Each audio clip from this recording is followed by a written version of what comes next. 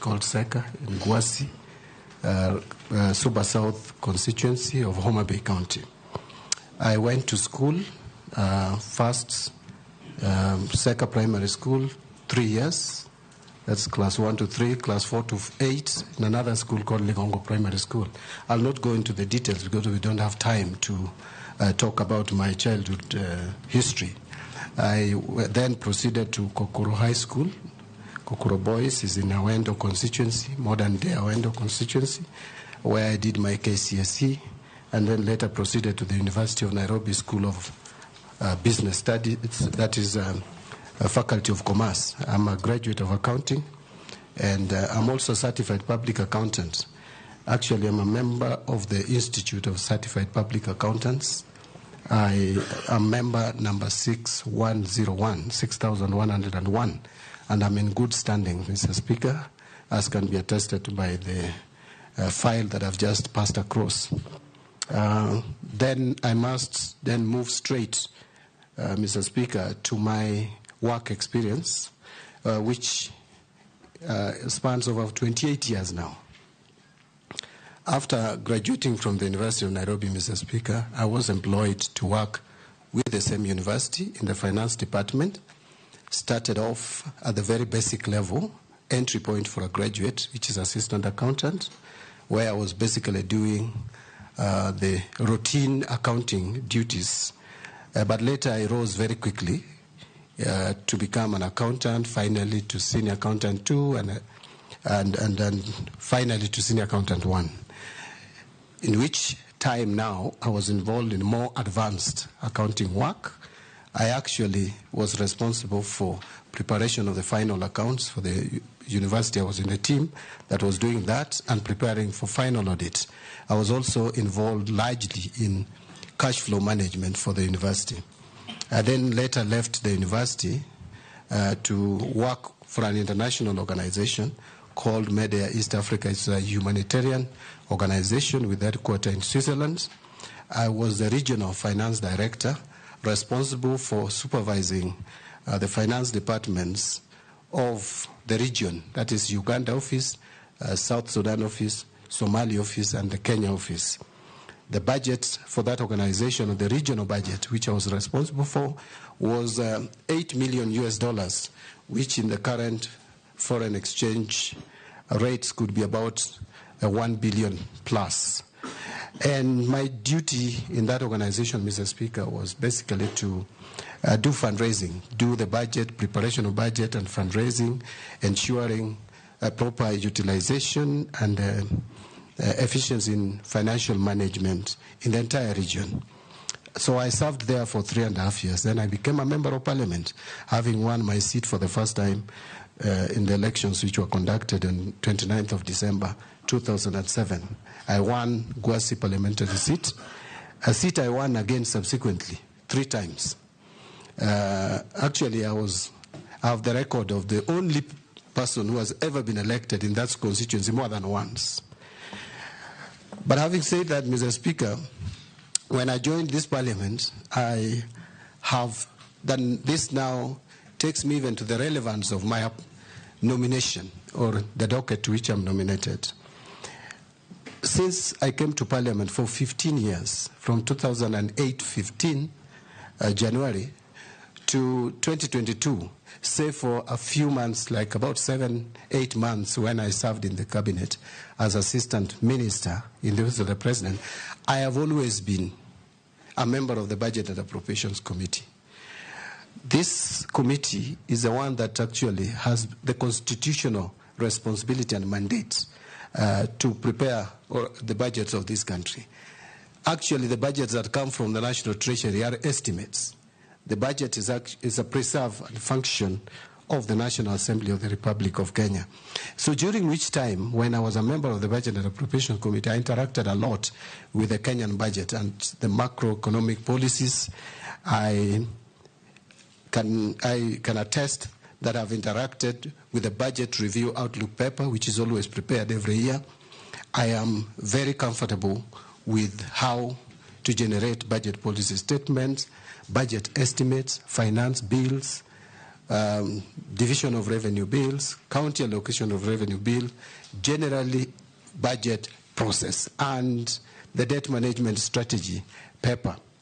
So, Mr. Speaker, I don't want to go into much details, but let me just mention for relevance that as Assistant Minister in the Office of the President, I was also involved in helping the Prime Minister. In the Office of the Prime Minister, sorry. I was Assistant Minister in the Office of the Prime Minister. And in that office, the responsibility of that office was basically to supervise and coordinate government functions in all ministries, departments, and state agencies, which is very much in line with what my role at the Treasury, if this committee proposes my approval to the National Assembly and finally approved and appointed. In that office, Mr. Speaker, you will recall that there was no minister. And you will also recall that at the time I was appointed, Mr. Speaker and honorable members, there was not even a deputy prime minister. Because remember, the former president, who was a deputy prime minister, had stepped aside because of the cases that he had at the ICC. And the current prime cabinet secretary, who was another deputy prime minister, had already, because of political differences, practically left office. So I was basically deputy or assistant prime minister during that period that I was there. And so I, by default, and I helped the prime minister in coordinating government functions. Now, quickly, because I think my time is almost up, my work in Public Accounts Committee, first as a member in the 11th Parliament for 5 years, and later as the chairman now for 2 years, from 2022, October, I have interacted with how the government spends its revenue. So the government spend is something that now I understand very well. So if I'm given this opportunity, I can easily bring a difference in our financial management, because that is a big concern in this country at the moment. Mr. Speaker, I think I would leave it there, because if I went now to talk about my political life and sharing ODM for 10 years, and I think I would take all the time that's allocated for this vetting. So let me stop. That will do for now. I'll invite members to ask you questions. And like I said, members, don't be prejudiced by the fact that John Badi is your colleague. We have interviewed colleagues before, and you must be able to ask questions without fear or favor. David Speaker, you'll go first. Thank you, Honorable Speaker. Honorable Badi, I think this is within your forte. As you know, there's only two sources of revenue for government, which is borrowing or by taxing. Currently, Kenya's public debt is approximately 72% of our GDP, which has started causing concerns across the country. And also it has increased the debt servicing costs. It's affected our fiscal space for development projects. And so in the light of the rejection of the finance bill, if approved, if this appointment is approved, how do you plan to address Kenya's high public debt and ensure sustainable debt management? And in connection to that, the Kenya Revenue Authority has struggled with tax collection and has not been very efficient on doing that, and therefore we've had a tax revenue shortfall. And all the efforts to try and increase the tax base and tax the informal sector has been heavily resisted, and which leaves just those who are formally employed paying the tax. So what measures will you implement to improve tax collection and expand the tax base without overburdening the taxpayers? Thank you. Go ahead. Thank you, Mr. Speaker. And thank you, Madam Deputy Speaker, for these two very important questions. I will start with the issue of public debt. Mr. Speaker, it is true that public debt levels in this country is worrying. In terms of percentage, it could be 72, but I think it's still in the region of 67, 68% of our GDP, which is very high. Public debt, if you look at it in terms of split between external debt and domestic debt, is almost 50-50. We are at about 10.5 trillion at the moment, split almost 50-50. I would go into the details of the breakdown, but I think that would be too much information for now. But I want to just mention that in terms of managing public debt, number one priority for me is debt accountability. If you listen to Kenyans at the moment and the discussions around debt, Kenyans seem to be asking, what is our actual level of debt? Is it really true that we have a debt level of 10.5 trillion? The answer could be yes, but Kenyans want proof and evidence. So debt accountability is number one priority for me. As a matter of fact, I've asked myself, if Kenyans owe people money, why can't Kenyans know the people they owe money, how much they owe them, and what is the rate, the level of interest for each loan? You will hear excuses that there are certain agreements which probably discourages disclosure. But the question is, can't you come out transparently and explain to Kenyans which are these agreements stopping us from knowing who we owe money? One of the things that I think we need to do is to make a debt register a statutory document, which should be published every year, like we publish all the other documents. Kenyans should know. It is not the government that owes money to Chinese. It is to China government or to World Bank or to IMF. We know World Bank is the single leading lender to Kenya in terms of amounts, followed by African Development Bank. Number 3 is China. Number 4 is Eurobond. These people don't, it is not the government which owes their money. It is not the Treasury. It is the people of Kenya, the taxpayers, who owe these people money. You cannot owe someone money without knowing how much you owe. So I want to put it that debt accountability is important. 2, we must work on linking projects to loans. We cannot borrow loans for general budgetary support.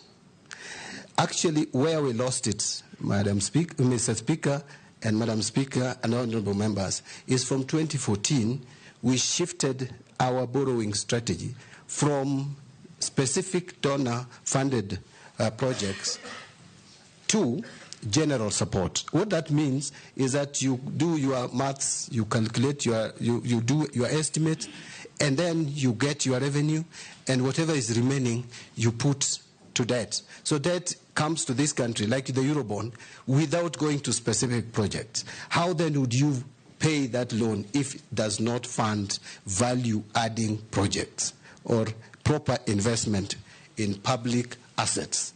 So that is something that we must do. Going forward, I'm talking about now going forward, because what has happened, we'll have to deal with it, but going forward, that is what we must do.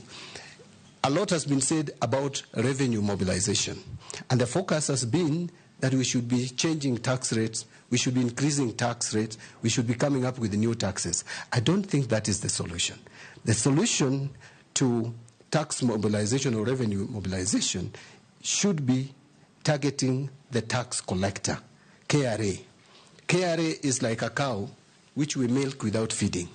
We have a provision that 2% of our revenue should go towards building capacity of KRA, but we don't do it. Look at the system that KRA is using at the moment. It needs re-engineering. If you hear or you listen to those who are involved in collecting taxes, especially custom duties. Custom duties, we are losing a lot through smuggling, through counterfeit products, because we don't have a system.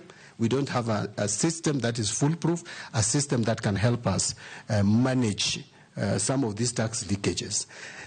Remember, there was a time, and I'm sure many of us, almost all of us here are old enough, you'll remember, that there was a time when KRA had a very good policy of graduate recruitment into KRA, and they were properly trained, like even for 2 years.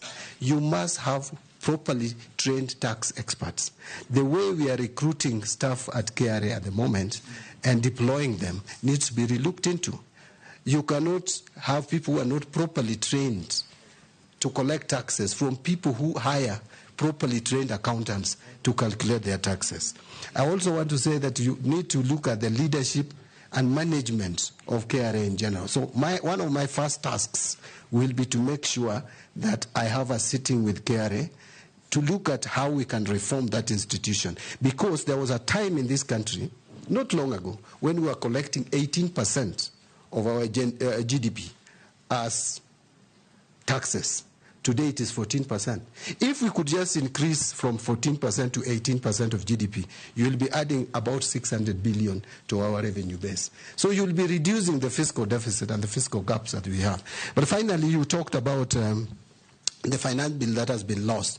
I want to tell Kenyans, please don't panic. Let us stop making Kenyans panic. Mr. Speaker, you have been here with me. In the 10th Parliament, and even some, I think up to 11th Parliament, finance bill used to be passed in September. We used to have 3 months into the financial year to pass finance bill. The minister then was allowed by law through revenue collection order to allow for some taxes, interim taxes to be collected. But the bottom line is the law could be in place in September, on September 30th. So there is no cause of alarm. We have a legal framework which is still obtaining. Yes, the Finance Act of 2023 has been declared unconstitutional, although I don't know whether I'm correct. That has been appealed. If that is correct, that is good. But still, we don't have a lacuna. In fact, Finance Bill is an omnibus amendment bill. We have about 5 or 6 legislations that Finance Bill usually amends. We have excise duty, we have excise duty, we have import duty, we have value-added tax, we have income tax, we have Tax Procedures Act, and then we have fees and levies. These are specific legislations. Mr. Speaker, this House, if I'm approved, this House should help me bring these legislations directly touching on these specific statutes. We don't have to have a finance bill, but I'll seek the guidance and advice from the Attorney General. But I believe the good provisions which have been lost by this bill, which are not contentious, and there are many, which can still help this country grow the economy, we can bring them as specific amendments to those acts with proper public, yes, to the Mother Act, with proper public participation. Because I think the problem we had was that the public felt there was no proper public participation, which we had, but maybe they felt they were not listened to. So we'll do the proper public participation on some of these provisions. I wanted to stop there, Mr. Speaker, but there was a question on KRA. I think I've combined them. You've combined? Yes, I've combined the two. Chungwa? You are birds of a feather. I hope we won't flock together. Thank you, Honorable Speaker. First, on a light note, Honorable Speaker, I have always argued with John Buddy on the floor on who qualified before the other. Now that we are birds of a feather, I can now confirm from his certificates that I actually qualified 6 months ahead of him. But, Honorable Speaker, besides being birds of a feather in the profession, let me declare interest because John Buddy was also an accountant at the university when I was a student there. And having served with him in this house for almost 12 years, and I chaired the Budget and Appropriations Committee, where he has been a member since he joined Parliament, if I'm right. That's correct. So, John Buddy, now CS nominee finance in the National Treasury, and you've put it very well, and there are many things that we agree on, especially regarding the budget-making process. And having been a member of the Budget and Appropriations Committee and also chaired the Public Accounts Committee, you have said you have had a very good oversight of the expenditure side of government. And I must agree also with you on the revenue side in terms of the finance bill being an omnibus bill and things that we can secure from the finance bill that is seen to have been lost.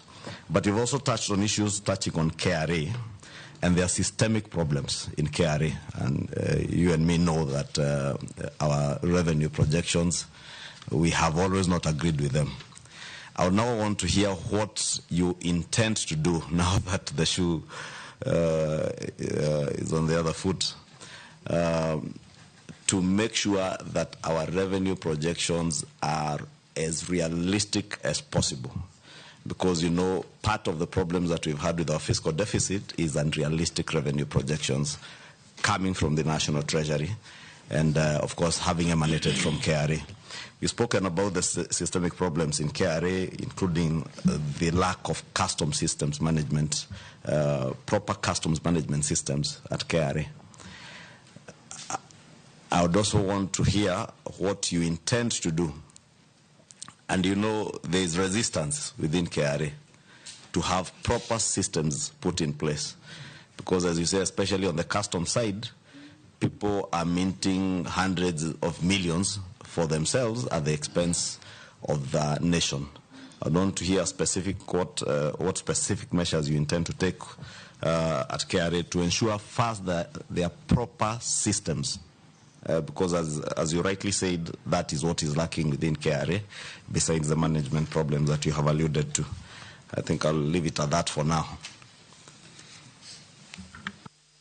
Can you manage 2 in a row? Junet? Thank you, Mr. Speaker. Mr. Speaker, I wanted to ask the nominee, Chairman. You see, he is here as a nominee I forgot, Chair. and not Speaker. as a chairman of any formation out there. Honestly, Actually, I hope, Mr. Speaker, he was not referring to me being the chairman of ODM. I've already resigned. oh, Yes.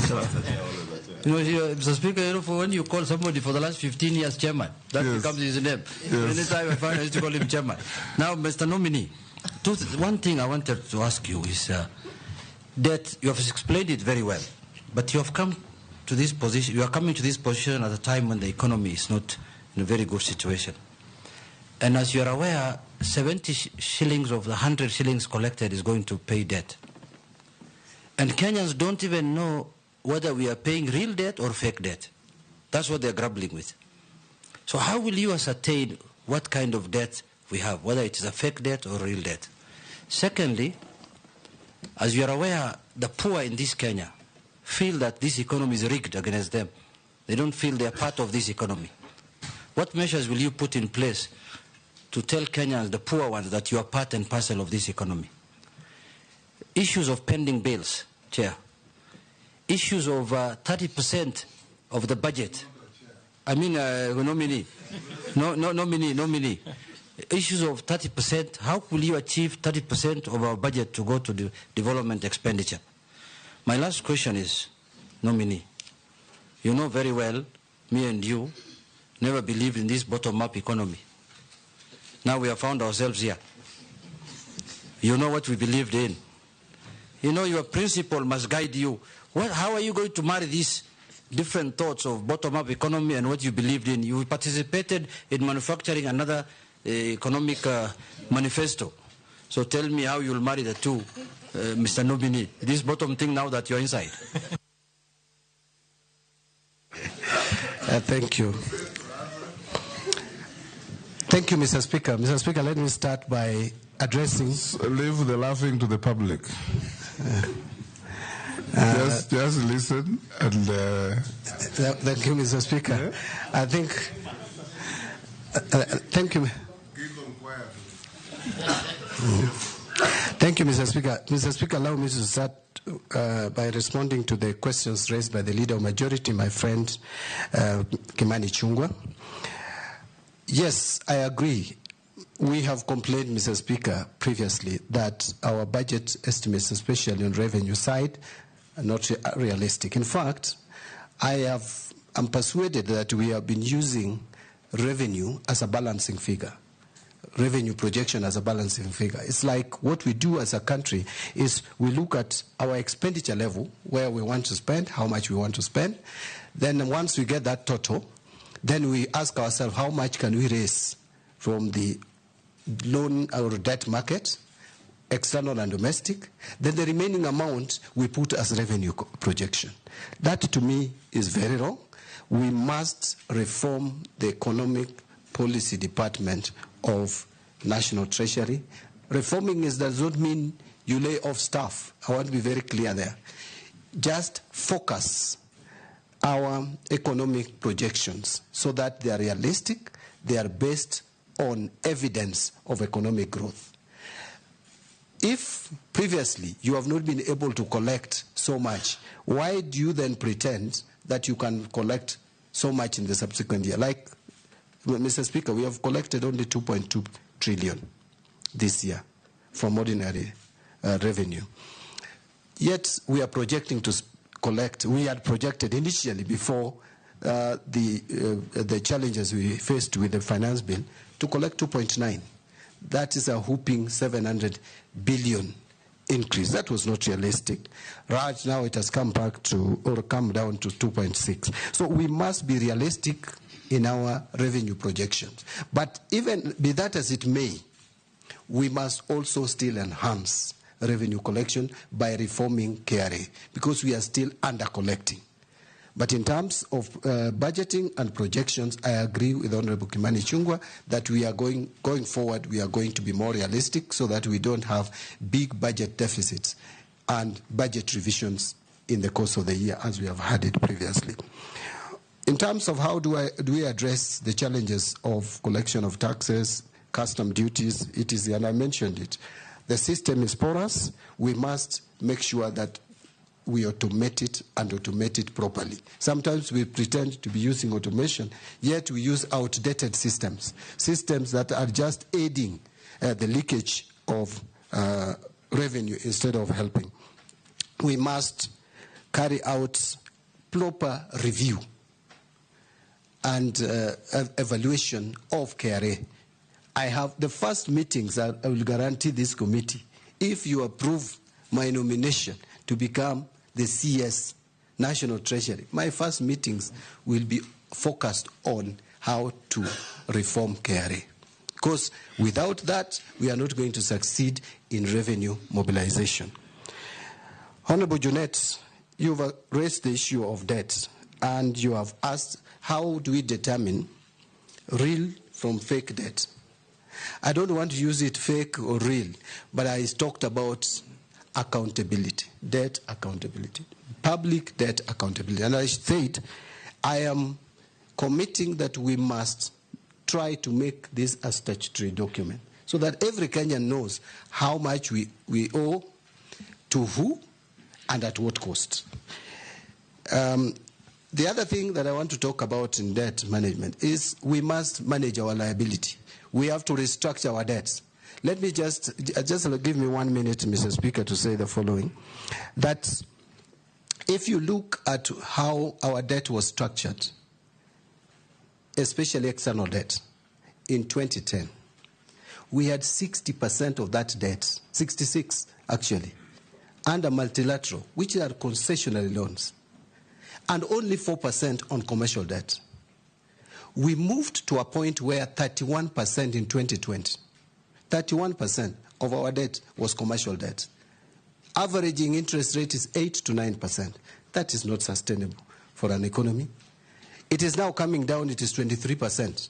My focus is to have commercial debt at no more than 5% of our debt portfolio, external debt portfolio, and have 75% of our debt under multilateral debt and only 20% or thereabout on bilateral debts.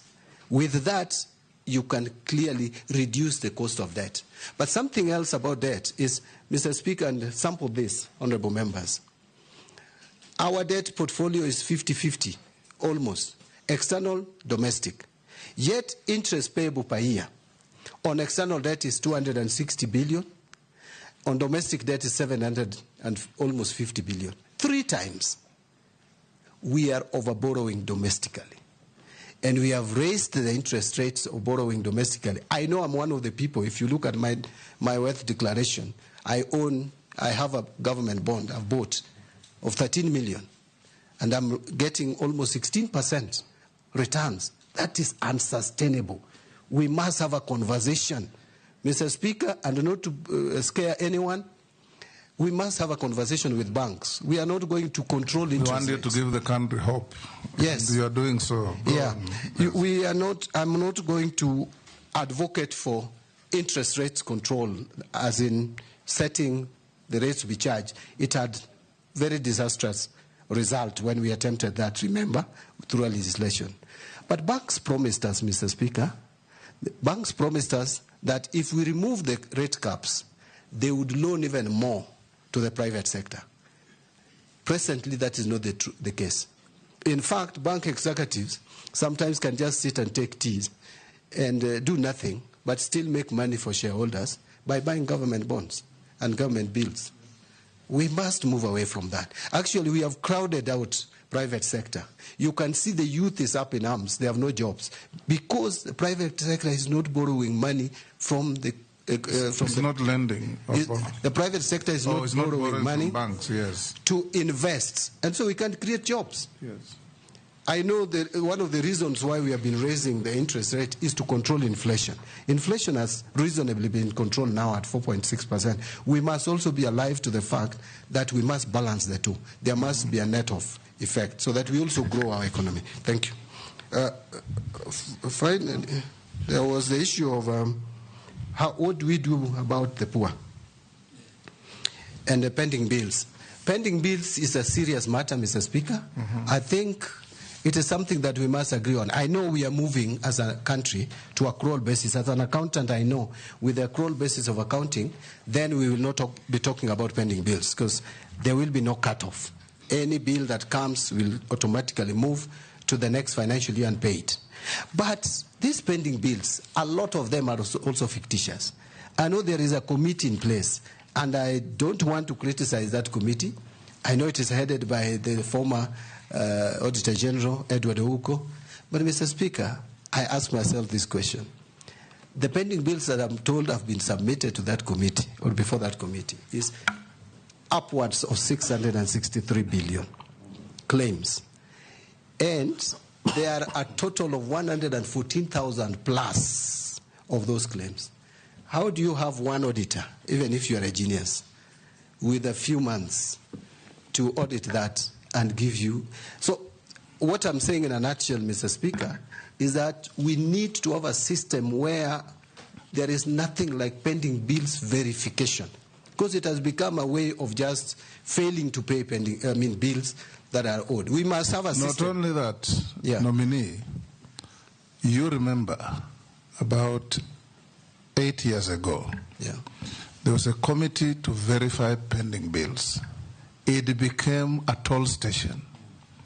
And all the committee was doing is go to a town like Eldoret, pitch in a hotel, and people with so-called pending bills turn up with briefcases and have their pending bills approved. Exactly. You remember? Yes. Yes. And what are you going to do differently? It may happen again and again. What my proposal would be is that we may have to have a system, and it can even be through a legislation, where a legislation we have in the PFM Act that pending bills form first charge. But we should criminalize failure to pay pending bills. But above all, as CS Finance, which does not even require any policy or any legislative intervention, I will make sure that we have a system in place which locks anyone who attempts to pay a new bill and ignoring an old one. The system can lock you out, so that first in, first out. If a bill is supposed to be payable, let it be paid. This idea, I remember I've been an accountant at the University of Nairobi, and during our time, Mr. Speaker, what used to happen is you'd prepare checks. You know, there was cash flow problems. You'd prepare checks and put them in a drawer, many of them, a bundle. And so people come, and there was a big black book which was called check register. So the suppliers come, and checks are issued through that register. So depending on how nice you talk to the accounts department, then your check is released. Yet the one for Honorable Speaker even goes stale after 6 months. Those are things that we can cure through a system where you have an accounting system which allows payments to be made on first come, first served basis. Thank you. Finally, Honorable Jotend asked me a question I didn't expect to come from him, but I expected to come.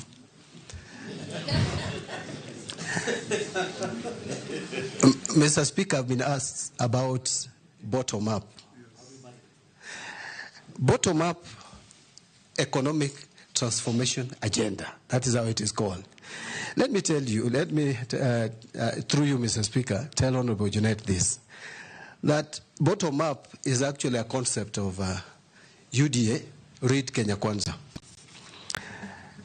But I want to tell him that if you look at the philosophy of UDA and ODM, there is no difference.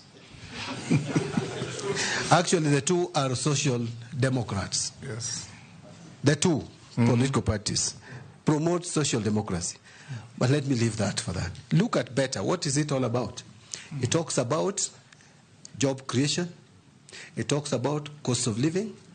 It talks about agricultural productivity. It talks about digital economy. What about ODM? What was in our manifesto? We talked about the same. Actually, the better concept is on value addition. Now, ODM manifesto, which I participated in drafting, we had manufacturing, emphasizing on agriculture as raw material. So it is manufacturing supported by agriculture. Did you read Animal Farm? I read it some time back, Mr. Speaker. Yes. But now, better is on value addition. Yes. For agriculture for value addition. ODM, agriculture for manufacturing. Semantics. But again, finally, Mr. Speaker, housing was our concept, both of us. But finally, Mr. Speaker, there is the Constitution and the PFM Act, which will guide my conduct in office, if approved. Thank you. Naisula, yes. If you allow me, Honorable Speaker, just a supplementary on one of the things John Buddy said around working with the National Treasury and your work as a member of Parliament, the abuse of Article 223. Yes. And you know, since we were both in the Budget Committee, this has been a huge problem. And it continues to date. You've had in the recent past very senior government officers trying to twist people in the National Treasury to pay even confidential expenditure out of Article 223. I'd want to hear what you intend to do to now stem from the root cause or where this problem emanates from, the National Treasury, abuse of Article 223. Lastly, when you spoke about the good things that we lost in the finance bill, you may or you may not agree with me that partially the problem was out of very poor communication by the National Treasury. Kenyans out there were left to just listen to what was being said by members of Parliament during debates on the finance and what were the good things in that finance bill. How differently will you now, at the helm of the National Treasury, if approved by this committee, will you communicate to Kenyans to be able to know that a finance bill, as you said, is an omnibus bill? It has very many good things for the benefit of the country, which get lost in the misinformation and disinformation campaign that was there with the last one. So my question is, how will you shift the communication from the National Treasury? And with all respect to those who were there before, there was literally no communication coming from the National Treasury. How do you intend to change that? And I agree with you on the pending bills, but also tell you that probably what you also need to do is look at the procurement. For instance, and you've been a member of Parliament all these years, CDF. There are never any pending bills in CDF because of the system through which we procure. You only procure when you have exchequer with you. So probably if you get approved, that's one of the other things you need to look at, to remodel whatever is being done in mainstream government with CDF. Mr. Speaker, go ahead. Okay. Thank you, Speaker. To the nominee, Honorable Mbadi, you are on record in Parliament during debate of the last approval of the Cabinet Secretaries, and it is it's gone viral, widely known, that you referred to the cabinet secretaries then as skunks. Now you find yourself as one of the nominees. Are you a skunk or are you not?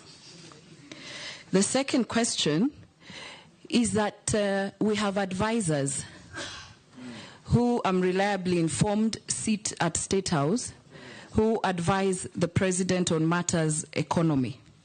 You will be seated at Treasury. I would like to know, between if this committee and the National Assembly approves you, you will have your opinion, they will have their opinion. How do you marry the two to make sure that you're talking the same? Because we have seen in the public some of the advisors talking like they're not in the same government, like the way how they work. So I would like to know whether which supersedes the other, and how will you make sure that you work together on matters economy and as you advise the President.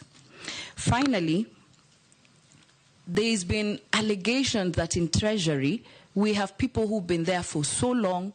Times have changed. You're seeing we are in very extraordinary times. We need to think extraordinary to get our country to where we want to be. How do we make sure once you're there, you are not held captive? Because we have seen other CSs with very good credentials. Even you, if approved, I don't know what happens when you go there. I don't know whether it is the system. You become captives of IMF. You become captives of what is going on. What will you do differently? Because we are in very extraordinary times, Mr. Nominee. Thank you. Go ahead. Thank you. Mr. Speaker, allow me to, in response to the questions by Leader Majority, to start with the pending bills on. In fact, Mr. Speaker had a lot to say, but because of limitation of time, I left out something on the issue of pricing and general procurement and supply chain management. That is an area that we must address. It is what we would call addressing corruption. Mr. Speaker, if you are to buy omena in Kisumu and buy it in Kericho, despite even the transport costs, you are almost buying it at the same price. But in the same government building, 5th floor, 10th floor, buying the same item at different prices. We cannot continue like that as a country. We must find a system of standardizing our prices. And again, there has been talk about automation, end-to-end procurement must now be implemented. We cannot procrastinate further. Kenyans are crying for value for money. Kenyans are talking about economy in the use of our resources. That must be realized by deliberately ensuring that we automate procurement, from the budgeting to procurement to receipt of goods to payment. It must be end-to-end. This idea of saying we will implement it in July, now it has been moved to January. The moment I become a CS, I want to make sure that that is implemented so that there is value for money. We can save. The former president talked about us losing 2 billion shillings a day. The current president has also talked about us wastage. In fact, Mr. Speaker, you'll remember there was a time we used to talk about 10%. Now it is 30% and counting. If you listen to those who are involved in procurement, we cannot continue in that trajectory, especially now that resources are becoming more and more scarce. We must make sure that the little resources that we'll collect, and that is the responsibility of CS Finance, by the way, to ensure that there is proper accountability and transparency in the use of public resources. On the issue... Are you saying that apart from the IFMI system is not working? It is not end-to-end. IFMI system is, the procurement is broken. It is not end-to-end. They will tell you we have automated procurement. It's not true. So we must make sure that from budgeting all the way to payment and even use of goods, it is seamlessly integrated. We must do that. Mr. Speaker, and they have pushed that to January. They have been pushing that automation. Every time they push it, the time comes, they push it. If procurement is pushed, another date is given. So there must be a stop to that. And that stop, hopefully, will be under my leadership at the Treasury. On the issue of... if we approve you, in how many days will you achieve this? I want to work with the new set deadline of January, so that we don't pass January again. Okay. Yes.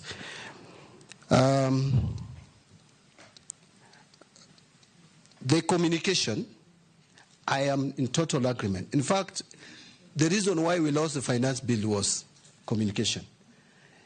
And this we must change. And by the way, one thing that I would want to talk about and maybe advise the current government, now that I'm going to sit at the highest policy decision-making body, if approved, is that we must improve on our communication.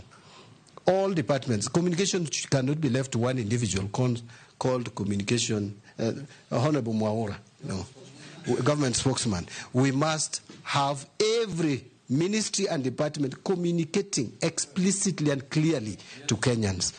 And Treasury is going to lead. I have already inquired and found that we have a state-of-the-art media center at the Treasury on 14th floor, Mr. Speaker. That must be utilized properly. But again, we must understand that the current generation would not be very comfortable with the conventional, the traditional ways of communicating. We must be innovative. We must use the current system of communication. I know I'm not in Gen Z, I'm not a millennial, but we must be responsive to the way they communicate. And my ministry will adopt modern methods of communication. The final one was from Honorable Shungwe, and it was the first one. What did you ask about the Finance Bill 2024? That Finance Bill was on what you have actually what I've just now Article 2 to 3. Article 2 to 3 abuse. Now, Honorable Shungwe and I have complained over the years about this Article 2 to 3 being misused and abused. Remember, Mr. Speaker, Ruaraka land was bought through Article 2 to 3, which, if you look at the Constitution and PFM Act, is very clear on how we should apply or use Article 2 to 3. It was for a good intention, that before that the government may find that there is something that should be addressed urgently, but there are not enough funds. Yet now we abuse it. We spend it on anything. Fortunately, it requires approval of the CS Treasury. And so if that abuse is to continue, it is John Badi, if you approve my nomination, who will continue with that bad habit. But I came up with a legislation, Mr. Speaker, not to cause any aspersion on this when I was just recently. I'm still a member of Parliament anyway. I wanted to have some controls and checks on application of this Article 2 to 3. It was frustrated at the committee stage of the House, Committee of Finance. Why? Because Treasury refused to accept that legislation, where I wanted, before money is spent, before Cabinet Secretary approves, he should inform Parliament, give Parliament 17 days, just because Parliament is the one that has the constitutional mandate to approve expenditure. No any other body, even Cabinet Secretary. But now, it was frustrated. I hope another member will pick it up now that I'm there, so that I don't resist it further. But I want to give guarantee in the meantime, with the current legal framework, I will not allow for abuse of this. You become part of government, introduce us a government bill through the majority leader. I will be very happy to take it up if he sends it as take it to now. cabinet. Thank you, Mr. To majority. But Mr. Speaker, let me just give confidence that this article will not be abused, even with the current legal framework. Okay. To the questions by Honorable Naisula, skunk. Mr. Speaker, let me say the following. Up to now, I'm a member of the National Assembly with a mandate to oversight, with a mandate to legislate and to represent.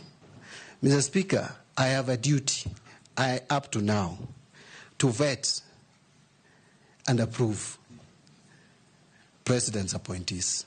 I must discharge that mandate properly. And that is what I did. I am moving to the other side of the executive. I will not have that mandate anymore. It is now the mandate of Honorable Naisula and the rest of us to determine whether John Badi is a skunk or not. I want to leave it there. On advisors, it is true, And by the way, you can't stop the president from having advisors, whether political, economic, or otherwise.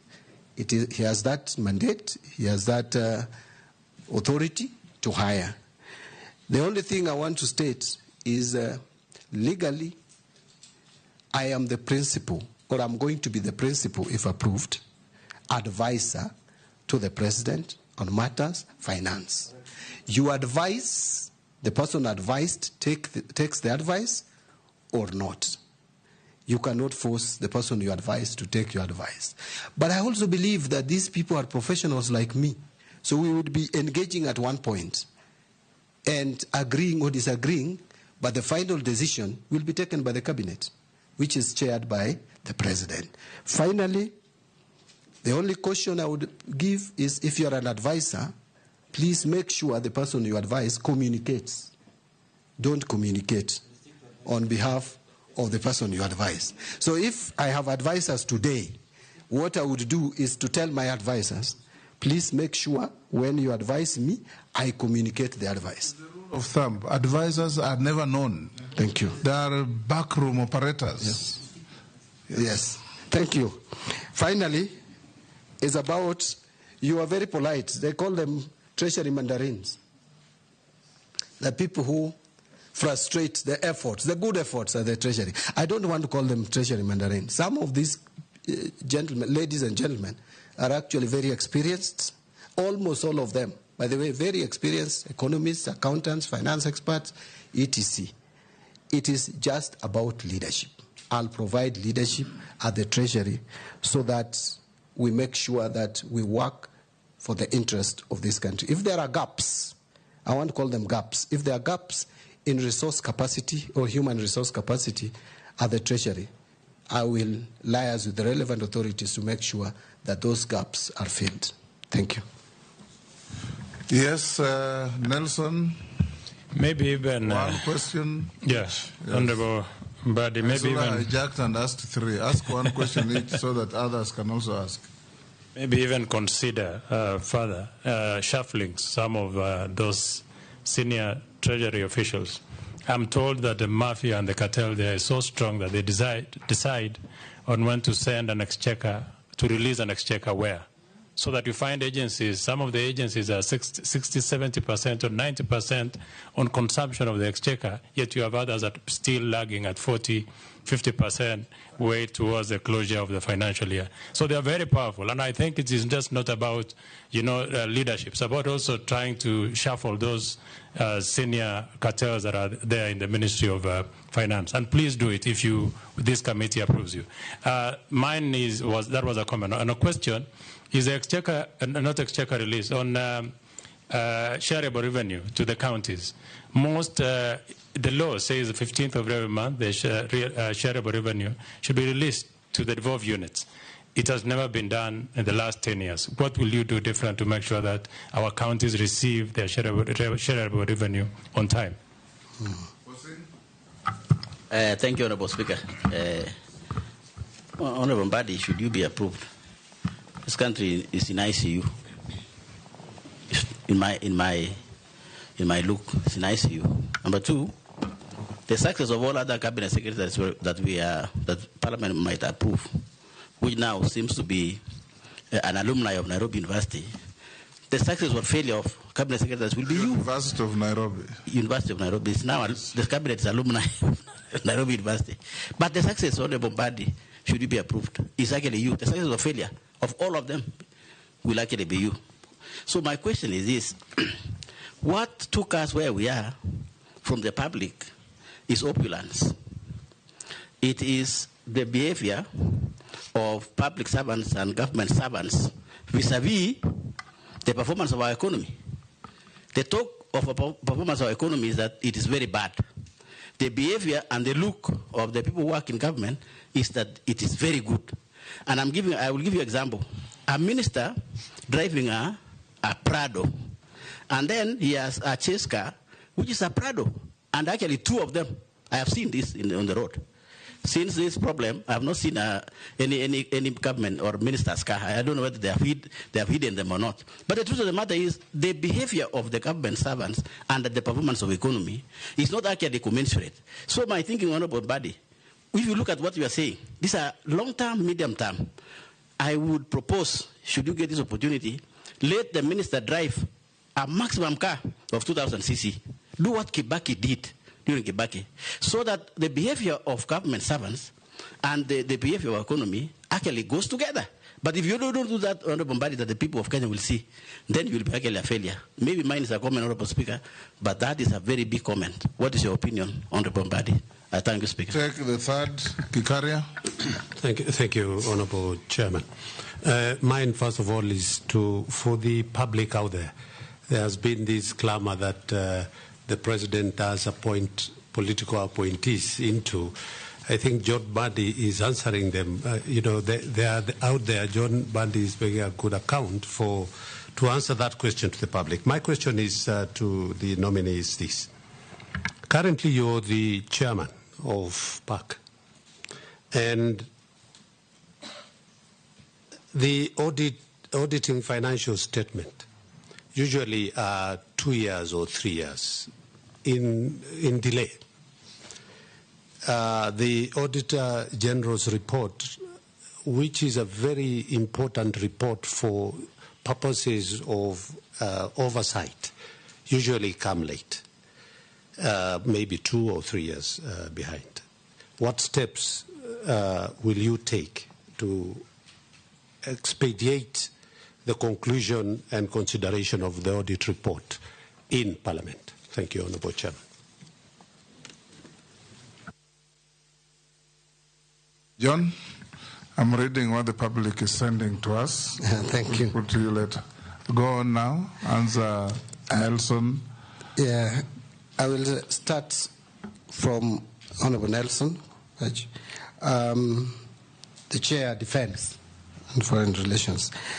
On the issue of transfers or shuffling at the Treasury, what I would say is I'm going to look at the Treasury in its totality and see if there are gaps and if there are areas where we can change people, move one person from one place to the other. But to me, the most important thing to do is to have a system that functions.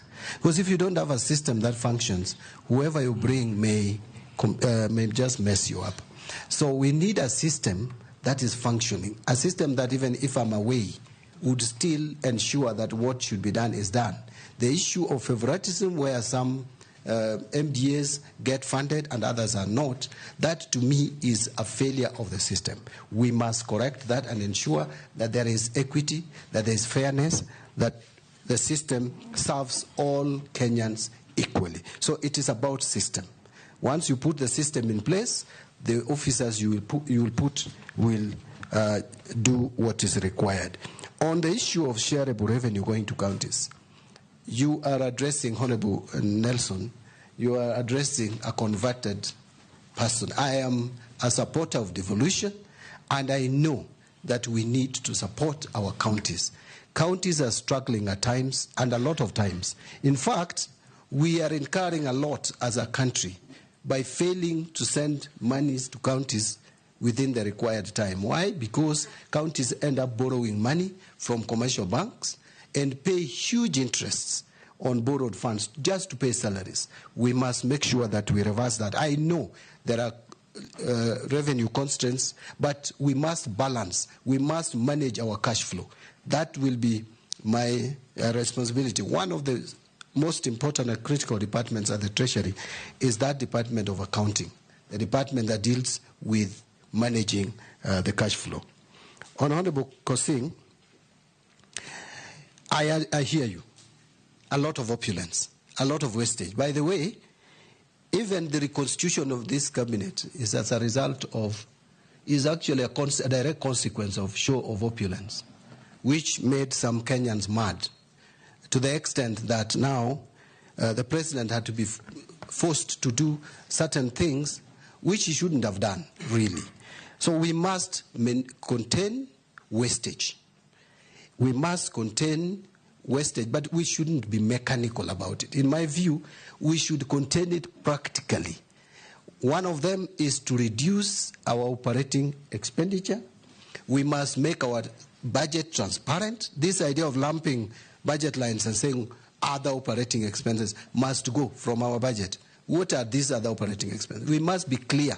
If we are paying for mileage, Mr. Speaker, for example, let it be known.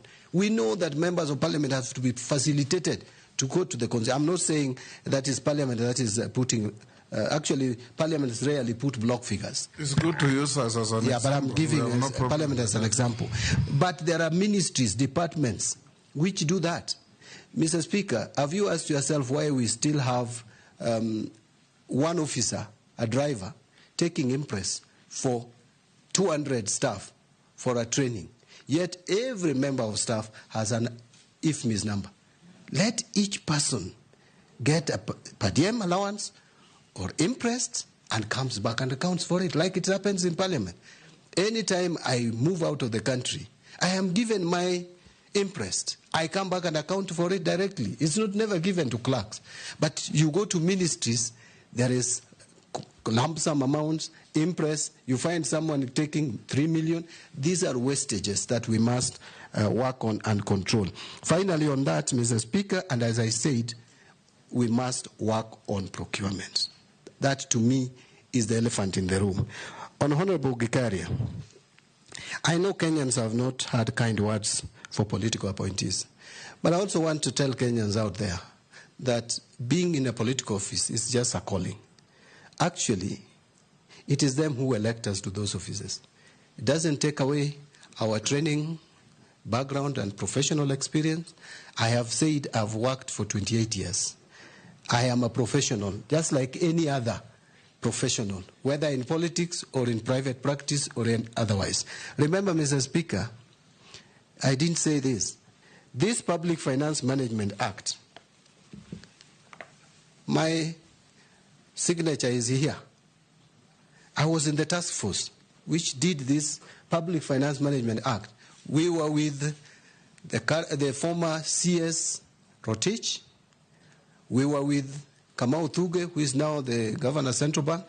We were with Professor Malombe, or I don't know whether it's Dr. Professor Malombe, who is now the governor Kitui, and myself, paid by World Bank to prepare this Public Finance Management Act, which is used by everybody. I'm a professional, Mr. Speaker. Mr. Speaker, in 2011, you remember, and we were with you in the National Assembly, consulting with Mass Group. I was their consultant. We came up with the 10 million error in the budget. I'm the one who brought it to the House, which became known as computer error. As a professional, I made sure that Kenya, and by the way, Treasury agreed that that was an error. Remember, there were professionals at the Treasury, yes. But the professional who is a politician is the one who discovered that there was computer error. So I want to just give confidence to the public that even when you are a politician, you can be a professional. Finally, on chairing PAC and financial statements that are in arrears, the confidence is this, Honorable Gikaria, that beginning with Honorable Wandai, who is my predecessor, to my committee, we have really tried to be up to date. In fact, I am leaving that chair when we have just concluded examining accounts for 2021-2022. We were planning to have the report in the House in July. Unfortunately, because of the events that we are all aware of, that report, I'm sure, will be tabled in August. Then we'll only be remaining with 2022-2023. Because 2023-2024 has not been audited. It will come next year, like February. The committee that I'm leaving in place, I am sure before the end of this fiscal year, will be done with 2022-2023 and table their report. So we'll be up to date. There should be no worry at all. The National Assembly has done a lot of justice to our audited accounts. But, Mr. Speaker, you'll allow me to mention that we need to give more resources to our Auditor General to do special audits, do forensic audit, because this financial audit that we are paying too much attention to is not going to help us really improve financial management. In my office, if you approve me, I will persuade the cabinet to give more resources. We can afford to give more resources to Auditor General to save much more, because we are losing so much. Special audits, and I've left quite a number, which I asked the Auditor General to do. If you look at those special audits on the study, 3 of them I'll mention. One is on Article 223, Mr. Speaker. It is there in Parliament, and the committee will deal with it. There's another one on fertilizer. All these issues that we are talking about are in that report. Number 3 is on Stadia. Serious mismanagement of resources or in construction of our Stadia across the country. If you look at that report, you would be very happy with the work of the Auditor General, as opposed to financial report. So we should really give more resources to the Auditor General to do special audits so that Kenya can save money, which is being wasted through corruption. Thank you, Mr. Speaker. Mary Emasi, the Honorable. Thank you, Chairman. Nominee, my questions to you start from a statement you've just made to Kenyans, confirming that in the collapsed finance bill 2024-25, that indeed there were good clauses or good intentions for Kenyans. And that is why some of us who voted yes believed in incorporating the views of Kenyans through public participation, removing the bad and approving the good therein. Having said that, one of the reasons why we've been judged harshly by Kenyans, and again you've alluded to that, is the miscommunication. How we communicated the contents in the finance bill to Kenyans, which was surrounded by a lot of propaganda. Now my question to you, how best do you think that we should communicate to Kenyans?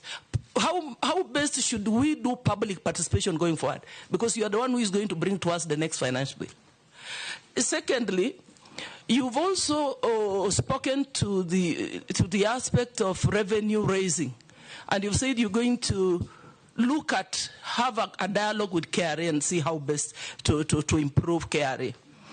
Do you believe by just restructuring or reorganizing KRA, we will be able to raise sufficient revenue to finance our budget? If not, what other revenue raising measures do you intend to bring on board, because you're the one who will be bringing to us the finance bill? Last but not least, we have interns in KRA. Some of them have been serving for the last 3 years and just getting stipends. They have not been confirmed. Yet I'm also aware that KRA is understaffed. For them to realize the objective, they need to be staffed properly. What are your thoughts? What are you going to do about it? And finally, the last one. One at a time. The last one, Honorable You've Speaker. hit 2 already. Just the last one. Again, a nominee in the supplementary estimates 1 for 24-25. We have rationalized expenditure for all sectors in pursuit of fiscal consolidation. And this is adversely affecting some of the social safety nets that are likely to affect the most vulnerable members of the society. How do you intend to turn around the economy so that you cushion Kenyans to prevent negative impact on their welfare? Thank you. Members, at least be conscious of your colleagues also queuing to ask questions. Chair, my apologies. We've worked with the nominee in the budget and appropriations, and we're also in the same line. So I had a number of questions. Thank you. Divorce and due familiarity with the nominee, and interview them in the manner we have been interviewing others. Dawood. Thank you, Mr. Speaker. One question. Thank you, Mr. Speaker. The nominee, Honorable Badi, the division of revenue for the county governments was reduced because of the failure of the 2024-2025 finance bill falling.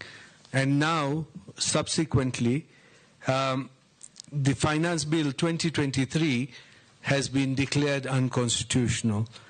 Do you, in your opinion, think that again you will ask for the division of revenue from 380 billion going to the counties going down again. Secondly is the tax policy. Being an accountant of long standing, there has to be, tax has to be simple and not be changing each and every other day. You have to give businesses time to recover, because if you change tax policy every other year, how do people plan on what they are going to do? Because that is the other issue. You talked about pending bills as well. You said they should not be paid, or you will have a system. What kind of system are you talking about? You're saying they will not be paid, or you will pay them, but in what manner will you pay them? Thank you. Murugara as well. Thank you, Mr. Speaker. Nominee, the Honorable John Bandi. To the eyes of Kenyans, you are actually the treasurer of the country. You are the one who is going to be responsible for everything that we treasure, especially our money. The first limb is, would you be able to take a stand and keep that stand firm? Will your yes be a yes and your no be a no? And if so, Kenyans know very well that the reason why we are where we are grossly is because of pilferage of public resources.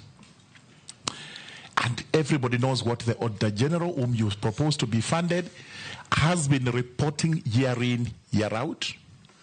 But not one, not two have been taken to court or any form of action taken where it is glaring that public resources are actually being wasted. If this committee affirms you to be the CS Treasury, can you tell Kenyans whether you would actually stand with them to have all thieves, corrupt people, everybody who has pilfered being brought to book to take responsibility for that crime? Now answer those, Honorable Mbadi. Thank you, Mr. Speaker. Through you to address the questions raised by Honorable Mase. Honorable Mase, I can't overemphasize the value of communication, and I would repeat again that one of the weaknesses of the Finance Bill 2024 is that it was not explained properly. And remember, there was this tax on motor vehicle. No one could explain why it was necessary. The people, some of the people or speakers the government sent or Treasury sent to explain it even made a mess of the explanation by saying that this is to increase or enlarge the tax base. Yet almost every one of us who owns vehicles, we pay taxes in one way or the other. So communication is key. Public participation, I think National Assembly, Senate, we need to come up with a clear legislation on public participation. Given the recent events at the courts, we must. This is a priority, and I am looking straight at the majority leader and the minority leader. Then the Speaker, Mr. Speaker, kindly help the government get a legislation in place if the government has not prepared one already. AG is working on one. The AG is working on one, I hear. That is very good. So, yes, I don't want to say that there was propaganda or otherwise. You know, if the animal had become bad, Mr. Speaker, in the eyes of Kenyans, the Public Finance Management Bill 2024. So reasoning was thrown off the window, and everybody believed it should be defeated. So I think that is what, but that is because of the communication. On the issue of, so you see, at the beginning, for us to communicate effectively on any matter that comes from government, first there should be believability. I think trust level has gone down. We must build it. We must rebuild trust level. The government must rebuild that trust level. On revenue collection, there are many other measures, but the most important is we must clearly have a state-of-the-art system to collect our taxes.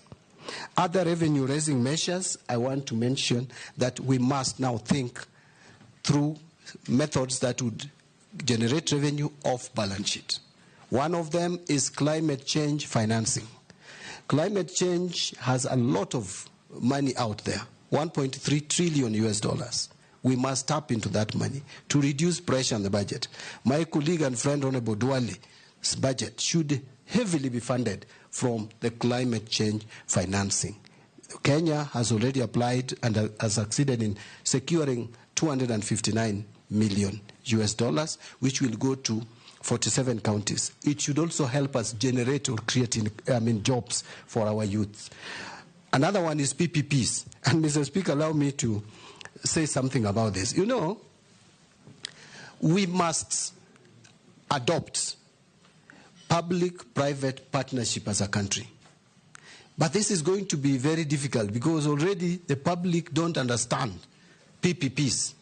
You can see the issue of JKIA, Mr. Speaker. It's because the public does not understand PPPs. But PPPs is the route to go. We just need to be clear.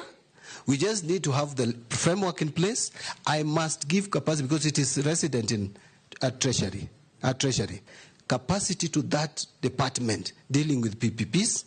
Not just look at the big projects. Mr. Speaker, we must also apply PPP even in small projects to reduce pressure on exchequer. For example, I'll give you an example which I learned recently, that Kerio Valley Development Authority has a 2-acre land here at Upper Hill, and they had got a private investor to develop offices on that plot for government offices. That request was sent to the National Treasury, and it is gathering dust until they gave up. We must embrace PPP, not just for big projects, across level. And your guess is as good as mine why people focus more on big projects and not the small ones. Road sector, in terms of even maintenance of the roads, in terms of even developing new ones, but we must clearly do evaluation and see if they can work. There is the energy sector, even agriculture, irrigation, we can do PPPs, even the communication, all sectors of the economy, so that we reduce pressure from the exchequer. On staff at KRA, I think I dealt with this before, that we need to look at the staffing staffing of KRA and give them capacity and fill in the gaps. If there are people who have been serving on contracts for a very long time, it's not even, that is not even permissible in terms of human resource management. There is a period through which you can work as a temporary staff. On supplementary one, how do we turn around the economy? This one, I have a lot to say, but I don't want to say so much that I have, because it may take the whole day. Let me just, in 1 minute, summarize. Why is it that our economy grows at 5.6% but is not felt? You need to look, Mr. Speaker, and assess where we have the economic growth in this country. It's mostly agriculture and social and services sector. Agriculture is known not to be very good in raising revenue for the economy. Not very good in raising revenue world over. Why? Because it's largely informal. Now, we must treat agriculture not as an end in itself. We must invest in agriculture, but with a different mindset. We invest in agriculture to support manufacturing, because manufacturing creates more jobs. Manufacturing grows economy much more.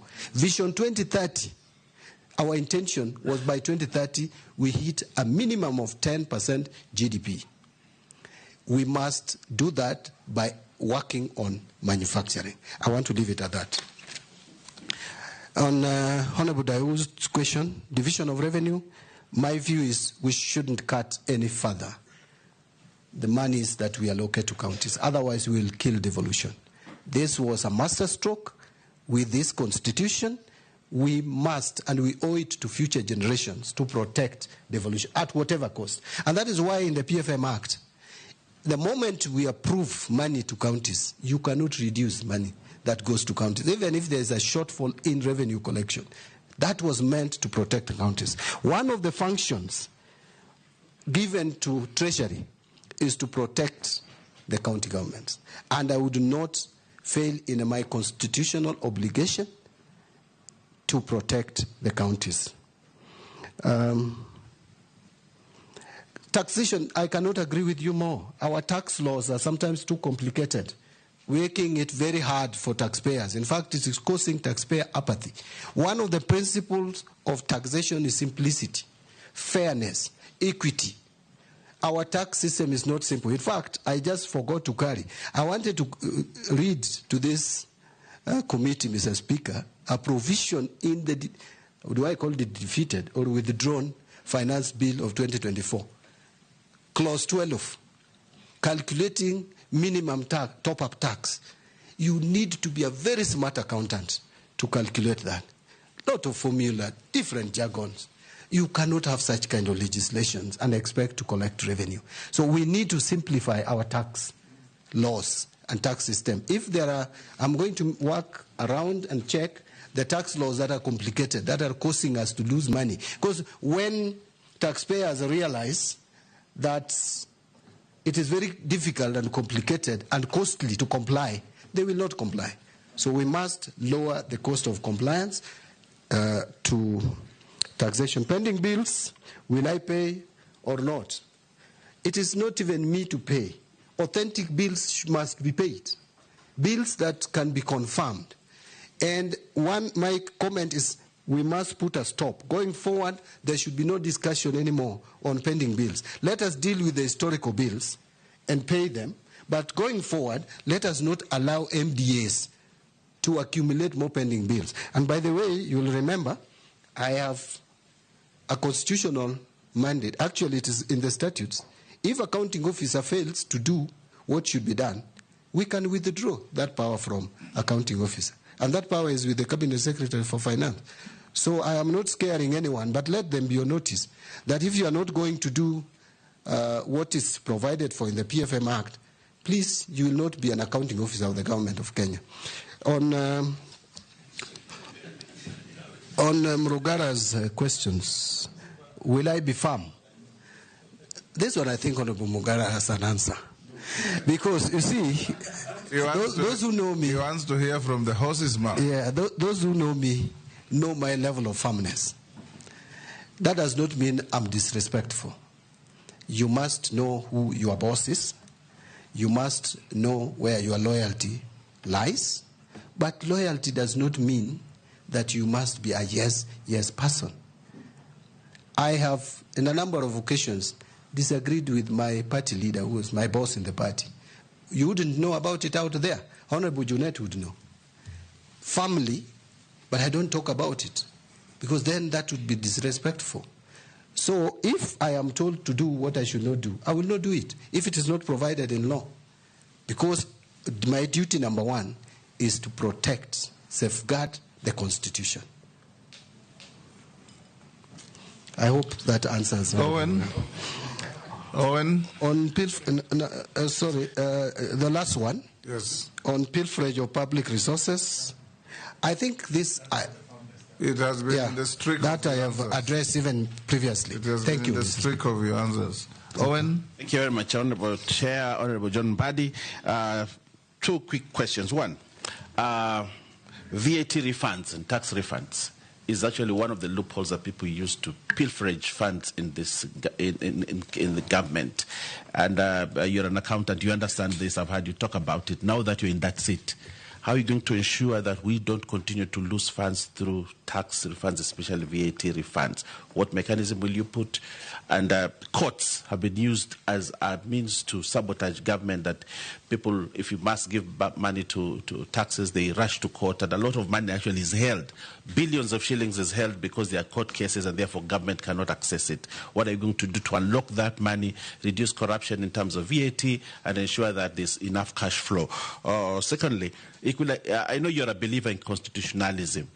If you look at the Constitution, it's very clear. You have money for counties, you have money for national government. There's also another fund called Equalization Fund, for which many cabinet secretaries have never taken it seriously. And therefore they pay counties, they pay national government, but Equalization Fund is put under the carpet. And actually, it is Treasury which manages it. unlike the other funds, and therefore they never, and yet Constitution is very clear on equalization fund, but this money has never, I think it was disbursed only once. If approved, John Buddy, what are you going to do about it? And lastly, John. Thank you. This is very important. Two questions. This is very important, Speaker, if you allow me. You have, in your career in Parliament as a public, I don't want to call you a politician, but a public service servant. You have disagreed a lot with a lot of the issues that have come from Treasury. A lot in Parliament. You have disagreed. Those are actually prepared by mandarins that you will find there. You know, and especially on finance bill and matters finance, you've agreed with them totally in almost everything as you've been leader of a minority in. How are you going to change? Are you going to change the people? Or you will become, you know, there's a popular saying that same monkeys, same forest. You know, are you going to be one of the monkeys now there? Or are you going to say, I want all the monkeys out and to become the bigger monkey and manage? Thank you. Robert? Yeah, thank you, Speaker. From skunks to monkeys. Now, Speaker, you'll allow me two quick questions, one on integrity and the other one on capacity of the nominee. And from the words of the nominee, trust level has gone down, and that's one of the problems you're facing. Now, this is a public office that you've been nominated to that requires serious public trust. I want to take you back. Today you've admitted that there are very many good provisions that were lost in the finance bill. In fact, you're looking for ways by which you will be able to redeem. But you on the floor vehemently opposed this finance bill. In fact, at every clause you said, reject the bill. So now, doesn't this make you appear pretentious, deceitful, and probably a master at doublespeak? And why should Kenyans trust you? Because you've been on record and Kenyans watched and listened to you. Now, on the other bit, still on integrity, you know, we've had this case that one of your predecessors ended up in court on the issue of the dams, Aro and Kimwarer. I was in Parliament with you and we discussed this severally on the floor. These are payments that were made when, in fact, even the feasibility studies probably had not been completed. How will you make sure that these kind of payments will never again materialize from Treasury? And now on the issue of capacity, as Azimio, where you are a member until just the other day, we were alarmed by the Kenya Kwanza plans to increase taxes and borrow more, and we are saying we are not even seeing the development out of that money. Noting that Kenyans do not want punitive and excess taxes, and at the same time the young ones have said they don't want us to borrow. Can you tell us how you will navigate that space?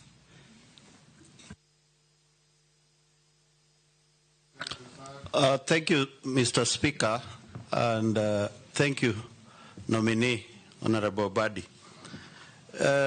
Honorable Buddy, you are getting into Treasury, whereby our health sector is extremely underfunded based on the Abuja Declaration and the United Nations recommendation on how countries should finance the health sector. In Kenya, the health sector highly depends on donors, and the donor basket is shrinking, and United Nations is requesting countries to increase domestic financing. The challenge comes whereby the resources within the country are also shrinking. How do you tell Kenyans that they will enjoy universal health care and quality health care with the kind of scenarios I've explained, and how will you navigate to make sure that money sent from national government to county government, in preview that health sector is devolved, are in fence for Kenyans to get health quality service at the county government as a minister for, as a nominee, and if you are approved by this government, this committee, how will you make sure that the finances meant for health sector really goes to the health sector in this country? You can answer those. Thank you. Let me start with, Mr. Speaker, let me start with the questions directed to me from Honorable Owen Bayer, the Deputy Leader of Majority. On VAT refunds, Mr. Speaker, we have the tax. This is what we call the tax expenditure. It is costing us quite a bit. In fact, almost $500 million every year to refund taxes, a lot of which are fictitious. It means there is a problem with the system, and that system must be corrected.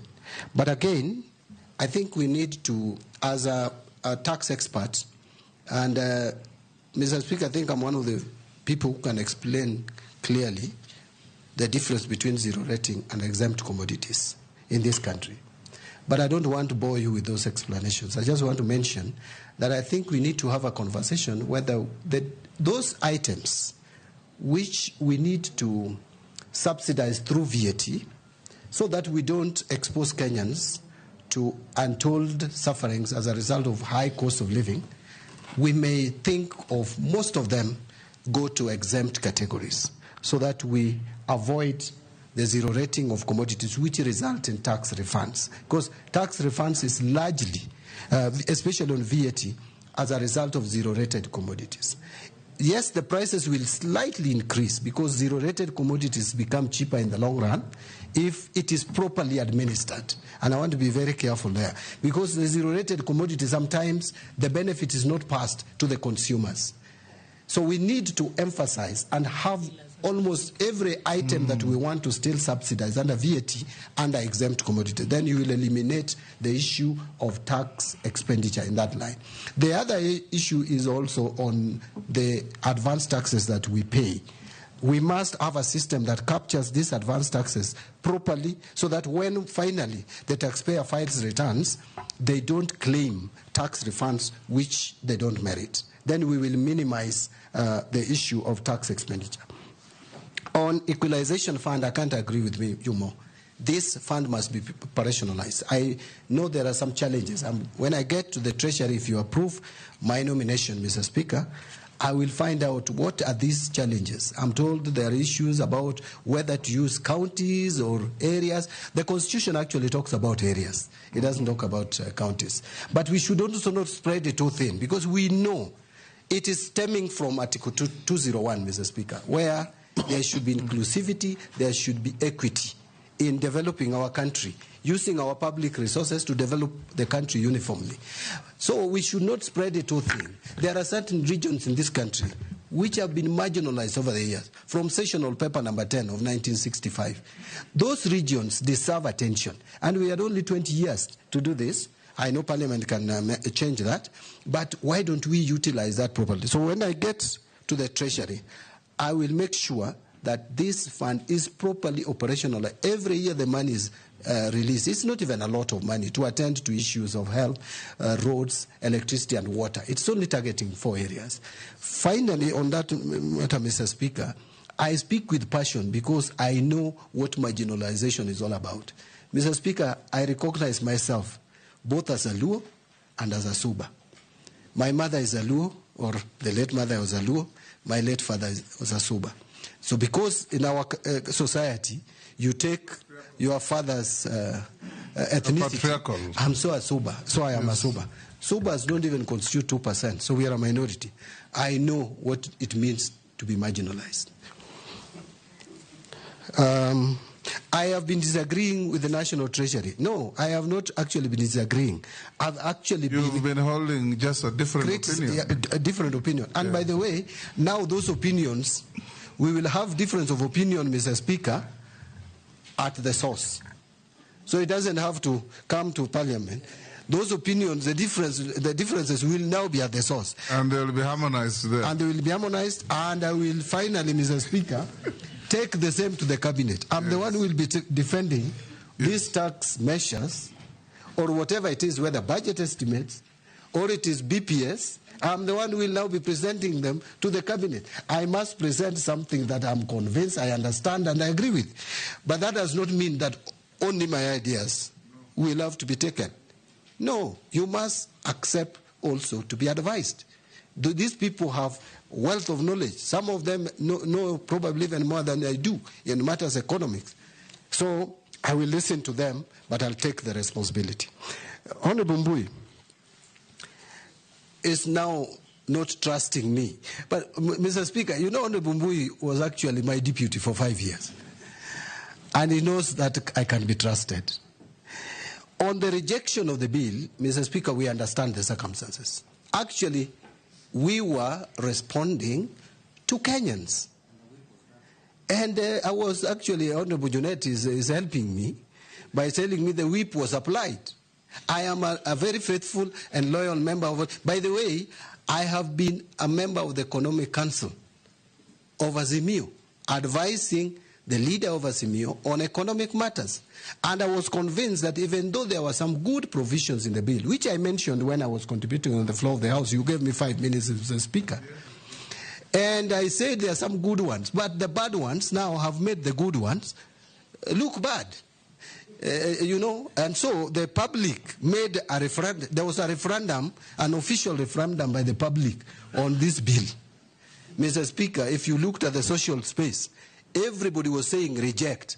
And since I am representing people, not stones, not animals, I had to listen to the people and do what they wanted, Mr. Speaker, by rejecting the bill. So there is no inconsistency. My trust the level is still where it was on the Bumbui. And by the way, I don't think I'm not a member of Azimio. I am, only that I'm not an official of Azimio. I mean, I'm not holding any political office. I'm still a member of ODM, by the way. On Arao and Kimware, that, I must say, contracts in this country, Mr. Speaker, and my stint as the chair of Public Accounts Committee has taught me something. That the contracts that we sign, especially financial contracts, are lopsided. They are helping the lenders more than they help the country. Why on earth would you start paying interest on money that you have not received? I don't understand it. I don't get it. And this is why I'm saying when I get to the Treasury, if you approve my appointment, my nomination, I will have to get the opinion of the Attorney General. Because you find a lot of money, Mr. Speaker. It will come in the report of Public Accounts Committee. We pay so much money on undrawn funds because it is provided in the contracts. And so those issues around Aurora and Kimware and such like equivalent projects, Honorable Mbui, have confidence, will not happen during my tenure. Finally, on Honorable Mbui, how would we navigate the lack of funds? We know there's lack of sufficient exchequer in this country, and that's why we have to divest and move to other areas which are off balance sheet, as I've mentioned before. But more importantly, our project management system. We have 437, Mr. Speaker, that is the latest data that I have, of stalled projects. This is where we have invested money, but they have become white elephants. We must value these stalled projects and see those ones which we can pick up, take them up and complete them. Those which you can treat as sunk cost, then discontinue them. But, Mr. Speaker, there should be coordination between national and county governments. You find a huge government project, national government project, which was developed even from 10 years ago, in a county, lying there, yet a county government is constructing another state-of-the-art block of offices. Why can't we have a system where national government can surrender to county government some of these bills so that they can complete and use them? On Honorable Mule, Mr. Speaker, I'm trying to move fast. I hope I'm doing justice to all the questions. Honorable Mule, I know there could be underfunding. There is underfunding of the health sector. But I think health sector, we must look at it in totality.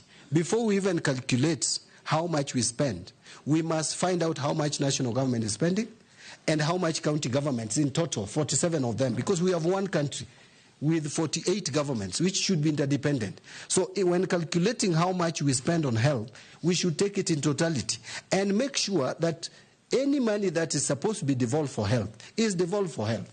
We should not keep money at the national level here, implementing things on projects which should have actually been implemented by the counties, and have a coordination on how this is done. It may not be my exclusive, it may not be exclusive duty of this office that I'm supposed to get to. We have the Senate to oversight this. We have county assemblies, and we have we have control of budget. We must work collectively. So that would address the issue of ring-fencing the money. We must allocate more resources to that department. Finally, Mr. Speaker, all this would only bear fruits if all agencies work together, including the ESCC and other DCI and other agencies which help us in fighting wastage of public resources. Good. Russell. Honorable Dida Russell. Thank you very much, Honorable Speaker. Honorable John Buddy, I think my entry is about the Treasury. Reform in Treasury is really important. As it were, Treasury is being manned by, I think, 2 or 3 tribes. Kenya has 42 different communities. All of them should be represented where the national cake is being shared. Having said that, my question is on financial inequalities in this country, where most of the rural constituencies, communities, or areas are actually totally marginalized, and they are not part of the mainstream economy.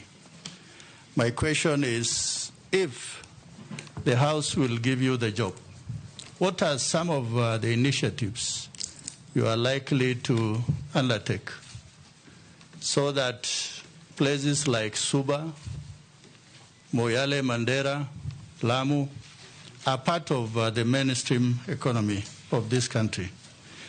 Finally, is on what we call funds. People are keeping money in their homes because you are told, don't bank more than 1 million shillings a day.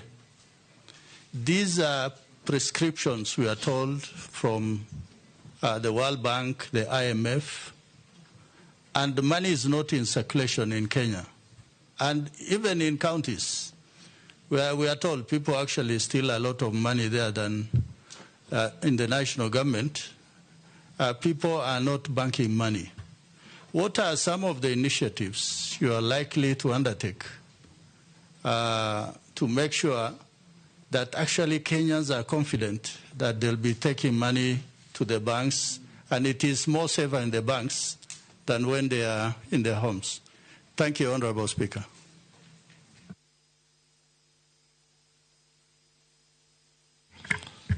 Abdi Sharia. Thank you, Mr. Speaker. Mheshimiwa John Buddy. And for me, there's a team called the pensioners. You can imagine they've been working for maybe over 40 years, doing a lot of good work, contributing to nation building. But unfortunately, when they retire, and expecting now the nation to repay them back and so that they can enjoy their retirement in peace, they end up following their pension payments sometimes for years. What are your plans to ensure long-term sustainability of pension schemes and the timely payment of pensions to the beneficiaries, considering the growing fiscal pressures? I thank you, Honourable Speaker. Ms. Shimbogo. Thank you, Honourable Speaker. Honourable Speaker, I have 2 questions, but they're very simple. My question number 1 to the nominee, Honourable Mbandi. You have seen recently that there have been public unrest due to economic hardship. What specific policy will you implement to stabilize the economy and restore public confidence in the Treasury? Kenyans are saying that you have been given that docket knowing that there's no money in the national coffers. And one of the reasons they're saying that it is the appetite in terms of borrowing. Why do we borrow beyond the ceiling which has been put using our regulation or rather policies. Why do we borrow for projects which cannot finance itself?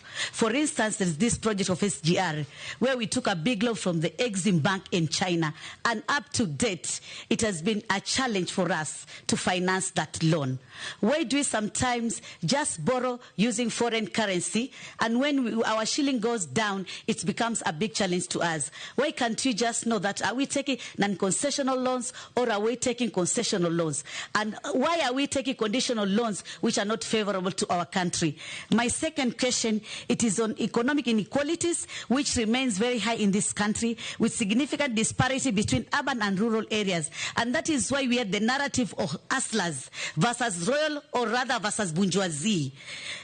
To me, inclusive growth strategies are needed to ensure that marginalized groups benefit from economic advancement. How will you ensure that economic growth will benefit all segments of society, including marginalized community, especially the youth, the women, and persons with disability? I thank you, Honorable Chairman.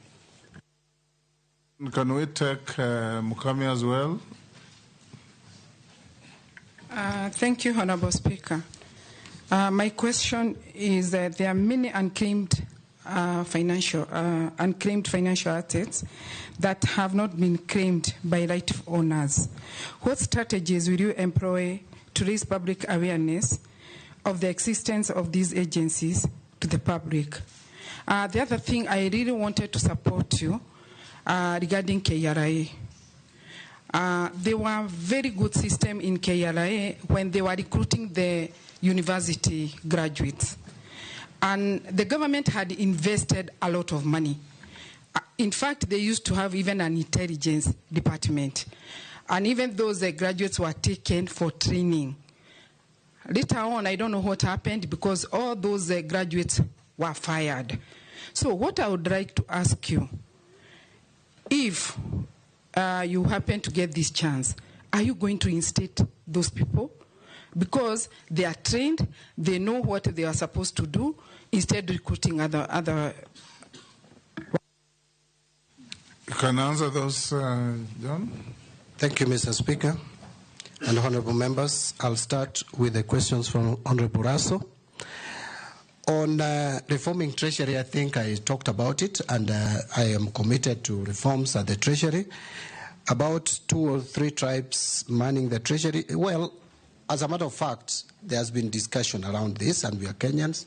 And if there are people who get positions just by virtue of being from specific communities, that should not be the case, and that should end. But the context within which the question was asked was that then it also skews sharing of revenue. But sharing of revenue is not done at the Treasury. It's done in Parliament, isn't it? That's correct, Mr. Speaker. Yes. Yeah, so, but... where everybody is represented. Yeah, but I think also on the issue of inclusivity, we need to be inclusive in all government ministries. Let's not just look at Treasury as alone. Yes. And by the way, Mr. Speaker, there was a talk that I'm most likely going to be the first cabinet secretary from my community. So that in itself, both, Mr. Speaker. I can't remember any other Luo who has ever been in that ministry. The only closest we came to is twice, when Tom Mboya was the Minister for Economic Planning, and when Anyang' Nyong'o was also Minister for Economic Planning. And Adua Witi. Yeah, and Adua Witi, thrice. But National Treasury, no. But then that shows there's inclusivity, in my view. But yes, all ministries, there must be inclusivity. And in budgeting, Parliament does budgeting, and we are all represented in National Assembly. So there shouldn't be that discrimination. On financial inequality, I cannot agree with Honorable Raso more. We must find a system, and I'm going to ensure that is done, of equitable development of this country with the little resources that we have. Mr. Speaker, you've come to my constituency. Since independence, I will tell you, we have hardly. Now, in fact, the first time we saw a black surface in my constituency in terms of tarmac road was in 2017 when we had a small stretch and then the work stopped. It's about 4 kilometers. What would you say if you go to North Hor? No, and I'm just giving you the example of my constituency. Yes. And I know it's worse even in other places. Yes. Where even having a Maram road that is usable is a challenge. So we must apply the resources of this country equitably. And that was the essence of devolution, but we must also make sure that the national government funds, which is still holding about 85%, is actually applied equitably. On the issue of keeping money at homes, we must strike a balance here, Honorable Raso. Yes, I know sometimes banks, because of the regulations and the policy that has been put in place by central bank, yes, that sometimes you go to the bank and your money, sometimes I'm asked when money comes from my SACCO, for example, Mr. Speaker, to my account, then I'm asked before I transfer it even to my wife. I'm told I must explain the source. And yet they could easily see this is from Parliament, this is from... So sometimes it can be discomforting. But we must balance that with international requirements, best practice. We are not operating in isolation, Mr. Speaker.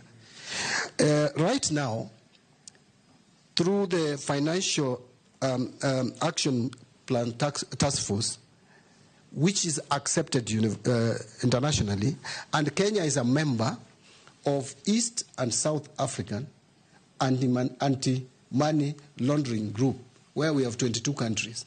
And actually in this August, Mr. Speaker, I am likely, if you approve my appointment, to chair a council meeting of ministers on this matter.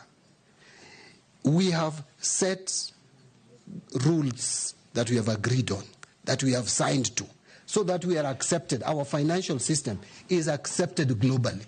If we fail to comply to some of what we have signed for, Honorable Raso, we stand at the risk of being blacklisted from the international market, and that has attendant consequences, which we would not want to get. Nominee, the issue on Raso's question is actually not banks making it difficult for people to deposit money over $1 million. I think it has been revised to 2. It's still 1 million. I think it's still 1 million. The issue is that the banks have completely misunderstood the concept and the philosophy. Because what the concept was is that if it is suspicious, you don't stop anybody from banking the money. But if it's suspicious, then you make a report to the Financial Reporting Center or any other authority. So people should not be prevented from banking money simply because it's over $1 million. But the moment the bank manager finds or feels that this money may be from a suspicious source, receive the money, hold it in abeyance, then he report. Because it's very risky for people to keep money in their homes. It's true. And that again comes to what I think Kimani Ichung'wah or somebody else said, communication. Communicate to the public. If a trader in Gikomba, now they do cashless, but many traders in many places receive cash. 5 million, 10 million. But they are afraid of going to the bank because there's a list of about 20 questions. Yes. Yes, and this is a cash economy. Yeah, and actually, you must simplify this. Thank you. I get you. Mr. Speaker, and actually it distorts our financial system completely. I agree. But Mr. Speaker, maybe allow me just to say 2 things in response to that. One is that I agree that this has been interpreted differently by banks.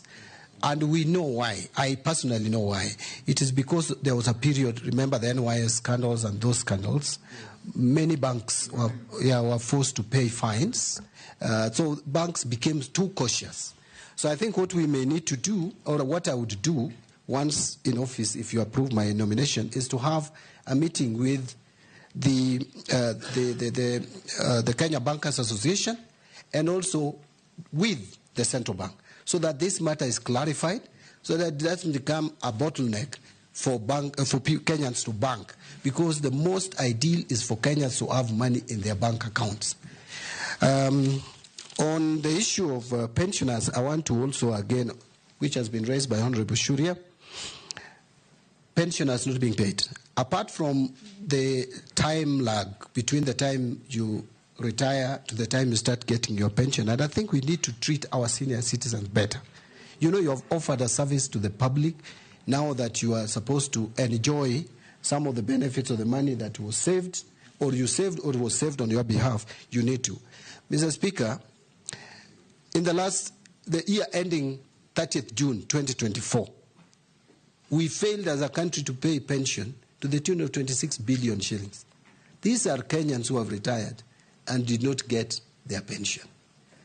This is a matter that I want to agree, and it is something that I'd already picked up, that we will make sure that we pay pensioners as and when immediately they retire.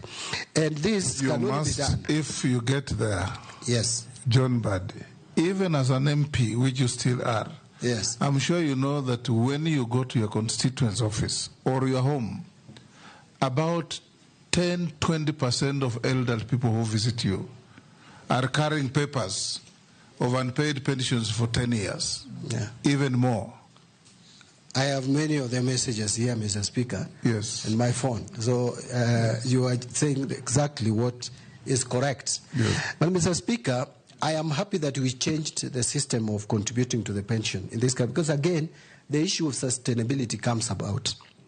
The pension system that we have been running as a country was not sustainable, but with the superannuation scheme, we are likely now to keep abreast to the pension. But in the meantime, we must settle all the pensions that those pensioners who are eligible for receiving pension. And Mr. Speaker, I want to go to the questions raised by Honorable Mishi Mboko, the MP for Likoni. There has been economic unrest. Let me call it unrest, largely attributable to economic conditions, unemployment being key. Mr. Speaker, every government has a vision.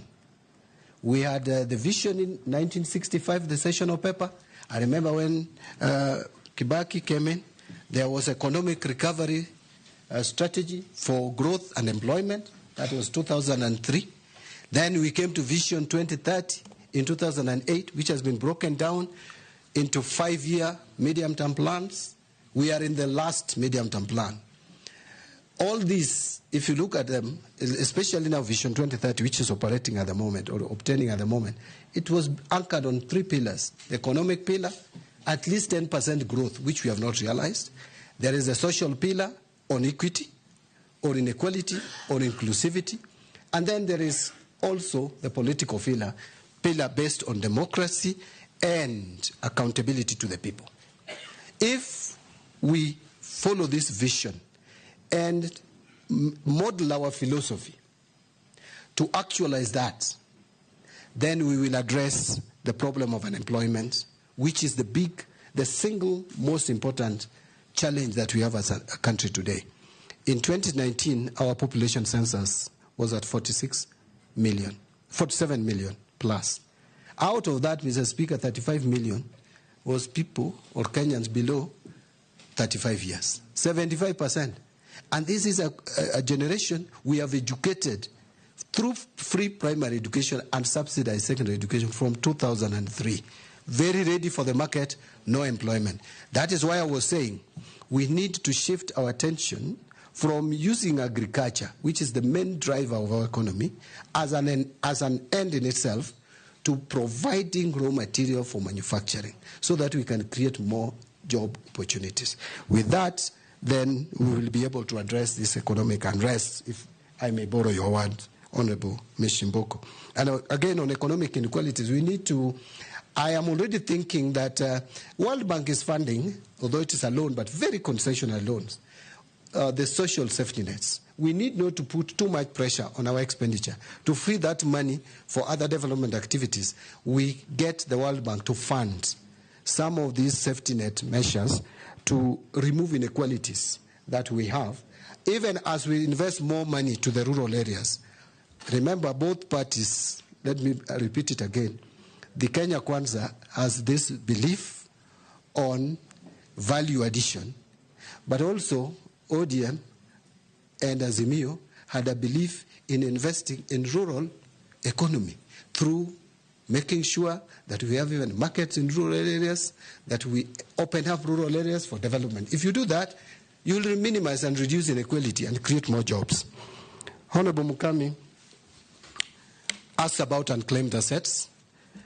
I must admit that personally I have not engaged a lot with this Unclaimed Assets Authority, but if there are reforms that are needed to ensure that it lives to its mandate, statutory mandate, I will make sure that that is done, that the reforms are carried out, and capacity is built into that authority, so that Kenyans who are still there and can get what is left behind by their loved ones, get them their dues. They should trace those who should benefit from some of these unclaimed assets. But I think what you should, if you get there, that is, improve is how to manage those unclaimed assets. Yeah. Take, for example, a person dies intestate, unmarried, but has relatives. You had a bank account to which you are the sole operator. You've left money there. The Unclaimed Assets Authority should get the banks to give them the details, which must be available, so that they publish for the next of kin of such fellows to come forward. But what they do is they just treat it as unclaimed assets and proceed to take the money. And that is not right. There is nobody in this country who has no relatives. Not in Africa. And Mr. Speaker, since this is a state enterprise or state corporation under my ministry, I will make sure that that is done. Actually, recently, I saw what one bank did. I will not give more details, but one bank reached out to beneficiaries of someone who died about 8 years ago, and they were still holding the money, and the beneficiaries came forth and got their money back. So that is what we should do with this authority. Finally, Mr. Speaker. Yeah, on Mukami. Yes. No, the other one, she actually agreed with me on the recruitment of staff. Yeah, the other one is about the graduates who were trained. Yes. And they were fired. KRA. Yeah, in KRA. Yeah. And regarding the system, because now you know what is happening. You can imagine the KRA officers are going loud, correcting taxes from hairdressers, mama boga, and yet there were systems. So that is why I was asking whether you reinstate those people, because the government had taken them for training. Yeah, I actually said that there was a system in place of training graduates, and I think it was a very good system. Honorable Mukami agreed. Yes. As to reinstating those who probably should have remained on the payroll, that I cannot give a promise until I understand. Yes. You know, there are human HR issues and the legal issues. Unless I get to understand the technical issues, I may be talking about something that may not be tenable. Chairman, I'm sorry, but part of my question was not answered. Chairman, I had asked in the issue of the ceiling on borrowing, and also I quoted one example of a borrowing which we did on the SGR project, where we borrowed a lot of money from Exim Bank from China. I have raised this issue because I don't want to see you repeating the same mistake which was done during the last regime, and that is why we are having a lot of challenges now financing that loan to China Exim Bank. You didn't say anything about that. Although he had already said many things about commercial borrowing and concessional borrowing. Maybe just to summarize it by saying that public project investment management is a challenge. And I said I will make sure that we are investing on viable projects, whether it is from local funds or borrowed funds. And I also mentioned, Mr. Speaker, if you can recall, that we will be linking loans to specific projects and making sure that the expenditure is, public procurement is followed and done prudently, efficiently, and economy for money of the shilling is realized. Let's take the last one from Amisi. That was it. Caleb? Thank you, Mr. Speaker. One question. Yeah, for being last, give me two, kindly.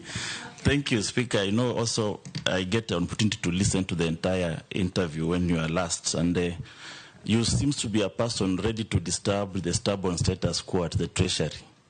But, you know, the former president of U.S., I think it's Harry Truman, once said that he actually had a plate like this one at his desk and written there, the buck stops here. So you might consider having such a plate on your desk and you write there, the buck stops here. Because, Mr. Speaker, the reason why you are in this job is actually from the reject the finance bill. So you are going to be at the center of budgeting and the financing for that budget. One of the ways of raising, you say the revenue from the loans, borrow either domestically, externally, or grants. There is the aspect of domestic borrowing from the diaspora. I've studied 3 countries, Pakistan, Nicaragua, and Philippines, and even India. They have one of the highest diaspora remittance. And in fact, for Philippines, almost 35% of their GDP is from diaspora remittance. 26%. 26. Yes. Some countries are as high as 30. I've studied them. In fact, I'll give you a report. You also study. And if you can also zero down to diaspora and make something like a diaspora bond or diaspora infrastructure bond, where the government borrows from it, and the diaspora, because you see Kenyans demonstrating in London, because they have an interest in this country, wherever they are. So they fail to remit that money and invest here, and invest elsewhere. So we can tap into the global flow of income, basically, because we don't have the oil, we don't have the natural gases. So how do we maximize? That's something that I want you to really explain to me. And the last one, Speaker, at the aftermath of the World War, 700 delegates met in Mount Washington in Britain, New Hampshire. And they developed an international system. And that's where now the International Bank of Reconstruction and Development came in. The IMF came in. The purpose was for reconstruction for the World Bank. On this other hand, the IMF, the purpose was to stabilize currencies of various countries, stabilization, and to balance of payment. But this system has saturated our domestic policies. They have saturated our physical and the monetary policies. So much so that a minister sitting at Treasury has World Bank in his head. He knows that in absence of this, I rush to World Bank. It's no longer a port of last call. It's now a port of first call. How do we dislink our development path from the continuous dependence on the brutal institutions that were there to reconstruct Europe and Japan after the World War II? Nominee, answer those quickly. We are running out of time. Thank you, Mr. Speaker. Go ahead. May I proceed? Thank you, Mr. Speaker. Mr. Speaker, Honorable Caleb Amitsi, the MP for Saboti, has actually noticed that I'm going to, and very ready to disturb the stubborn status quo at the Treasury. You could not be more right. Mr. Speaker, I am sure that His Excellency the President did not appoint me just to continue the business as usual at the Treasury, because then there would be no need to make changes. He would have just continued with the person who was there. So I have an assignment to do. I will discuss with His Excellency the President on how to help reform the Treasury and to do it properly, and together with the Cabinet. On domestic borrowing and diaspora, I had a lot on how we can borrow more funds, whether green bonds, blue bonds, and floating diaspora bond. It's only that the time limitation, I could not mention all of them. But I want to agree with Honorable Caleb Amisi that that is an area that we can tap on. And even look at ways of reducing transaction costs for diaspora remittances, because that's one of the reasons that you hear them complain a lot about. On IMF, by the way, I want to be very clear on IMF. IMF will never invite themselves to a country. We do invite them and agree with them on a program. There was a period we were not under IMF, but because of challenges occasioned largely by COVID-19 and the drought in the region, and also the global disturbance of the supply chain and all that, we then went back to IMF in 2020, 2021. But I have looked at what are these conditionalities? You know, sometimes we may blame IMF for nothing. We have agreed with them on a program, Mr. Speaker, that for us to tap onto that loan, what we must do, in fact, is one key thing: revenue mobilization. So we just need to agree on how we can convince IMF for the period that we are going to be under their program, which I don't think should be long. We must move to a system where we divorce ourselves from IMF and start depending on ourselves as we were before. But that we can only do by by doing what can be done in the interest of the country. They want us to maintain a deficit of no more than 4.4%. That's what we have agreed on currently. But we are moving towards, and we must move towards, a budget deficit in the region of 2.5 to 3%. I know government has talked about 3.1. We can sustain a budget financing gap of 3%. With that, you will not need IMF intervention. And Mr. Speaker, I said, I want to end with that if we increase, we take back, don't even go to the ambitious 25% that we have set to ourselves of tax revenue to GDP. If we can take it back to 18%, we will be adding to this, to our exchequer, not less than 600 billion. And I think it is achievable. I believe it will be done. Thank you, nominee. A quick run in a few issues thrown at us by the public. Some you have already spoken to. Are you aware that interest rates on loans are all-time high? What will you do to save Kenyans from exploitation by banks? Does Mbandi believe in single portal for tax revenue collection? How do you plan to position internal audit department to deal with zero-fault audit? Confirm or deny allegations of corruption at the University of Nairobi? I don't know whether when you are there or now, they're not saying. What are you going to do on unpaid refund from KRA for insurance agents? How will you expand tax base on how will you reduce tax evasion and increase compliance?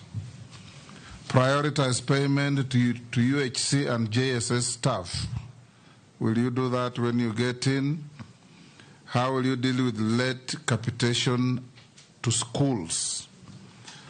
Whether you will make public contracts like SGR with public with Kenyans, because Kenyans have been asking for that, just as you have said that you will make public debt public.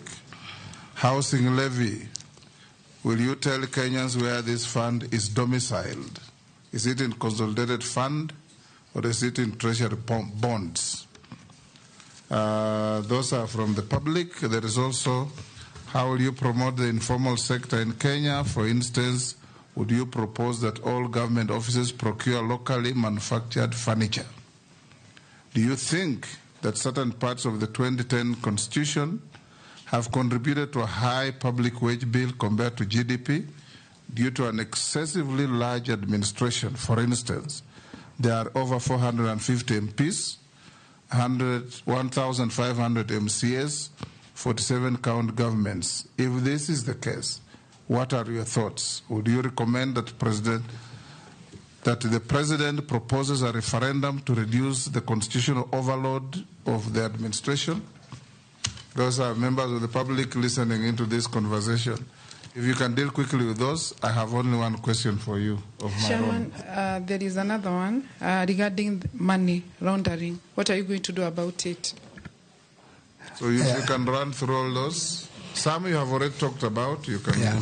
Actually, even the question by Honorable Mukame, I think I talked about that. You did. We are even hosting a regional body. Kenya is trying to comply. Yes. By the way, I would have talked. Mr. Speaker, I'll just pick on a few. Interest rate, I think Those we talked members about. of the public watching these proceedings, and I think that's very good. Interest rate is high. It's now at 13.3%. It has moved up. But part of the reason why monetary policy, CBK came up with this monetary policy was to reduce inflation. You know, it was at a point when inflation was very high. Our inflation had reached 9.7% in 2022 October. So it had to come down. We had to cool the economy. Yes, Junet? The Speaker, nominee, interest rate is not at 13%. 13% is the CBK monetary policy rate. But the interest rates now banks are charging us 20%, 21%. 20 plus. 20 plus, not 13, Chairman. Thank you, Honorable Junet, for helping. By the way, you know when accountants... You know Junet is a trader, so he knows. When accountants talk about interest rate, we only talk about the CBK rates, the interbank lending rates and all. So the rate, the base lending rate is at 13.3%. Let me make it clear. And that gives rise to even 20% charged by banks based on risk assessment. So this was done to cool the economy. But I think when I made my initial contributions, I said it has reached a point where we have to now balance between controlling inflation and making money available to the private sector. Mr. Speaker, remember there was a time banks were chasing us all over the place to take money using pay slips. It's not there anymore. Why? Because government has become the single most important customer to banks. So it is between chicken and egg. Which one comes first? Do we cut on our expenditure? Do we reduce money that we borrow domestically first? Or do we reduce the rates first? So those are the issues that we need balance. So I'll have a meeting with the Central Bank and Kenya Bankers Association to address this matter. If I am confirmed. Mr. Speaker, on internal audits, I can't agree more. Again, we must use our internal audit to improve efficiency in financial management. And internal audit is resident at the Treasury. This issue of corruption at the UN, I saw it on some email that was sent to me. And the allegation was that I used... The same person. I suspect. Yeah. That while working at the University of Nairobi, that I used the university funds to campaign. Probably the person who has sent that message is not alive to the fact that I left university and went elsewhere, worked for 3.5 years before I became a member of parliament. You said so. Yeah. So I left university in 2004. And actually, I resigned and got my pension back. It was 218,000. If I stole their money, they would have not paid me my pension. I think that's, to me, someone who probably is wondering how I made it to Parliament. And I didn't have, I didn't Your have competitors, money. Just go on. Yeah, but I want to tell him that I was that I was the least endowed in 2007. Actually, they used to make a joke that I was campaigning with a bicycle and made it to Parliament because of trust that the people had in me. Late capitation to schools, this is all about availability of revenue. We must make money available and pay capitation, pay pension, pay CDF. Remember, we have rolled over 13 billion from last year's NGCDF. I personally, Mr. Speaker, I'm a proponent of National Government Constituency Development Fund. I support it fully because this is money that has revolutionized education in rural areas. You go to my constituency, the constituency I've represented for 15 years. Before CDF, we didn't even have primary schools. They were there by name, but there were no classrooms. Right now, you can see what it has done, and many others. Contracting, making public the contracts, that I started by saying we must be transparent and communicate what we do as a country.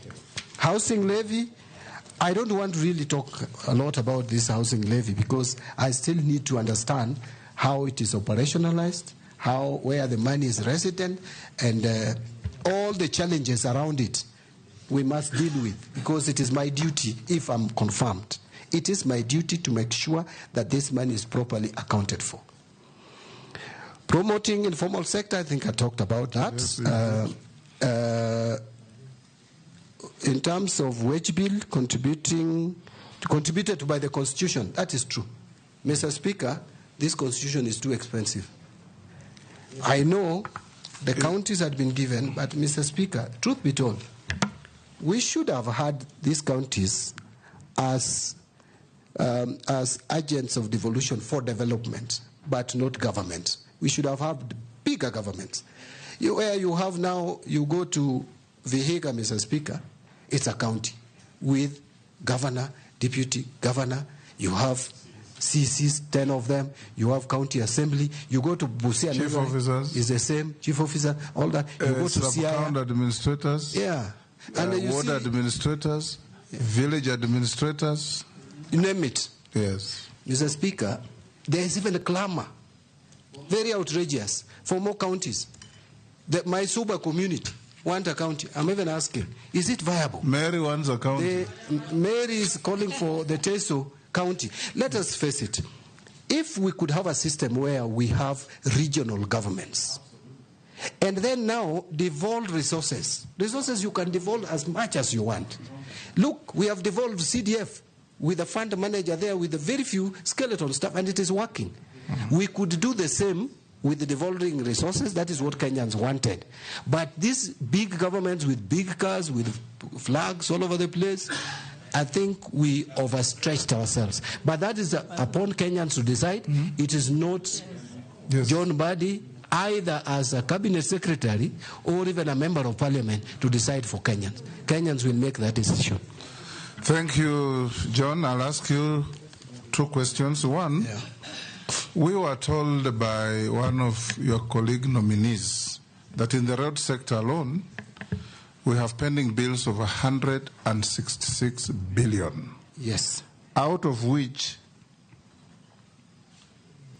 92 is actual debt or bills, and the rest is interest and penalties. Yeah.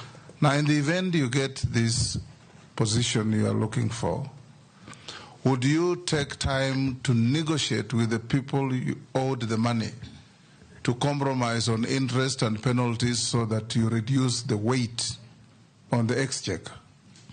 Number two, the PFM Act is very clear, and we passed it in this parliament, that no procuring agent can procure goods and services unless there's an attendant budget and funds. How are you going to ensure that this is enforced so that we don't run into these problems of pending bills? Because if you have an attendant budget, you procure goods and services, on delivery or completion, you pay. What are you going to do? Thank you, Mr. Speaker. Mr. Speaker, I want to agree that we will have to negotiate the interests and penalties that have been charged on various contracts. I am aware of that bill by the ministry. That is actually State Department for Roads. If you go to our records in Parliament, Public Accounts Committee had requested the Ministry of Roads to provide information on pending bills, analyzed categorized in terms of principal sum, interest, and penalties. And we have that information in Parliament. I'm sure my colleagues will submit a report to the effect. We actually were recommending that the government negotiates with these contractors on the interest and penalties. But that you can only do if you show willingness and you show intention to pay. So I will work with the Cabinet Secretary for Roads and Infrastructure to make sure that we clearly demonstrate an intention to settle these bills. Road construction has stalled across the country as a result of this. And I will tell you, my constituency, where I come from, is one of them, as one project which has just stalled because of this. So we need to do this across the country so that the road construction resumes.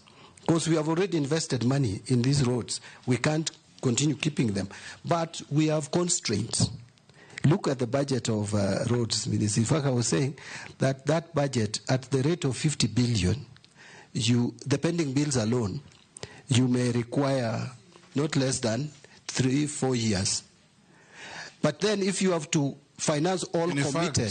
Churchill told us committed road projects. That's actually where I was heading. Are 1 trillion. Yes. If you have to commit to for all commitments, you need 20 years. Committed roads, that is roads that have been started, their value, if you sum all of them across the country. So it's terrible. There are some initiatives which I think we should promote, where we get some of this road infrastructure done through PPPs. But there is also an initiative to negotiate, if the terms would be favorable, with some of the contractors that are coming from specific countries to take up this, if it is within our budget ceiling, loan ceiling or debt ceiling, to take them up. Like the Chinese government has so many contractors around here who are doing roads using GOK funds.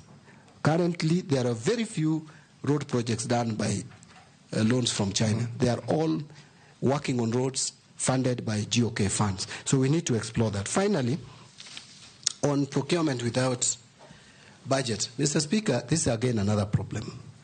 And the problem is not entirely that there is no budget. The budget is not there, but there is no money.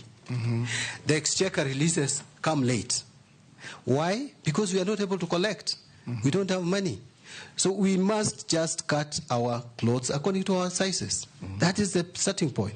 The planning we must have, and someone asked about the planning in one single portal. There is a disconnect between planning and budgeting. We need to synchronize. And this is the same ministry. We must ensure that we link planning to budgeting, to cash management, so that we don't commit ourselves into purchasing or contracting when we don't have the capacity to pay. We have grossly overshot the time. There are some people watching from US who have sent these 2 questions. What is your view on the potential of blockchain technology within the financial sector, particularly in light of the blockchain technology report to 2020? Would you support the adoption of this technology? The next one, in light of the increasing global uncertainties and economic volatility, gold reserves have become more crucial in safeguarding national wealth and ensuring economic stability. Elaborate on how you would propose leveraging gold reserves as a reliable store of value in the current and future economic landscape. Additionally, would you explain any strategic measures that can be considered to enhance the role of gold in Kenya's financial system? Take at maximum 2 minutes. These are Kenyans watching these proceedings from the US. Pardon? The first one of the blockchain, Mr. Speaker, I must admit that I need to understand it better. And that is an honest answer. We understand. We need to get what it is. If it is something that I don't can also help know it. the country, I also don't know it. The better. On leveraging on gold reserves. We'll need somebody to teach us about it. Do we have an ICT person around? But don't you worry, Mr. Speaker. Now that's there's a nexus between finance and ICT. Yes, we will. CBK, maybe when you get, if you get approved, CBK should be able to sort you. Yes. Okay. That's why I was saying that don't you worry, I will get... On the gold reserves, just say yes or no. Yeah, gold reserves, that actually we need as a country to move towards even establishing sovereign wealth funds, and gold reserves can help us in that.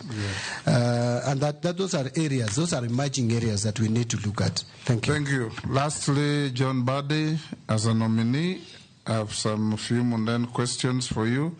Have you ever been adversely mentioned in any integrity-related report or investigations? No. Do you hold any leadership position in any political party within Kenya?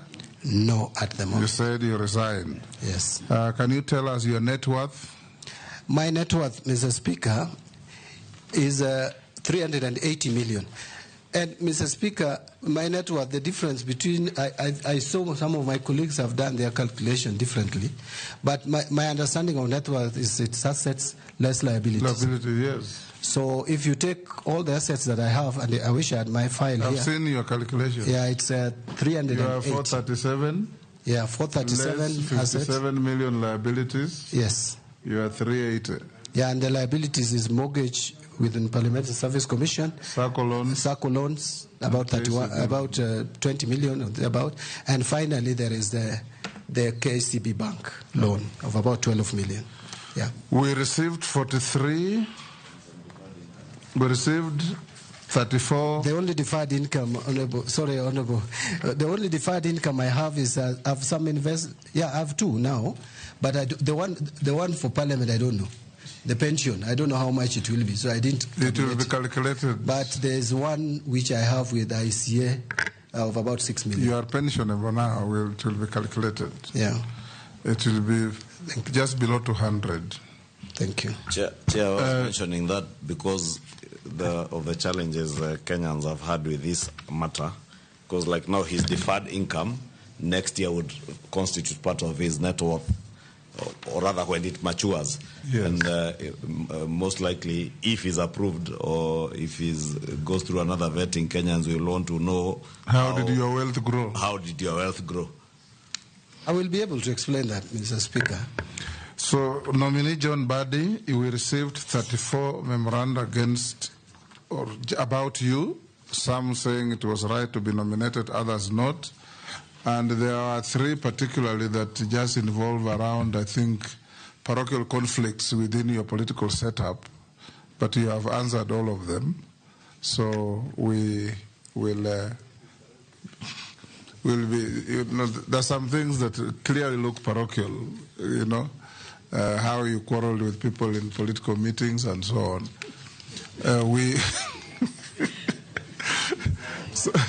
So we've also looked at your documents and cross-checked with what we have, and we found them correct.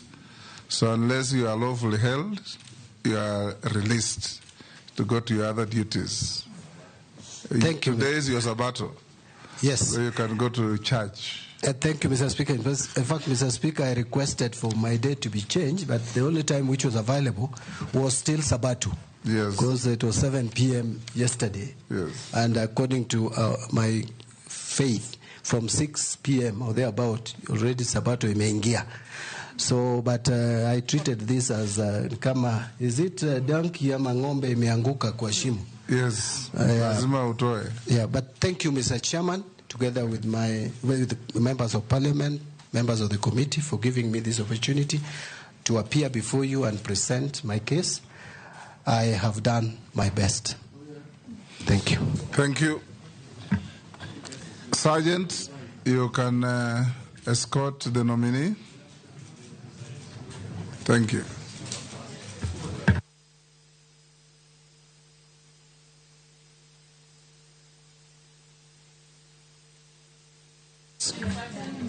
Pardon, we'll give you 5 minutes. And let me also say this. Of course, this was a candidate of immense interest, given the importance of the docket There will be others with less immense interest. So we'll recover the time we have overshot with the next or the other. Yes.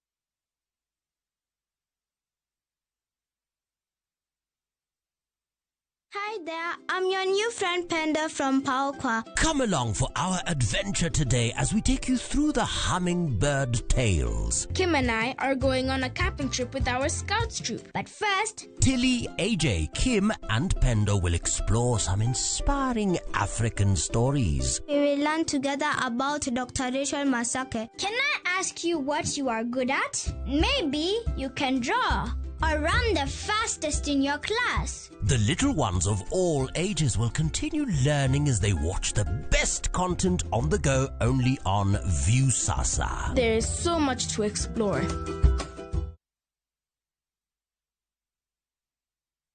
Yo sister. Niaje bro? How is your search going? Umepata mtu bado? Bado sijapata mtu. Sasa wacha nikuambie wale una avoid. Niambie. Mtu ana support Arsenal. Tena na si watu kama wewe. Achana na watu. Ni mbaya. They will over promise you. What a good promise. Wallahi. I will do this. I will do that. I will give you the earth. Who deliver? Dial *811*280# to get one over promise.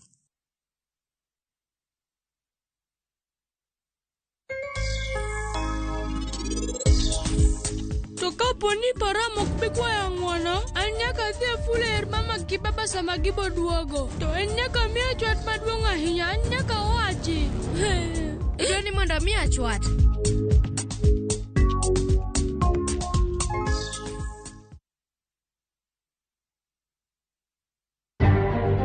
Bende isebedo gi siso mar ng'eyo gigo matimore e alworani. Sama gari ofundo ji mang'eny, koyudo hinyruok to kata insurance temo hepo. Obed chenro mag sirkal, obed masira mayudo ji kar tich. In safety mari, ni kanyo. Nonro mamulo ratichi. Somo kende oken kamoro mibro wach ni ng'at mosomo ni dongere wacho ni ng'ani dhi succeed in life.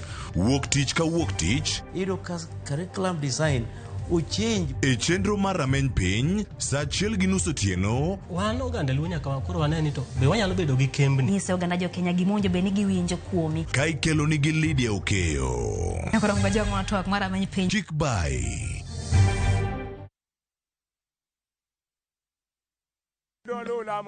Bed kodwa e wuodhni ka wanono kit timbe mag anyuolawa. Oyundi no neni en winyo mayot. Sama no dhi chiemo, ng'ama ok ohero tich matek.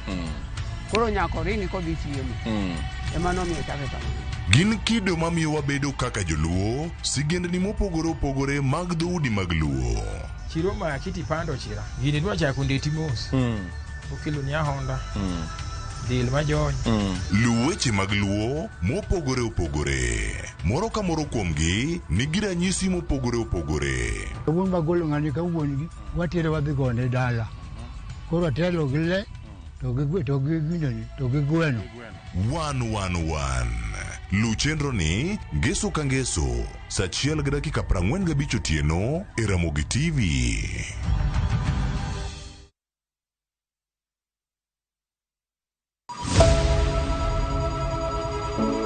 Wuoth mar manyo chang. Wawuoth e piny mar thieth kokalo e wang' jogo mosedake. Thieth sani nitie Kenya ka, dakteche nitie, masinde nigo mwanyalo thiedhi ni changi. Kata ibed jachiw thieth, kata mana jalno madwa ng'eyo gik matimore e sekta mar thieth.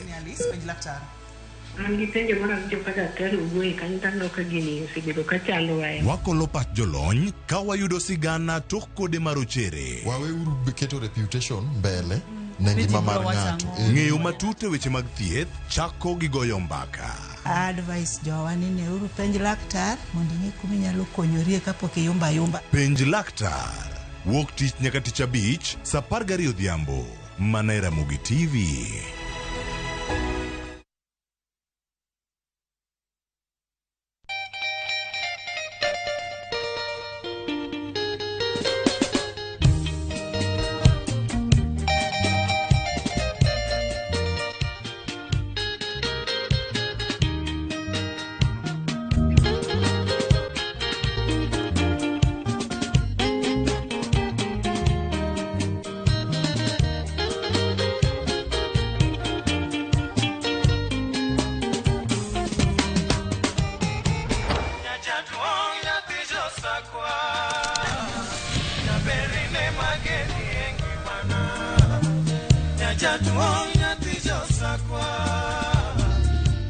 Radio Ramogi, Kartun Jaluo. Radio Ramogi.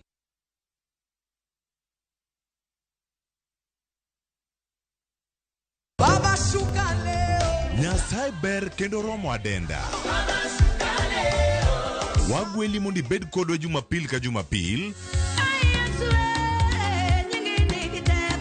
Duog chunyi kendo irit chunyi. Paro mora mora minyalo bedo godo machando pachi ma ok ni kare. Keti embele Yesu. Roda Nyarko Kitmo, Ben Otiende, kod the Chualist Won Ken the DJ. Tayo ni chenro makelo ni wach maloko ngima. Injili kalo. Kochakore saa 12 okinyi. Mana Ramogi TV.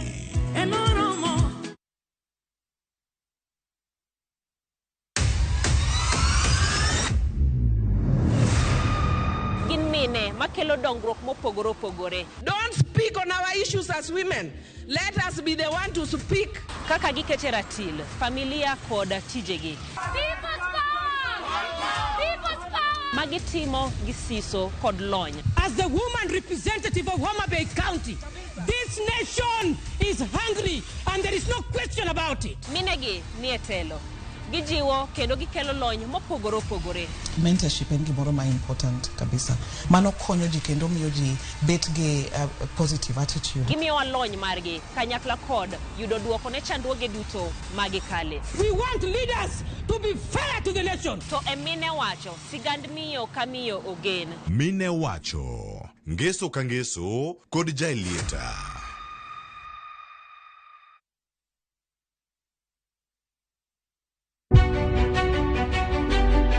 Chakre kinde mosekalo nyaka e chuny ngima ma pile ka pile. Tiprosa dawa iwacho neria marach kendi idwa hewe kendi riambo moingo dawi. Wuoth kodwa sama wanono sigendni mabeyo mag gwengewa. Ng'e ber kod rach, mor kod kuyo ma ng'ato nyalo yudo e wuodh ngima. Asai mama. Nasi kwirini okan mama ukiche kilunga gi nyingno ero. Mama nyisi. Riuri kodwa mondo wane sinema mabeyo ahinya ma uwinjore wawinj kendo wamorgo. Kendi ng'eno wono sipi mabeyo lakini nitie kuma kete mami. Winam Cinema Jumapil saa 2:15 otieno kod saa 4 otieno. Kik bai. Teka video na post pale NGC. Kochopo ngeso ka ngeso saa 4 otieno. Ikri mondo ibed gi mor kendo ilo kiwinjo kendo ineno chenro mar thum dag mor. Kama nyasi bironi e ot kama intie.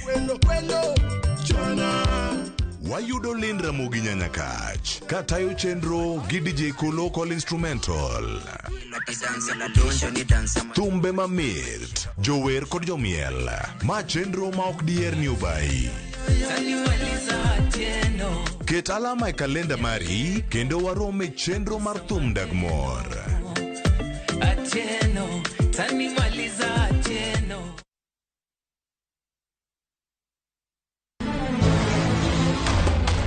Sigana ni medo minore gi weche mag miriambo kod miganga. Meher kaul gel, ini biro timango.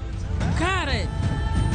To joma onge ketho ema hinyore ahinya. Kuom higni 5 ne in kanye? Baba in bende ni wuonda kai.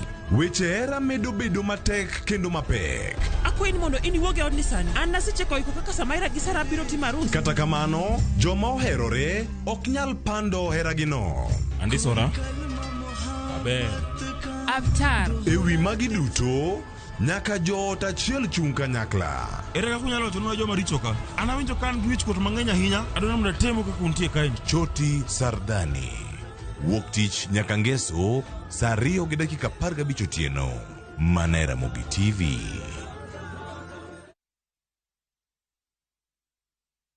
Kidliekno achiel maber nigi achiel marach. Kit telo mane ma gidwaro nyiso generations mabiro. Sama winjo ki ineno kiyanyo wadu e mbui kikiringi donje. Kenya waber kabisa e pepa. Pinje moko kawa blueprint. Wanto wandiko ka kanyo to wakete shell. Joma ne nigi lony ka nochako timo gini kendo. Classification mitimo ka. Oyo. Kose yier jotelo.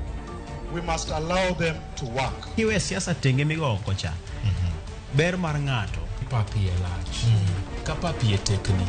To loki e patan. Janyao. Onge mbala. Kama iro dhuolore, mach nyaka bedie. To mantiere ka IBC okadho kolok commissioners. Kaka wanene, wuok tich ka wuok tich, chakre saa 2 okinyi, kik bai.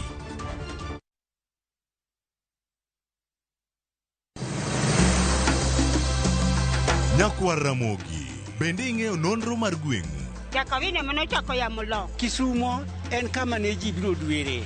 Ati dogo ni biro sumo. Kata mana kaka ne ochakore. Chakruok mar got Ramogi nowuok Uganda. Kaluwore kaka ne Ramogi owuotho. Tich ariyo ka tich ariyo, Millicent Adhiambo. Machiegni e chendo mar ng'e gwenge wakatielo makawuono, wakelo ni nonro mar gwenge yo koloni kendo mi lere nyinge, chakruok kachiel kod humb gwenge mopogore. Kisumu nowuok kuom nying mar Kisuma. Ei manyaka kaendi, umbe landore kod ang'owa. We wawinja nena. Saa 3 otieno, mana Ramogi TV.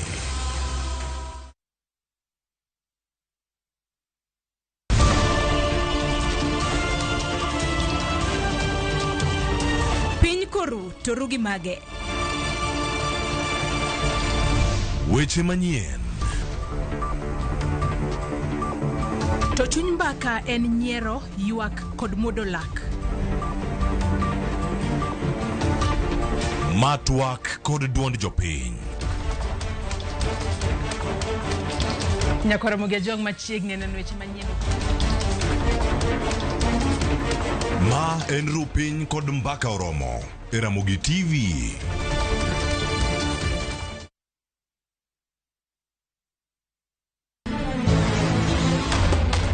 Siganani medo minore gi weche mag miriambo kod miganga. Meher kaul gil, ini biro timang'o?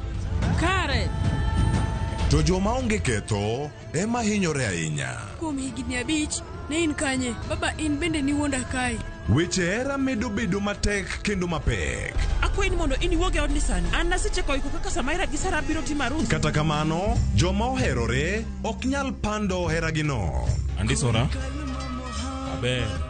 Avatar. Ewi magi duto, nyaka joot achiel chung' kanyakla. Ere kaka unyalo wacho nwa joma richo ka? An awinjo ka an gi wich kuot mang'eny ahinya, adwaro mondo atemo kaka untie kae. Choti Sardani. Wuok tich nyaka ngeso, saa 2:15 otieno. Mana Ramogi TV.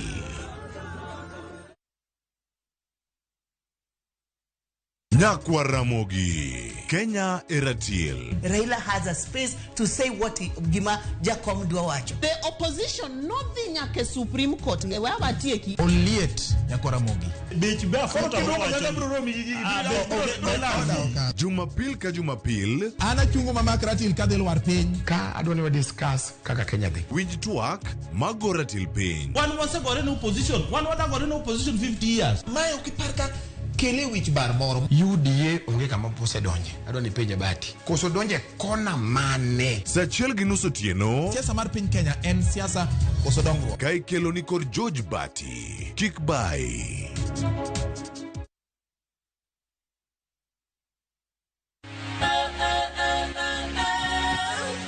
Ok wanyal rito mondo wadhi kodi e wuoth mopong' gi mo. Fweny sigendni mabeyo miwuoro. Tugo tuke mabeyo. Rom gi osiepe manyien. Puonjri gik mabeyo e wuodhni. Crispy chicken, coleslaw, tomato, mustard. Solo osiepeni kendo ikri ne mor e rogo mar nyithindo. Chieng' Ngeso chakre saa 3 okinyi. Mana Ramogi TV.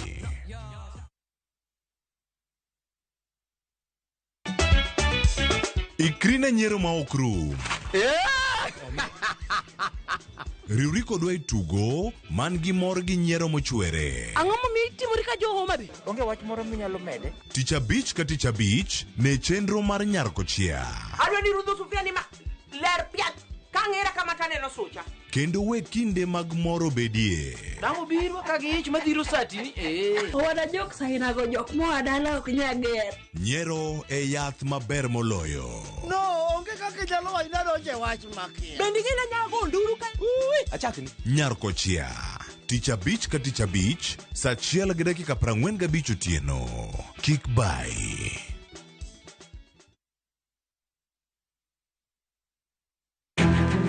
Wakelo ni chenro mar ohala kod lony gi dongruok mopogore opogore. Ohand kinyosi nigi pesa kitimo gima dwarore. Weche makende moa kuom jogo makelo lokruok e ngima dhano. Ohala ber nikech ohala puonji managerial skills. Lek ma in go iriembe mineni gigo chopo. Chakre gi jogo mane ochako ohala manyien. Kalure gi kaka nachako gi kuma achope, ohala ni en ohala maber. Nyaka jotelo molony e timo ohala. Akwajo jodala wate odogi ohala. Ne pek mane gikalie.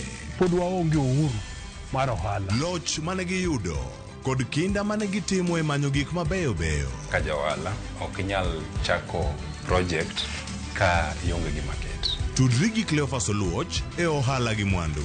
Tich Ang'wen ka Tich Ang'wen chakre saa 1:45 otieno.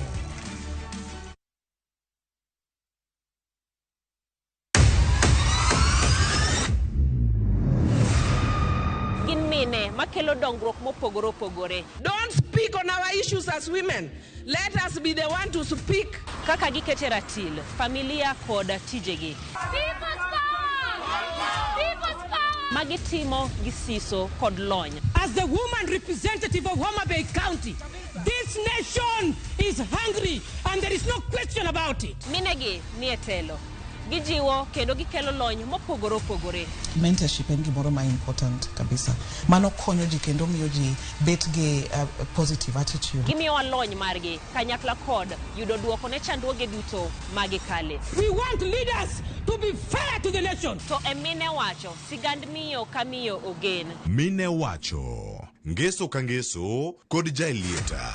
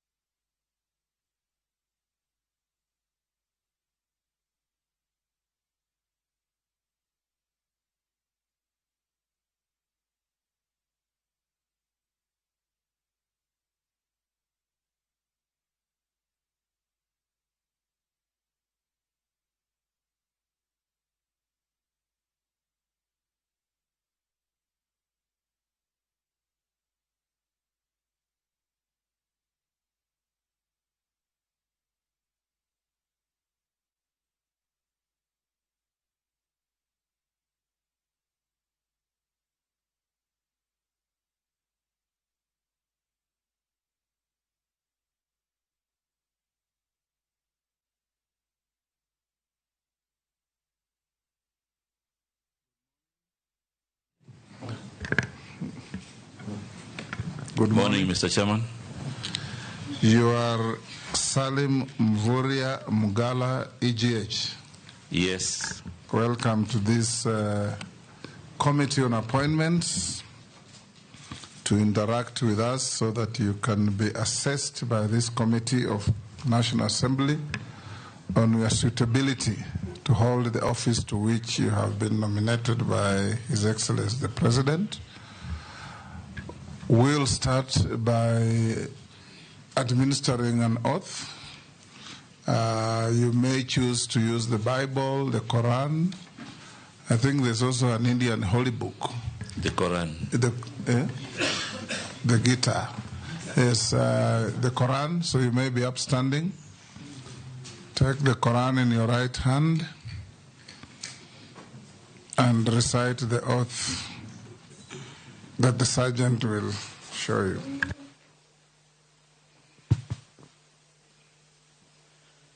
I, Salim Mvuria Mgala Mvuria, do swear that the evidence I shall give before this committee on the matter under this consideration shall be the truth, the whole truth, and nothing but the truth. So help me Allah.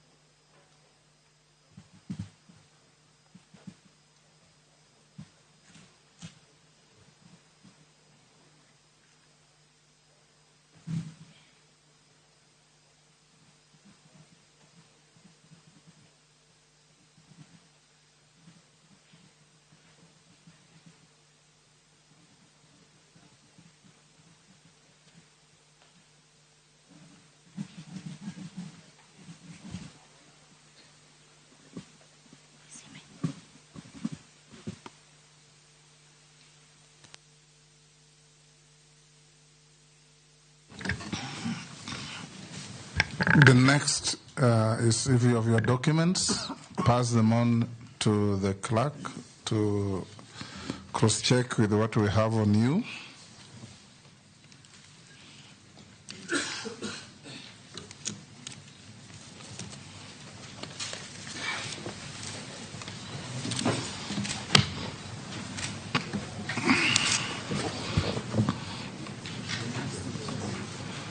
We'll start by introducing ourselves. I'm the chairman of this committee, Speaker of the National Assembly.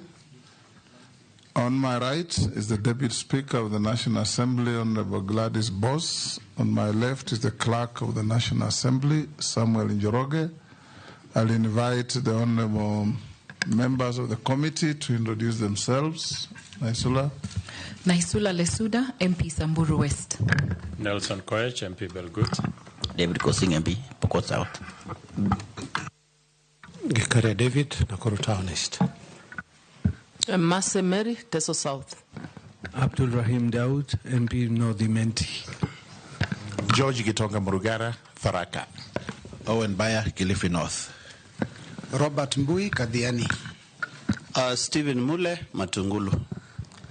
Dido Raso, Saku. Abdishurie, Balabala. Mishimboko Likoni. Rehab Mukami. I'm Caleb Sabot.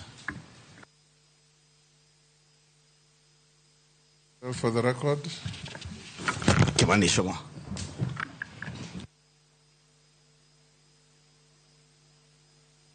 For purpose of these proceedings, you'll be referred by everybody as nominee. So nominee, introduce yourselves by name, educational background, work experience, and your key competences that make you believe you are suitable for the appointment to which you have been proposed in under 5 minutes. Thank you very much, Mr. Speaker and honorable members of this committee. My name is Salim Mvuria Mgala. I have a master's degree. I also have a bachelor's degree from Egerton University. I also did my KCSE at Mpeketoni Secondary School and primary school at Mavivirini Primary School. Mpeketoni in Lamu? Yes, Mpeketoni in Lamu. Mr. Speaker, I come to this vetting session also having served as the first governor of Kwale County, and I also worked different positions in international non-government organizations. I also come to this vetting committee as the immediate former cabinet secretary, mining, blue economy, and maritime affairs. I come to this committee, Mr. Speaker, having served the public for over 10 years. Mr. Speaker and members of this committee, I also have leadership, management, and administrative skills that are part of my competencies for this process.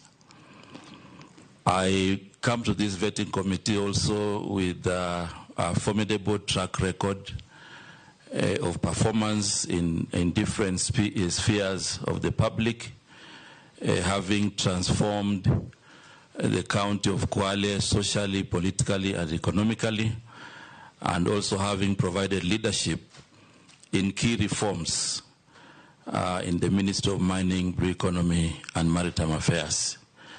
There are quite a number of details, but because of time, I want to present myself before this committee and before Kenyans as a candidate, as a nominee who has the formidable requisite experience to manage the affairs of the Ministry of Investment, Trade, and Industry. Thank you very much, Mr. Chairman. Thank you. I'll invite the Deputy Speaker to ask the first question. Honorable Mvurya, I will ask you questions, one relating to where you're coming from, so we know how well you performed from your previous Ministry of Mining and Blue Economy, and then to the ministry that you're going to.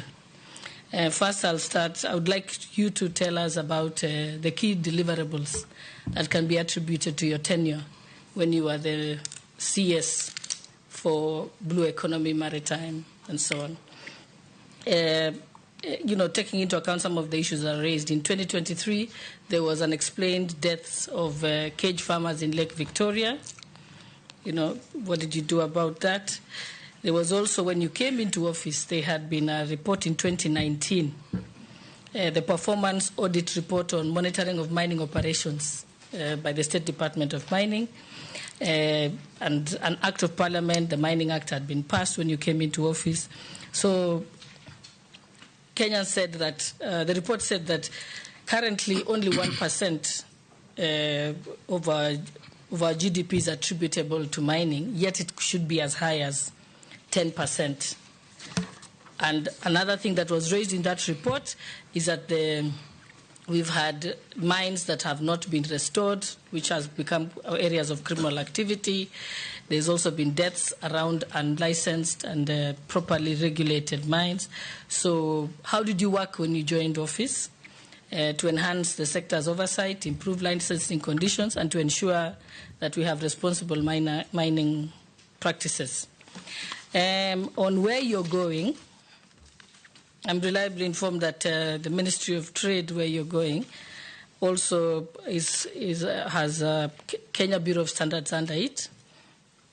Tell us what you will do to ensure that you curb the issue of counterfeit products and substandard products and contraband products coming into our country, particularly ethanol, which has caused the big challenge of illicit brew, because people are smuggling the ethanol through Uganda and Tanzania, because I think the duty in Kenya is much higher.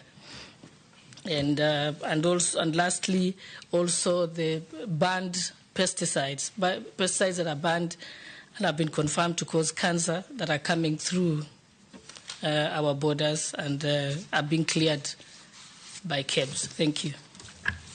Nominee, you can answer those.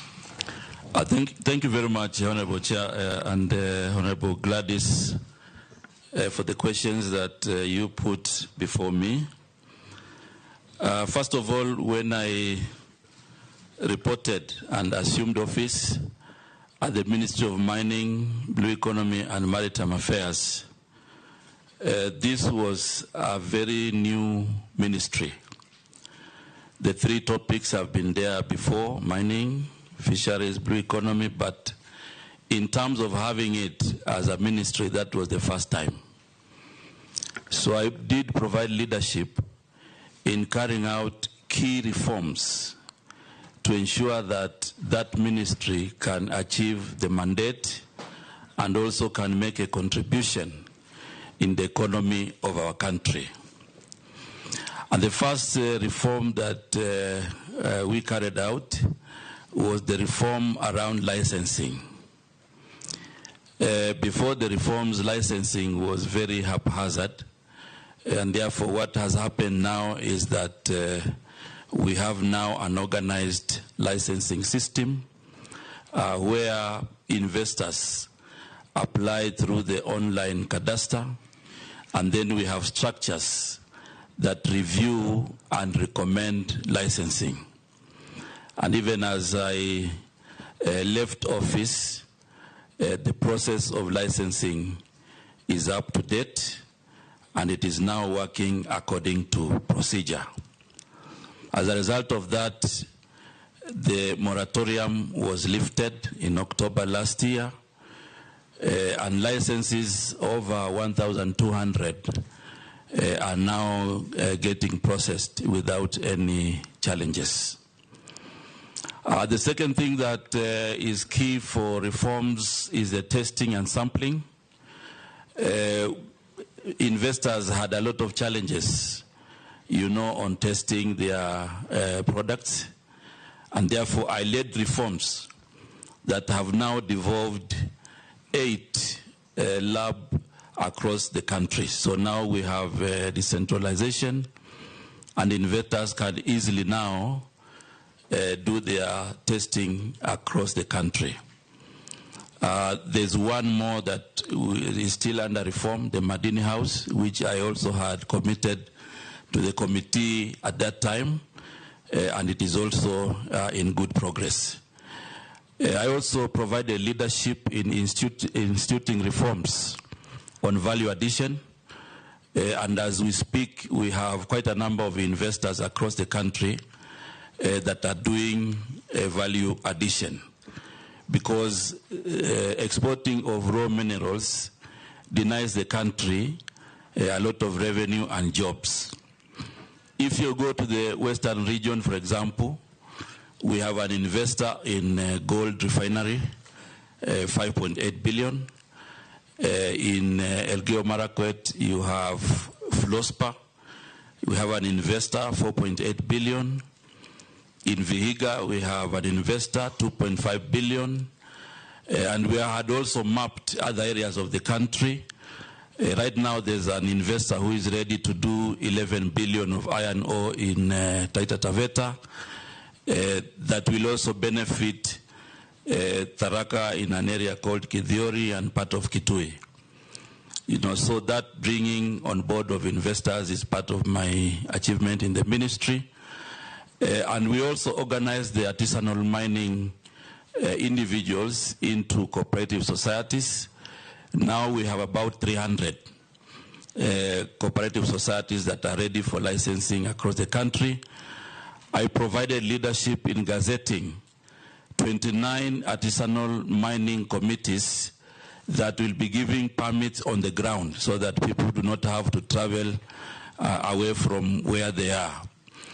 We took the issue of illegal mining very seriously and safety, and proposed measures to have a mining police unit that is responsible for some of the issues. So I take note of the issues you have raised about the insecurity in some of the mines. So the mining police unit has been very critical in making sure that they work with the county security teams to ensure that some of these issues are being addressed on the ground.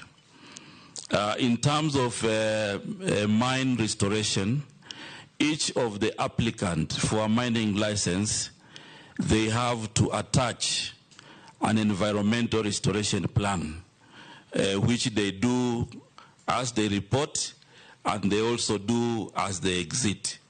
And we have compliance teams to ensure that this can be observed. The other thing is that mining was understaffed, and we have quite a number of staff now who have come on the ground, and things are moving on.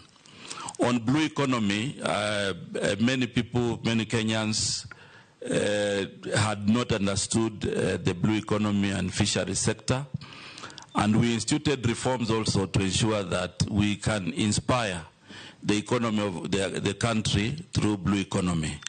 As a result, we provided mapping in the Indian Ocean and Lake Victoria so that we can allow for lower level value addition units and infrastructure that are going to help fishermen and other stakeholders in the sector. So as a result, we did mapping from all the way Lamu to Kwale, and also from Busia to Migori, and identified areas for basic value addition. As I speak, these value addition points have now been contracted, and they will be helping fishermen to delay sales so that they can fetch good price. On that note, we also provided leadership in ensuring that we reform the beach management units into cooperative societies. Right now, we have around 240 cooperative societies in the fishery sector that are going to be very useful, you know, to engage with the economy in terms of capacity building, but also in terms of engaging and being linked to financial institutions. So right now, the government is now ready to invest 1.4 billion in the coast region for the landing sites, and the government is also ready to invest another 1.5 billion in the lake region, all the way from Mulukoba to Got Kochola in Migori, where those structures have been identified. Since independence, this country has not had an industrial vessel. We licensed the first one, which is going to be providing, you know, avenue for industrial fishing and provide 4 billion every year in terms of income in the Indian Ocean. Our target was to do 3 before the end of the year, but last 2 weeks we gave license to 1 vessel, and more are coming to ensure that we are able to inspire the potential in the blue economy sector. So, Mr. Speaker, this topic is very lucrative, but I also want to add that Kenya is now a highly respected maritime country, because when we went to London last year and the campaign, Kenya was elected category C as a maritime country. And as a result of that profile, I continue to provide leadership to ensure that we are able to upgrade our institutions to fit the new profile. As a result of that, we have a pending draft bill for Bandari Maritime Academy to be a full institution. And part of the upgrade is to construct a survival and training center, which will cost the government of Kenya 2.4 billion, basically to ensure that we enhance our capacity building on maritime affairs. Okay, I think, Honorable Mvurya, I think I'm satisfied now, but I think it confirms what the President said, that you had very poor communication, because you've done great things, but no Kenyan knows about it. I am from the Flospa area. I didn't even know that you have an investor for it. So maybe you can use an opportunity to tell my people in Elgeyo Marakwet what exactly you're doing with Flospa before you go to your next answer. Thank you very much, Honorable Gladys. and I think maybe we missed out, but the members of parliament from that region and the leadership, we were together when we were introducing the investor. But because of this session, I'm sure now we have created awareness across the board to tell everybody that now we have an investor in Elgeyo. Before we go to the next, Salim, the licensed industrial vessel in our ocean waters, is it Kenyans or foreigners? It is a foreign-owned, but also we'll have Kenyans who also partner in that vessel. What percent local content? The local content, okay, we haven't signed the agreement yet. I think that was part of the negotiation, but we are looking at between 15 to 30% Kenyan. The law provides 40. That was the initial negotiation, and the negotiations have not been closed, so I'm sure anyway, now my colleagues will take over and move. We'll ask whoever will be taking over. Exactly. Majority Leader? Thank you, Honorable Speaker. Honorable Speaker. Remember, strictly one question each. Honorable Speaker, CS nominee, EAC, the East African Trade Community, trade negotiations. Kenya is viewed as a very weak negotiator, especially for her local protection of her local industries and local farmers. And I would want to hear what you intend to do, should you be confirmed in this ministry, to be a good negotiator for Kenyan industries and more so farmers.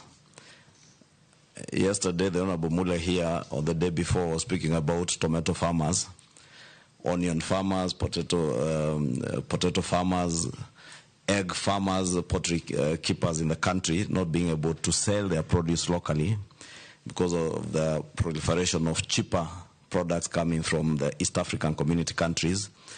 And largely because of the East African Treaty, we cannot use tariff barriers, but the non-tariff barriers, which are supposed to be negotiated by the ministry, I'm told we've been very weak on that. What would you do to do that? And also on the policy of import substitution. We had very many good proposals, and I agree with the Deputy Speaker that you clearly failed in communication, because all the good things you've spoken about in your ministry of former Ministry of Mining, as you say, you engage with the Elgeyo Marakwet leadership. The Deputy Speaker was born there, but she represents the people of Singishu. Next door, she didn't know, because you engage with the local leadership. But that is an investment for Kenya, not for Elgeyo Marakwet County. And therefore, I want to put it to you, and you will tell us whether you actually did fail in communication. And if you failed in your previous ministry in communication, what would you say to convince Kenyans and us that you will not fail in communicating what you are doing for our country in the new ministry should you be approved? And I'm saying that, moving on to what I was speaking about, import substitution, our local manufacturing sector, because of a failure of communication in government, our local manufacturers had very good propositions or provisions in the finance bill that was lost, as we have been told, out of poor communication by government. We have now exposed our local manufacturers, whether they are manufacturers of diapers, sanitary towels, or those in the steel industry, to unfair competition from very cheap imports whose standards we can't even ascertain, since they come to the country done on standards from other countries, especially those from the far Asian countries. What will you do as a new minister to ensure that we at least save the good provisions that were there in the finance bill touching on local manufacturing industry, to protect our manufacturing industry now, as since the industry, State Department for Industry will be under you. And some of those provisions sought to protect that State Department work in the manufacturing sector. Nominee.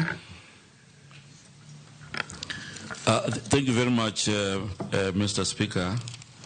And I want to address the matters that have been raised by the Honorable Majority Leader, and thank you very much, Majority Leader.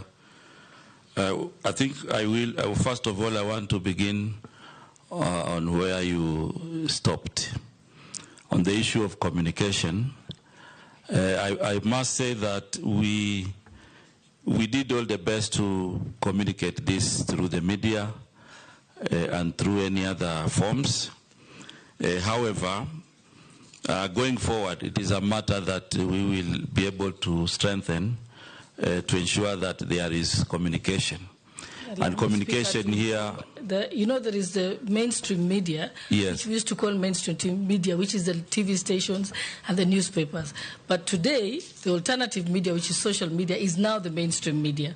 Yes, exactly. So you've got to change your thinking, who's alternative and who's the mainstream.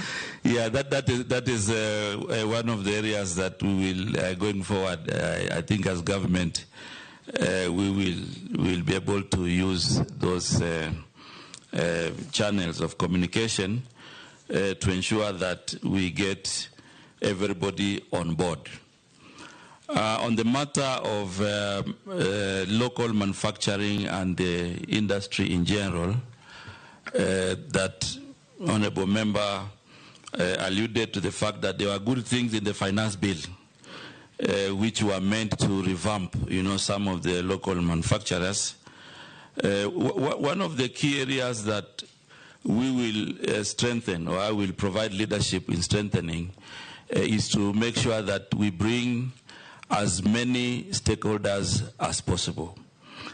For example, the Kenya Association of Manufacturers, KEPSA, the Kenya National Chamber of Commerce and Industry, and many other stakeholders, to make sure that as much as possible they participate. And also using some of the corporations and sagas in the ministry. Chair, on a point of order, maybe the nominee did not get my question right, because those are the processes you are describing. Yeah. I was asking, should you get nominated? Yes. And you find, for instance, the provision to levy excise duty on sanitary pads that are fully finished products from, for instance, China, was in an endeavor to actualize the import substitution policy, yeah, to support local manufacturers. That particular provision was lost in the finance bill. Should you be approved, will you pursue, and maybe the nominee who was there before you actually did put it very well, that it is possible to break down the finance bill into various other laws. Should you then be approved, would you pursue actualizing the good provisions that sought to protect local industry? Because, as I said, they were lost because of the poor communication generally in government. So my direct question is, are you going to pursue the import substitution policy and protection of local industry, should you be approved, and bring legislative proposals to Parliament to actualize that which was lost? Oh, yes. Nominee? Yes, Mr. Speaker. I think the answer is yes. Because, you see, if we had very good proposals that inspire the economy and they were lost, what I'm committing to this committee is that we will, and I will provide leadership in the ministry to pursue them. Because if we are to inspire the local manufacturing, then as government we need to have a deliberate policy to ensure that either we impose levies or we reduce levies to ensure that these manufacturing industries can survive. So the answer is yes. I will be providing leadership in pursuing these good things.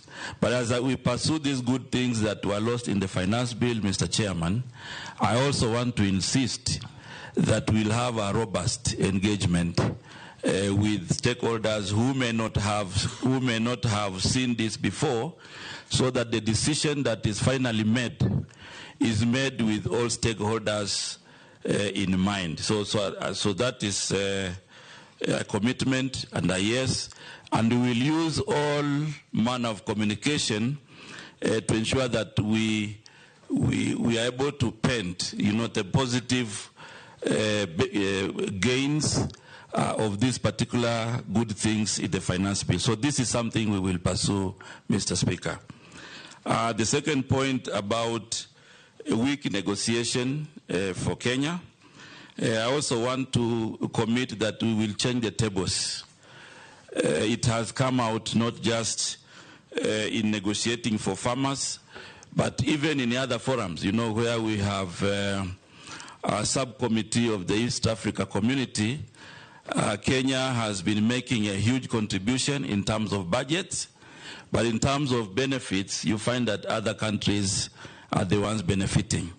So this is an area I also want to commit that I will move in to ensure that we protect the national interest. And on this one, we make sure that we have parameters before negotiation, and we evaluate our negotiation so that we are able to benefit our people.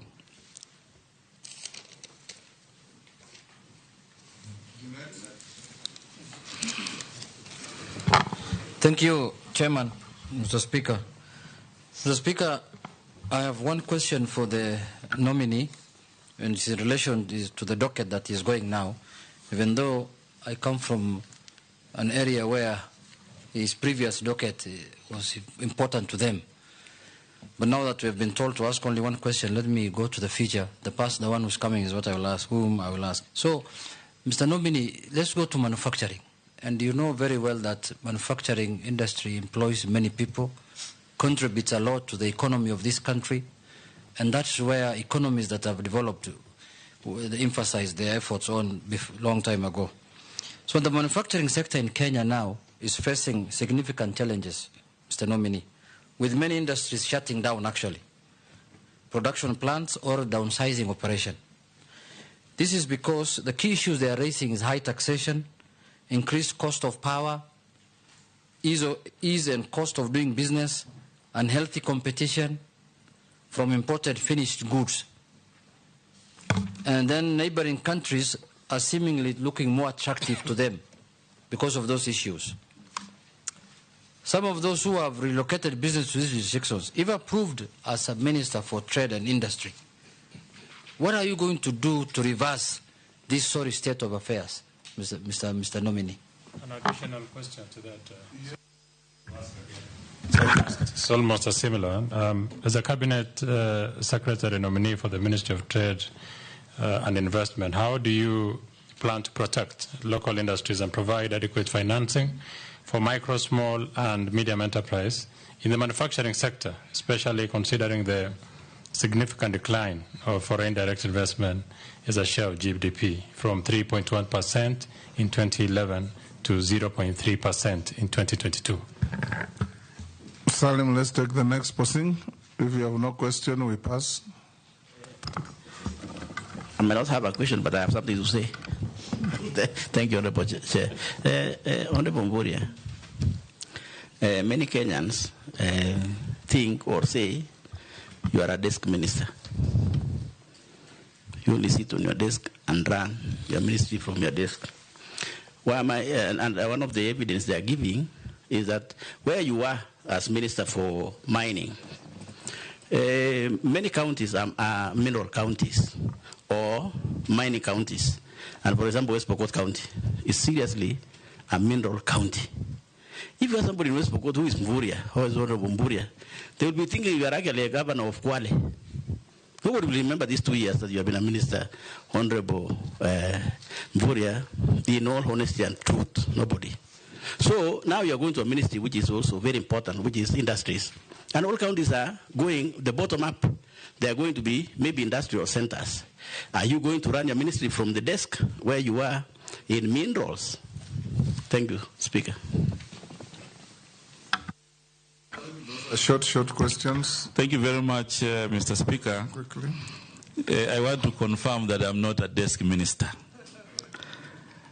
I'm not a desk minister. I was in West Pokot because of the clinkerization program, the 45 billion.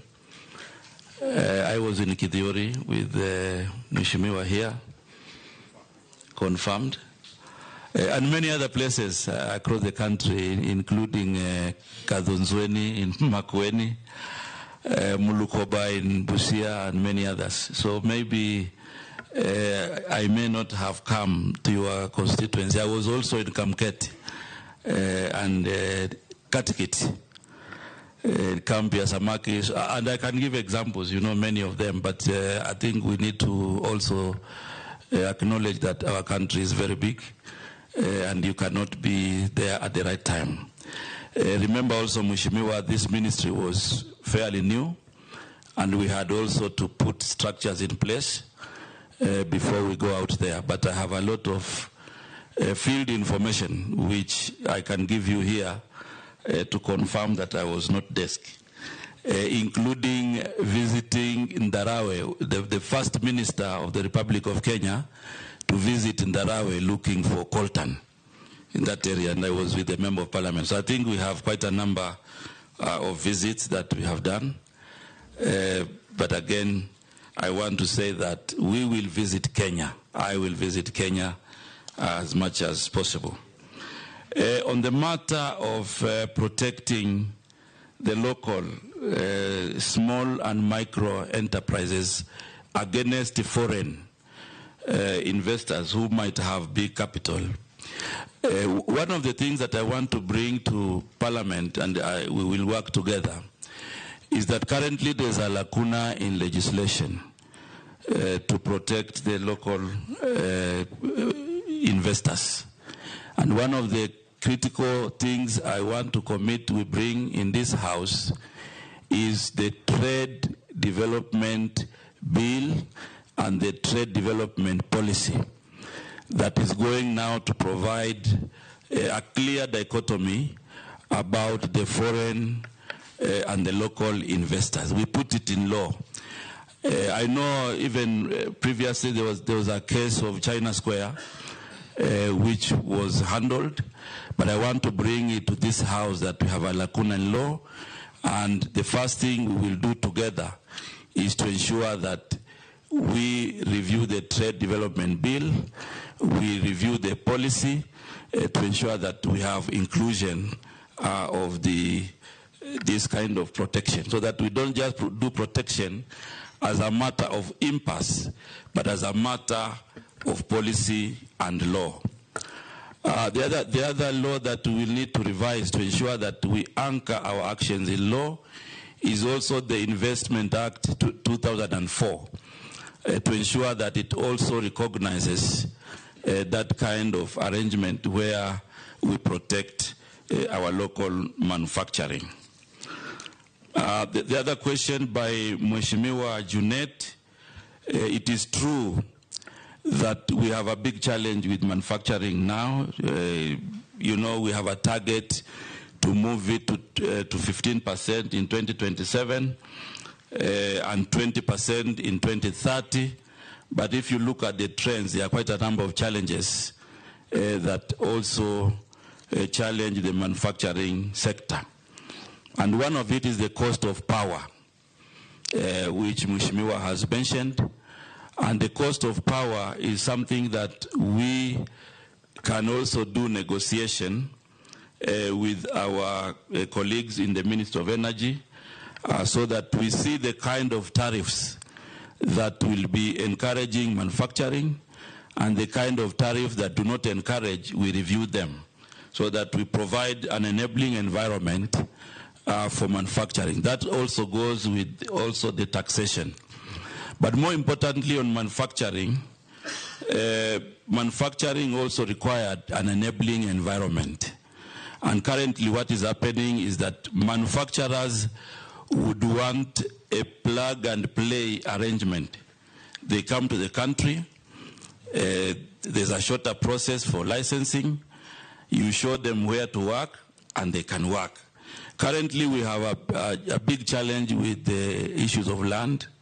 You find that many manufacturers would want, big pieces of land. It is not there. However, because of the special economic zones and also the export processing zone, there is an opportunity there to ensure that we create an enabling environment for manufacturing in our country. And maybe these are some of the things we will discuss as we go along. Speaker, maybe you could add one from Kenyan, who is asking about those special economic zones, CS, that nominee that you have mentioned. A number of these special economic zones now are being seen as havens for tax evasion.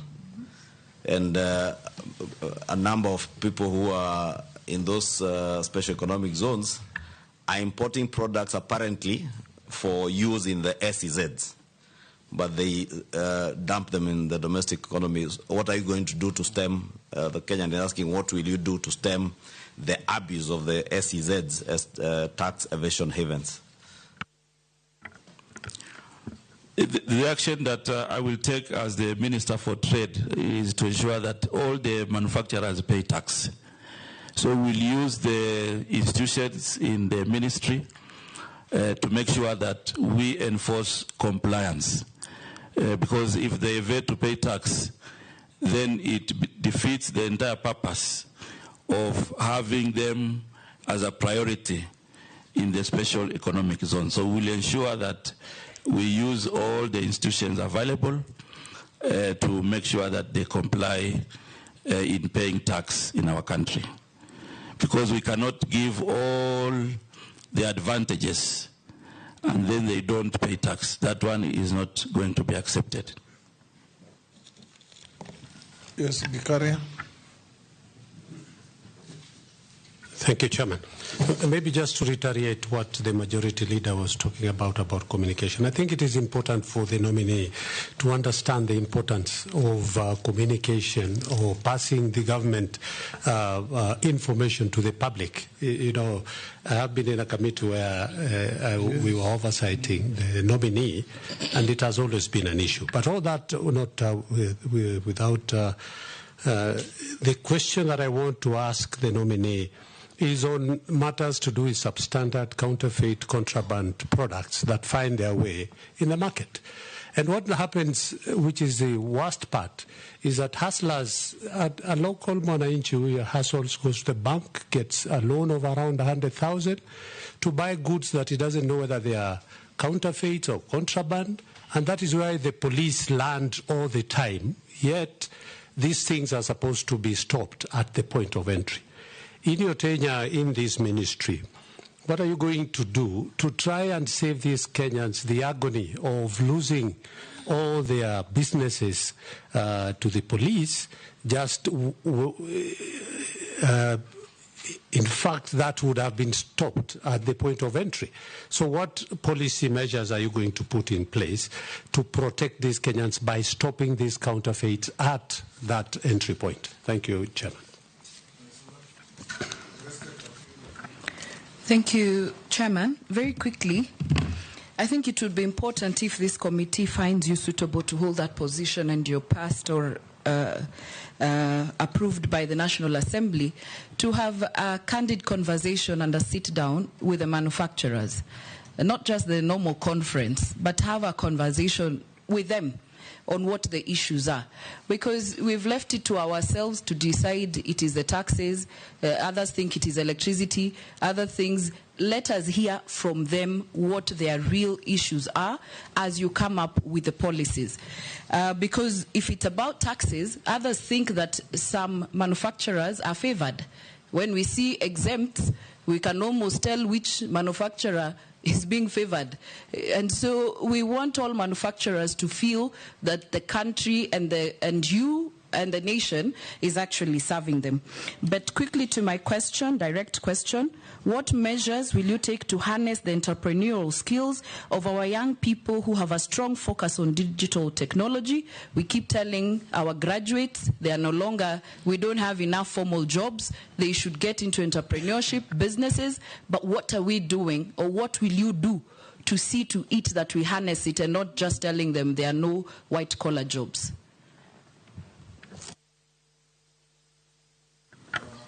Go to Mary. Thank you. The nominee, I have just one short one. Short question. Yes, short question. One. To appease the previous one. Yes. I want to confirm that even Teso South Alupe area was visited, if not by you, by your counterpart in migration department. There was some mining activity. This relates to your former ministry. There was a mining activity right at the border at Alupe area, at the neighboring countryside. Even the soil from the mining site has actually blocked the stream that is separating us and the neighboring country. The concerns of the community there are safety of the people. The houses are cracking, a lot of health issues, too much dust, and also fears regarding to the extent of the mining activity towards the Kenyan side. So my question is if you could give a comment to allay the fears of the community as to what has happened, whether they are safe, whether our minerals underground are safe. I think I leave it there. Thank you.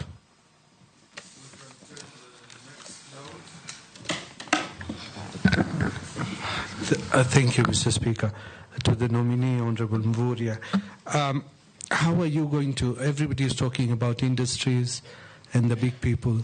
How are you going to talk about assisting the small person who is on the street in terms of regulations, in terms of markets for them, small places where they can do business, and regulations and licenses? Because you see, the licensing, I know it is in the county governments, but how are you going to look for them for the markets, export of produce, and the MTF, I think, third term, medium term, was done up to 2022. Are you looking at doing the medium term 4 while you are in, if you are chosen for this ministry? Nominee, you can answer those from Mogikarian, Isola, Mary, and Dawood. The short questions. Yeah, thank you very much, Mr. Speaker, Honorable Rahim. First of all, most of the trade issues around small and medium enterprises are devolved. And therefore, the action that I will do in the ministry is first of all to ensure that we develop a cordial relations with the county government. Right now, there are 37 county aggregation and industrial parks, and these are meant to provide an avenue for small-level traders to have a place where they can aggregate, to have a place where they can have the first line of value addition. So this particular model that we are working with the county government is meant to inspire the local economy. So we will be able to work together to ensure that these CAIPs then become practical, formidable places for value addition, for businesses, and to inspire private investment. And not just the CAIPs, we also have a cluster, of aggregation centers that will also be very useful to aggregate their products and they can prepare for the market. What we will also do at the national level is to support the county governments with the quality checks. So we'll be utilizing our institutions of quality checks that will work with the county governments to make sure that if it is tomatoes that are being aggregated, then we look at the issue of quality. The other issue that Honorable Mary has raised about mining in Alupe, I want to confirm that we have mining activities in our neighboring countries in Uganda, mining of gold in that region. and the investor from across the border has been mining underground, entering into Kenya. And these are issues that we took up with our colleagues in Interior, and the Interior, and together with the Minister of Mining, closed the mine, and it is monitoring those activities. We also scaled up this as a border issue that is also going to attract discussions between Kenya and Uganda to ensure that we don't infringe each other's space.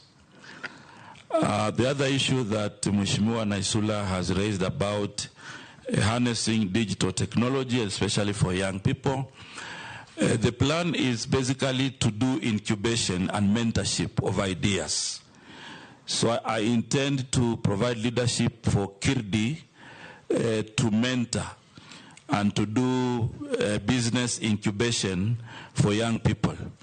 In addition to that, we'll be able to develop an industrialization fund, which is going to help young entrepreneurs to be able now to advance their business ideas.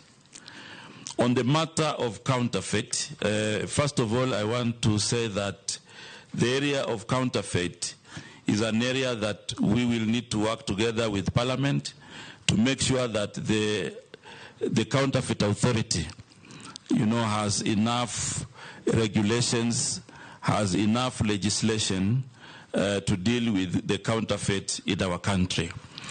In addition to that, we will introduce a counterfeit integrated management system that is going to be introducing efficiency in identifying counterfeit and counterband goods. We'll also work with KEBS to ensure that they also participate in checking the quality of goods. However, most of these counterfeit goods come across the borders, so we'll work with our colleagues in security to ensure that we also create awareness and enforce compliance so that the borders are not used to bring counterfeit goods to our country. Thank you. Yes, George, yes. Honorable George Morgan. Thank you. Thank you very much, Mr. Speaker. Nominee, I think you had started well in the Ministry of Mining, and I confirm because we went with you to Tharaka Nithi, and while there you mentioned Kitui and West Pokot and other counties. And you mentioned that investors are actually coming to invest in the mining sector in the country. I hope you've not lost the address book, because now it does appear that they may have to pass through you as they come to invest. And next to EPZ. The EPZs are created purely to ensure that we exploit our local raw materials for purposes of export. But we are aware that the raw materials that are used in most of these EPZ industries are actually imported. They are brought into the country, they process them, and they then export. And we are told part of that is simple jeans worn by our youngsters in the country. Can you kindly confirm how you would work with, especially the Ministry of Agriculture, to ensure that those crops that are supposed to spur investment in the country, like cotton, sunflower, canola, and others, are revived, and we are able to start producing raw materials which would go into EPZ, as a result of which we would be able to export our own produce? Owen? Thank you, Mr. Speaker. Mr. Speaker, I would like to just ask one question. When I joined university to do masters, there was this professor who must have been doing some work on AGOA, the African Growth and Opportunities Act. And he made me believe, every lecture he would just talk about AGOA. And he made me believe that this was a panacea to industrialization, to manufacturing, and to economic growth and the GDP of this country. If you look at the AGOA, the way it is established, it has actually, for a large extent, provided jobs for young people and all that. But this act is actually coming to an end in 2025. 2025, that's when AGOA expires. I have fear myself about it because I know the process and what AGOA is and the negotiations. How are you going to ensure that this AGOA treaty, especially for Kenya, is extended so that we can continue to benefit from it? And that the people who have invested heavily in manufacturing, in the industries that are supported by AGOA, do not lose their investments, and the young people do not lose their jobs, and the country does not lose on the revenue from AGOA. In short, what are your plans about AGOA, its expiration, and going forward? Thank you. Yeah, thank you, Mr. Speaker. Nominee Salim Mvurya. Historically, Kenya was a preferred destination for foreign direct investments. In fact, major multinationals are operating in Kenya and their distribution and manufacturing networks. But however, you have seen that they have left this country in droves as a result of punitive, erratic tax regime.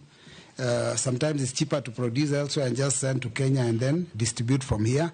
Corruption by state officers, and this is in immigration, in customs, in standards, in physical planning, in environment, even sometimes at the county, like a case in point is a Tatu City in Kiambu.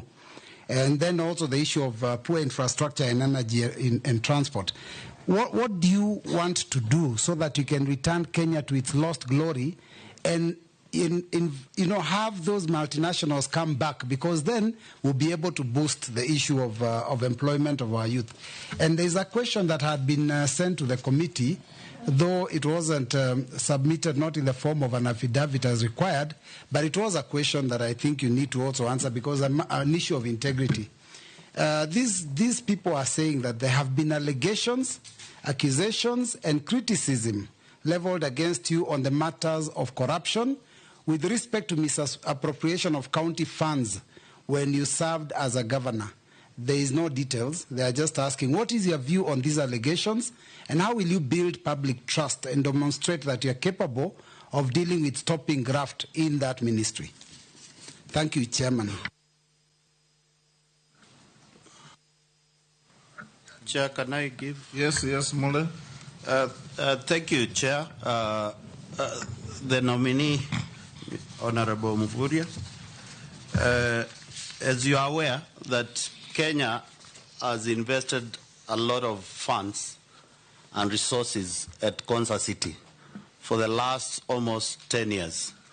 And as a nominee for investment, trade, and industry, to help the government and the young generation to create jobs, what are your views? What is your vision for Konza City to be realized as quickly as possible to create the most needed jobs for the young generation in this country? The short one, Salim, we can take Razo. Thank you very much, Honorable Speaker. Because of time, I'll ask two questions. Honorable Mvurya, you were governor in Kwale, and then you were a cabinet secretary. For those of us in Parliament, I think a lot of us, we feel that you governors who came to the central government still believe you are managers in counties as opposed to workers in the executive. Maybe I want you to really comment on that. My first question is on, because of time, Mr. Speaker. Okay, proceed. Okay. It is on the blue economy and mining. It is estimated that this is $1 billion industry if properly looked at, or a lot of effort is put into it in mining, in the blue economy of fishing. But at the moment, we are only able to raise even less than 1% of the GDP. Is it that we are underinvesting, particularly in that ministry, or we do not have the necessary human resource? Or maybe because we don't know that that particular industry or resource exists, particularly in excavation of minerals, in the blue economy. Those nominee. Okay, thank you very much, Mr. Speaker. There are 5 questions. Murugara, Owen, Robert, Mole, and Raso. Thank you very much, Mr. Speaker. I want to begin with the 2 questions that have been posed by Honorable Raso. It is true I served as governor for 10 years in Kwale County and transited to be CS. So I want to confirm that I don't think I'm in the county. I hold the national executive in high esteem, and I act within the mandate at the national level. So, and I want to speak also for some of my colleagues who have served together in cabinet. Speak for yourself. Because he said, you governors. You know, I want to confirm that that transition has happened, and it is now a national responsibility. In any case, it was a comment. It was not a question. Oh, I thought it was questions. It was a question. Yes. The other thing about now the multi-billion sector in mining and blue economy, it is true it is a multi-billion sector. However, it is not a sector you go in and you get the multi-billion. You have to invest. And the first investment, for example, in mining is you have to invest in data. If you expect to reap revenues, then you need first of all to invest in data. And that is why it is critical to mention to this House that exploration going forward, government should invest a lot in exploration. So that when you now have discovered coltan, the government is the one saying we have coltan, it has this economic value. Then now you move to investment. But when you have minerals as part of occurrences, you cannot reap the billions. And I give you an example, Mheshimiwa. The little actions that we took in the ministry to just reform licensing and the basic data. Right now, the investments in mining this year will be 221 billion. The investments I mentioned earlier, there's one in Kajiado, clinkerization, 60 billion. So if you combine, you get 221. But it is a sector you have to invest first. Invest in licensing, invest in mapping, because you don't expect an investor to come and do prospecting, then the government is the one reaping the billions. You need to put some money for that. On a point of order, Speaker. Secondly, on a point of order, Speaker, just yes. On that point. Yeah. Because, Honorable Speaker, some of us have been here for some time, and I believe that's why probably Honorable Raso is asking that question, because data is available, CS. We spent not less than, if I remember, not less than 9 or 11 billion facilitating the National Intelligence Service to do a geophysical survey of all our mineral deposits. Are you then telling the country that this data is not available to the government or to the ministry? I know that was in the last regime, but government operates in perpetuity. And therefore, if that data, and we spend public resources on it, and I say that because I was the chairman of the Budget and Appropriations Committee when we allocated the first 5 billion shillings for that geophysical survey. That money was under the Ministry of Mining. It was moved to the National Intelligence Service with the justification or pretext that it was very sensitive data. Are you telling us now that that data that we were told was sensitive is not available at the ministry or with government? It disappeared with the other regime. Okay. And could that be the reason why there are people who settled on mineral deposits somewhere in, you know where? I may not answer. In Transmara. I may not answer on the settlements, Mr. Speaker. I may not answer the settlements.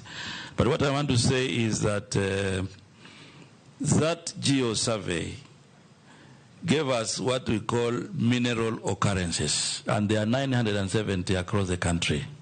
Mineral occurrences are indications. Like now, if you fly the plane in Tharaka, for example, they will show you, some basic information on iron ore, on lithium, and something like that. Once you do the occurrences, you need to come back and do a process we call ground truthing. Ground truthing now is the actual drilling of saying that in this area there are some minerals, coltan in Nachola, for example, in Samburu. Then ground truthing, you go back and now reconfirm. And now ascertain, is this of economic value or is something that is just for superficial? So that is the process that requires another investment. The good thing is that before I left, we have done 24 counties, and I think the technical team is reviewing data. So once you have that information, that is specific, you can now tell an investor, in Kenya, we have coltan in Darawe, in Alale, in West Pokot, of this value. Now that is the kind of information, Mheshimiwa, that we need to invest in. The second thing, the question also had blue economy. It is the same way with blue economy also. It is multi-billion, but it is not multi-billion on arrival. It is multi-billion on your initial investment. For example, if you go to the Indian Ocean, there's a process that has to be done. You need to do stock taking, stock taking of the fish in the Indian Ocean, so that when you are negotiating also with investors, have an idea of what is there. The Indian Ocean and Lake Victoria are highly occupied also by settlements, especially Indian Ocean, you have beaches and whatever. You need also to do marine spatial plan so that you can identify areas where you can put small pots. You can identify areas where you can put different investments. That is an investment you need to put initially before you begin now to reap the multi-billion. But I want to confirm that as a country, we are now on the right trajectory. That will be achieved with time. Now I go to the other question.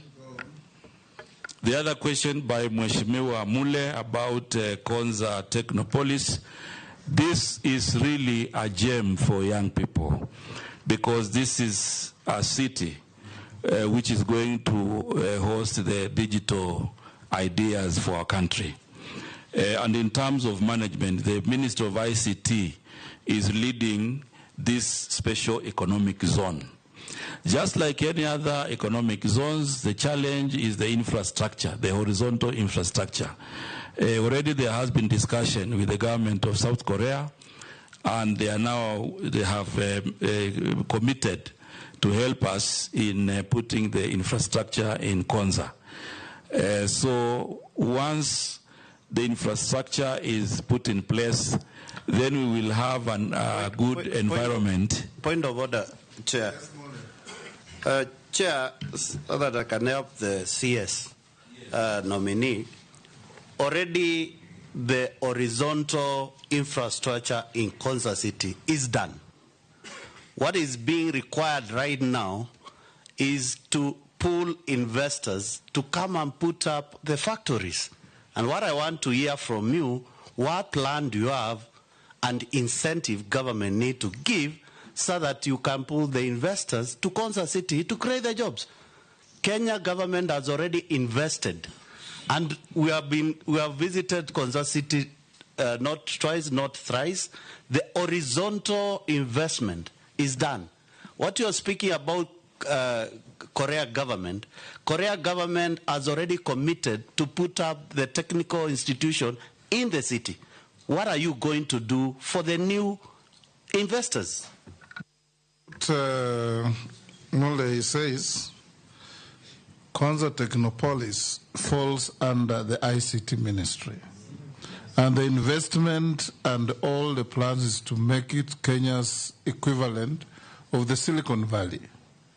So it is not investments to manufacture clothes or shoes or those ordinary manufacturing and trade wares that will fall under him. That's what I understood him to say. Chairman, what I'm looking forward for is the intertwining of the two ministries. We know very well. Konza City, the lead ministry is the ICT. But you are coming to a ministry whereby investment, trade, and industry will be under your purview, whereby government has already created the environment. And in your previous response, you say that the land and the infrastructure is required. Already there is already infrastructure done by Kenya government. It's you to intertwine with the industry, ICT ministry, to bring us the investors and to create the trade and the industries within the Konza City to create jobs. The Speaker, I thought Konza City is a parastatal on its own, under the Ministry of ICT. Yeah. If I got it wrong, I got it right. It is. Yeah. And parastatal are semi-autonomous things that... That's what I tried to tell the Honorable Mule, but he's asked the question. Let's see if Muvoria has the answer. Yeah, Mr. Speaker, I think there's no contradiction between me and the Honorable Member. Yes. When the Ministry of ICT is taking leadership, yes, we will work together to ensure that we support them and we create the necessary synergies within government to advertise Konza City, to provide support through Ken Invest and other institutions in my ministry to ensure that then it becomes a viable project. So there's no contradiction. Okay. We will work together. Okay. Have you answered all? Robert Mbuis? I haven't gone. I'm now going to his question, actually. So I started from the recent. Now I'm coming up until...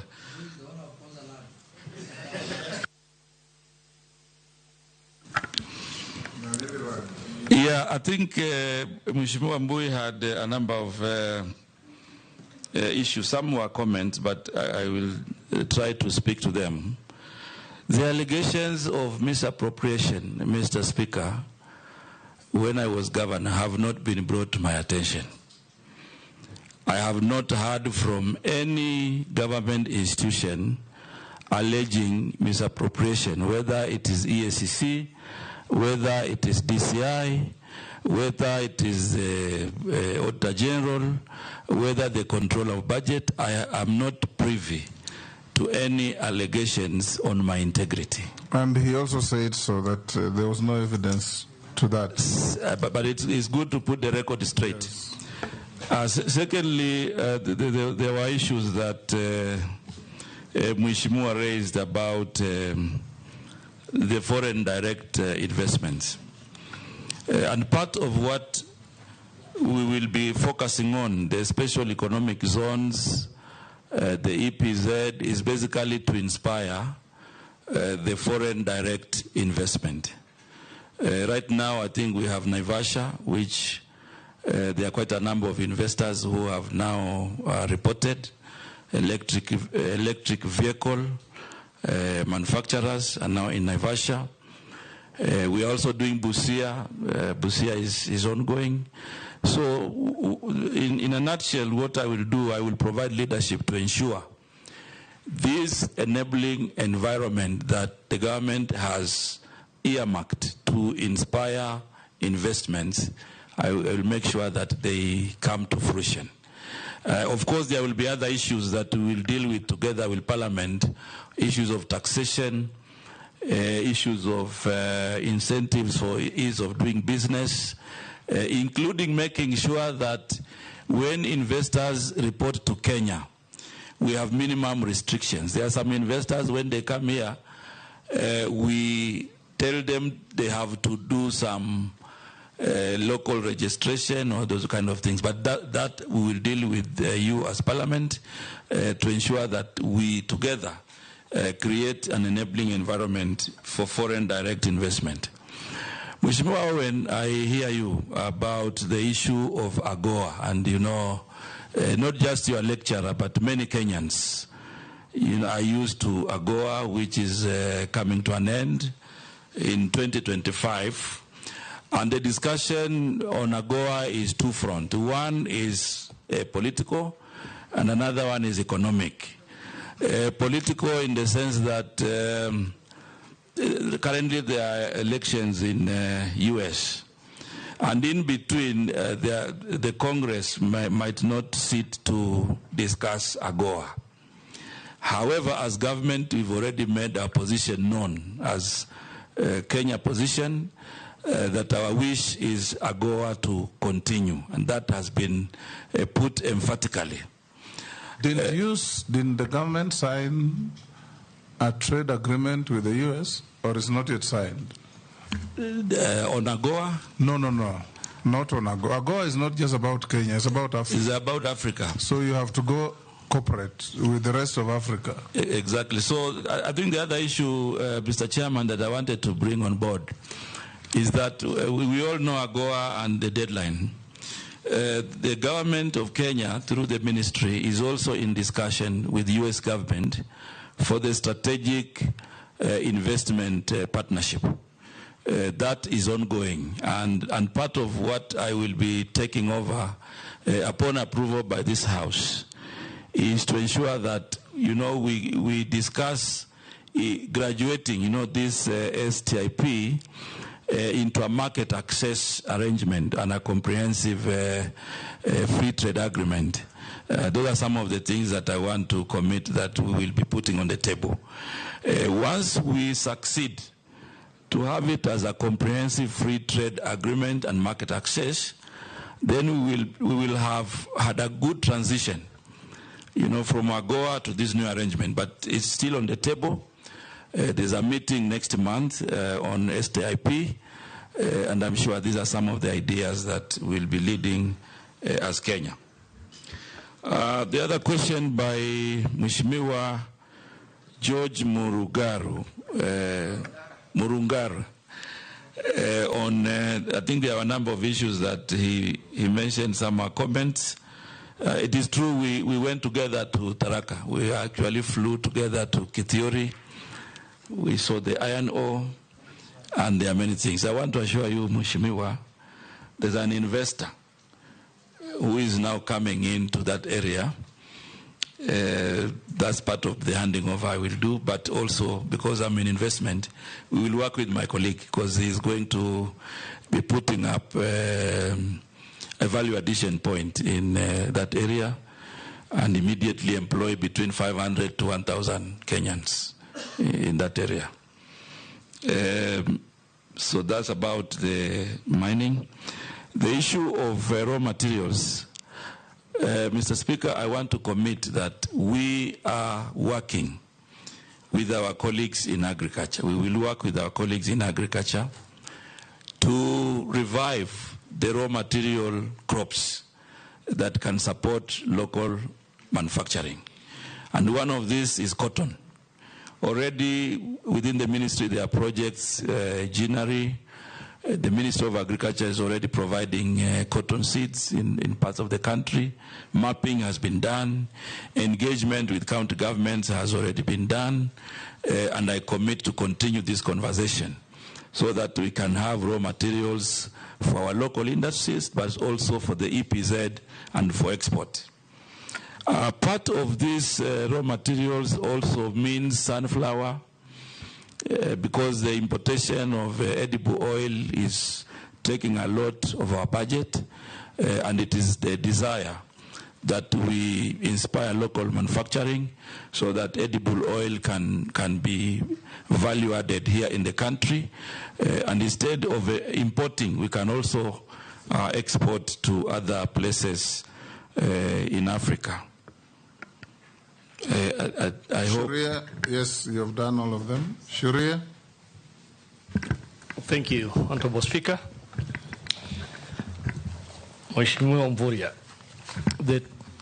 the Trade Ministry, in collaboration with county governments, has been and continues to implement the county aggregation and industrial parks. In your opinion, do you think there has been enough publicity and stakeholder engagements, and what strategies or approaches will you adopt to forestall these projects turning into white elephants? Thank you. Thank you, Mishi. Thank you, Chairman.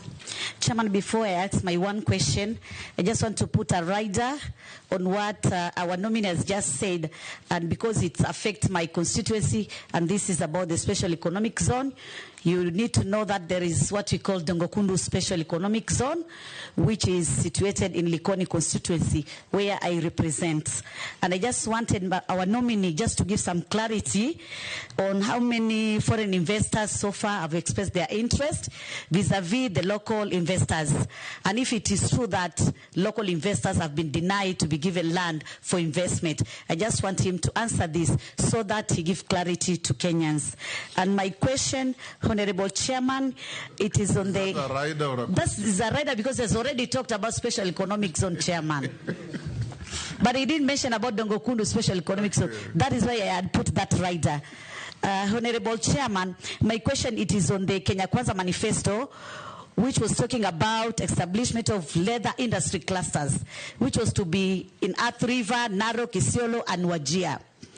I just want to ask our nominee, what specific strategies are you going to employ to ensure that Kenya Kwanza government will realize this agenda? And on the same breath, what policy intervention are you going to employ to help reverse the current unfortunate trend of closure of industries? And also coming up with new industries like coconut, cashew nut, and Bixa, which is grown in where you come, Kwale County. I thank you, Honorable Chairman. Mukami. Honorable Mukami. Honorable Speaker, my question is considering the legal challenges to the Finance Act 2023 and the significant role of small and medium-sized enterprises, SMEs, in Kenya economy, what steps will you take to ensure that new tax regulations are fair and supportive of SME growth, while also addressing the broader goals of economic stability and trade enhancement? Thank you. Caleb. Thank you, Honorable Speaker.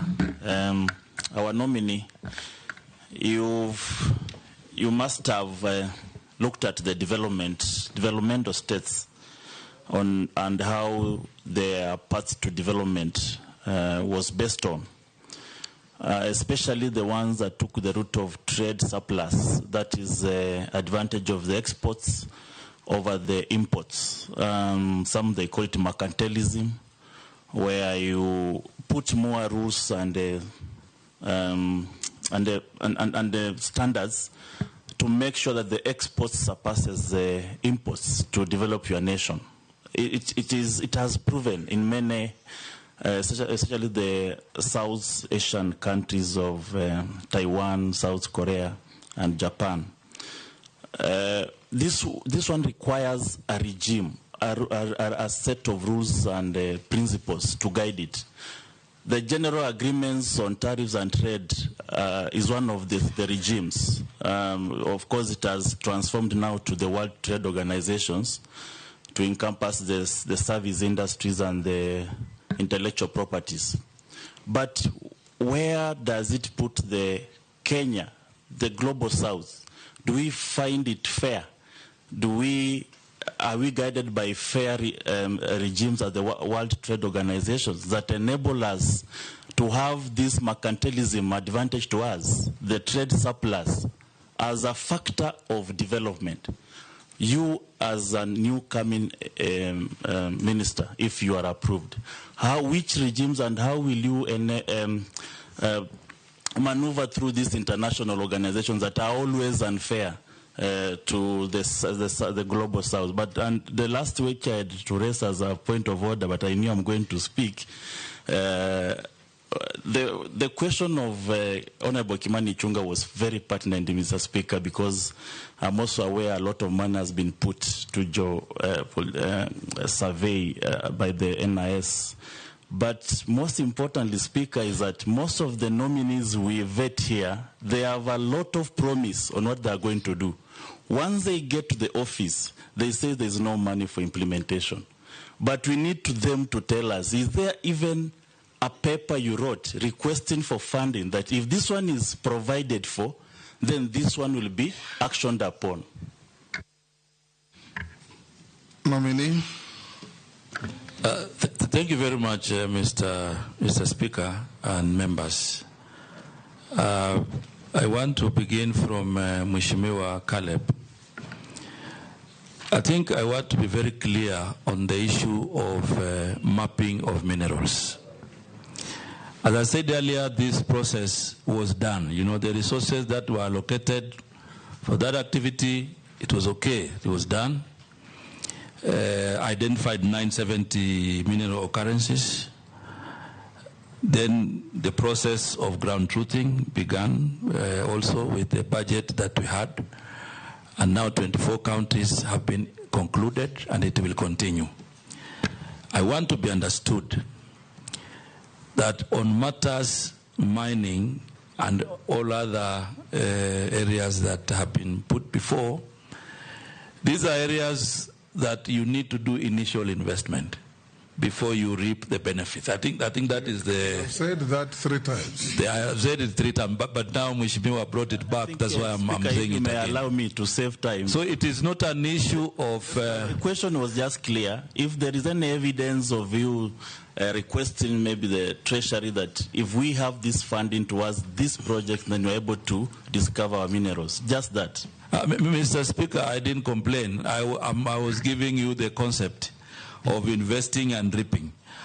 However, all that I committed in the first vetting, I was able to do. So on that one, I can pen off on that one.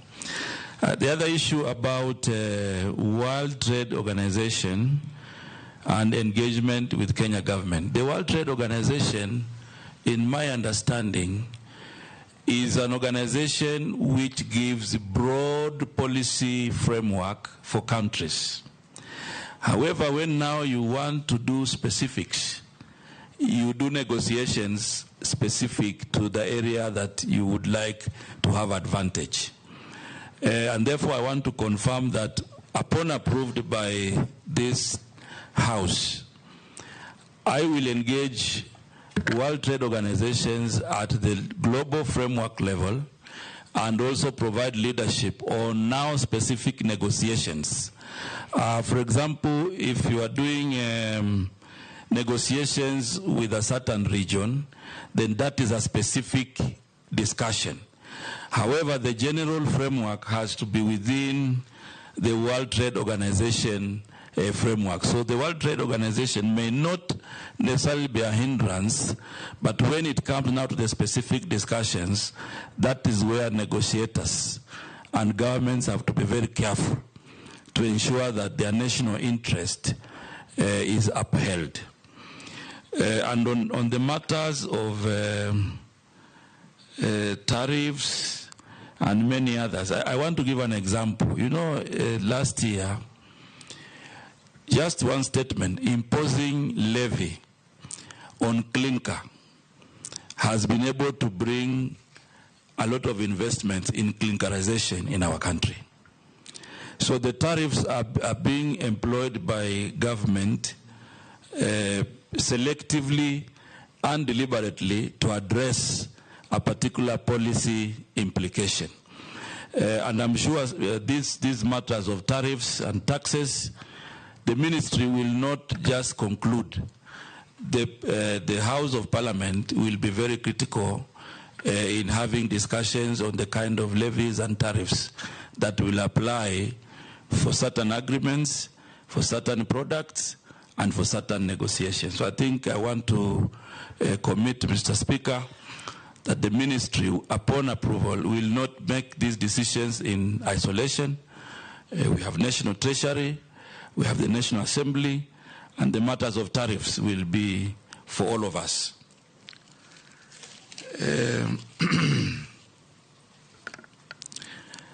The other question that Mheshimiwa Shurie had asked, whether the kipes will be white elephants. I want to confirm to you, Mheshimiwa, and this House, and Mr. Speaker, that the kipes will not be white elephants, because if you look at all the counties, they are addressing a particular value chain. And that value chain is so dear to those counties that we cannot afford to drop the ball. So I will use all my skills to ensure that we properly engage. I will use my skills to ensure that we get the right business model strategically to ensure that the kipes do not become white elephants. The other question by Mheshimiwa Mishi on Dongo Kundu. And I want to say that I have not skipped Dongo Kundu, Mheshimiwa. It's a very, very important project for Kenya. And it covers Kwale County and Mombasa County. The current situation with Dongo Kundu is that we are now moving on with the implementation of infrastructure. JICA has come in to support the government of Kenya. And also KPA is providing leadership in this project. We have 1,648 project affected persons who will be compensated. There's 384 acres of land in this area. They will be resettled and properly compensated before the project begins. Currently, there are 72 investors who have expressed interest. Unfortunately, I have not been able to dichotomize whether local or foreign. But I'm sure going forward we will have a chance to classify them, and then we will see who is foreign, who is local. But the commitment I want to say, Mr. Speaker, is that we will ensure that there is fairness in the allocation of land in Dongo Kundu. On matters leather, it is a very critical value chain in the Kenya Kwanza plan.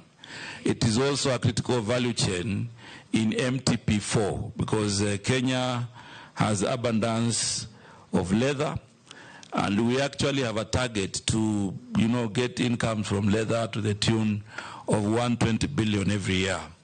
What is happening, Mr. Speaker, is that right now we will be working on the value chains, and upon approval, there's already Kenani in Athi River, which has been identified, as part of the leather industry that is going to host the value chain there. And therefore, we are on schedule. We know there's Isiolo and many other counties that will participate, and we will work, I will provide leadership to ensure that we work with everybody and all counties involved to revive the leather industry in our country. That also goes for other value chains. I think Mheshimiwa also raised the issues of cashew nuts. And already with the Kirdi, we will provide leadership with Kirdi. There's an open area in Malindi. which is earmarked for cashew nut value addition. So we'll be working with government agencies and also the private sector to ensure that we get value addition investments in these crops. And part of what we're already doing is that on coconut, we have an investor, Kentest, where they are also doing value addition for the products within coconut. So this is a trajectory that I commit to continue to ensure that we capture all the value chains that are going to be useful to the economy of our country. Mheshimiwa Mukami, on the issues of finance bill, I think both the 2023 and the 2024, it's not all lost. There are good things there, and I commit to keep the good things, to engage widely to ensure that those that will be supporting the micro and small enterprises are also brought forward to support Kenyans. Nominee, a few questions sent in by members of the public. As one, he must be probably from your county. Wish you Allah's blessing. What will you do if approved to invest in digital technology, especially in agribusiness? Another one, why is titanium shutting doors under your watch with the locals losing jobs? You have taken away mining of titanium from Australians and handed to Americans. Why? Chairman, can I add one? Let me finish, then you add. Okay. Another one, what specific trade and investment policy proposals would you suggest to create jobs and unlock new economic opportunities for ordinary Kenyans, particularly the youth? Kenya has, the next one, Kenya has a vibrant startup ecosystem, but many young entrepreneurs face challenges in accessing funding and support. How will you foster a more supportive environment for startups? And what measures will you introduce to attract investment in tech and innovation? Next, with the rising cost of living, affordability is a major concern for many households. What measures would you recommend to reduce the prices of essential goods and services? And how will you make it easier for local businesses to provide affordable products to the public? The next, small businesses are the backbone of our economy, yet they often struggle with challenges like access to finance and markets. What specific strategies would you propose to support small and medium-sized enterprises, SMEs, and make it easier for them to thrive? The next, with the rapid growth of the digital economy, many Kenyans are looking for ways to leverage technology for businesses and personal growth.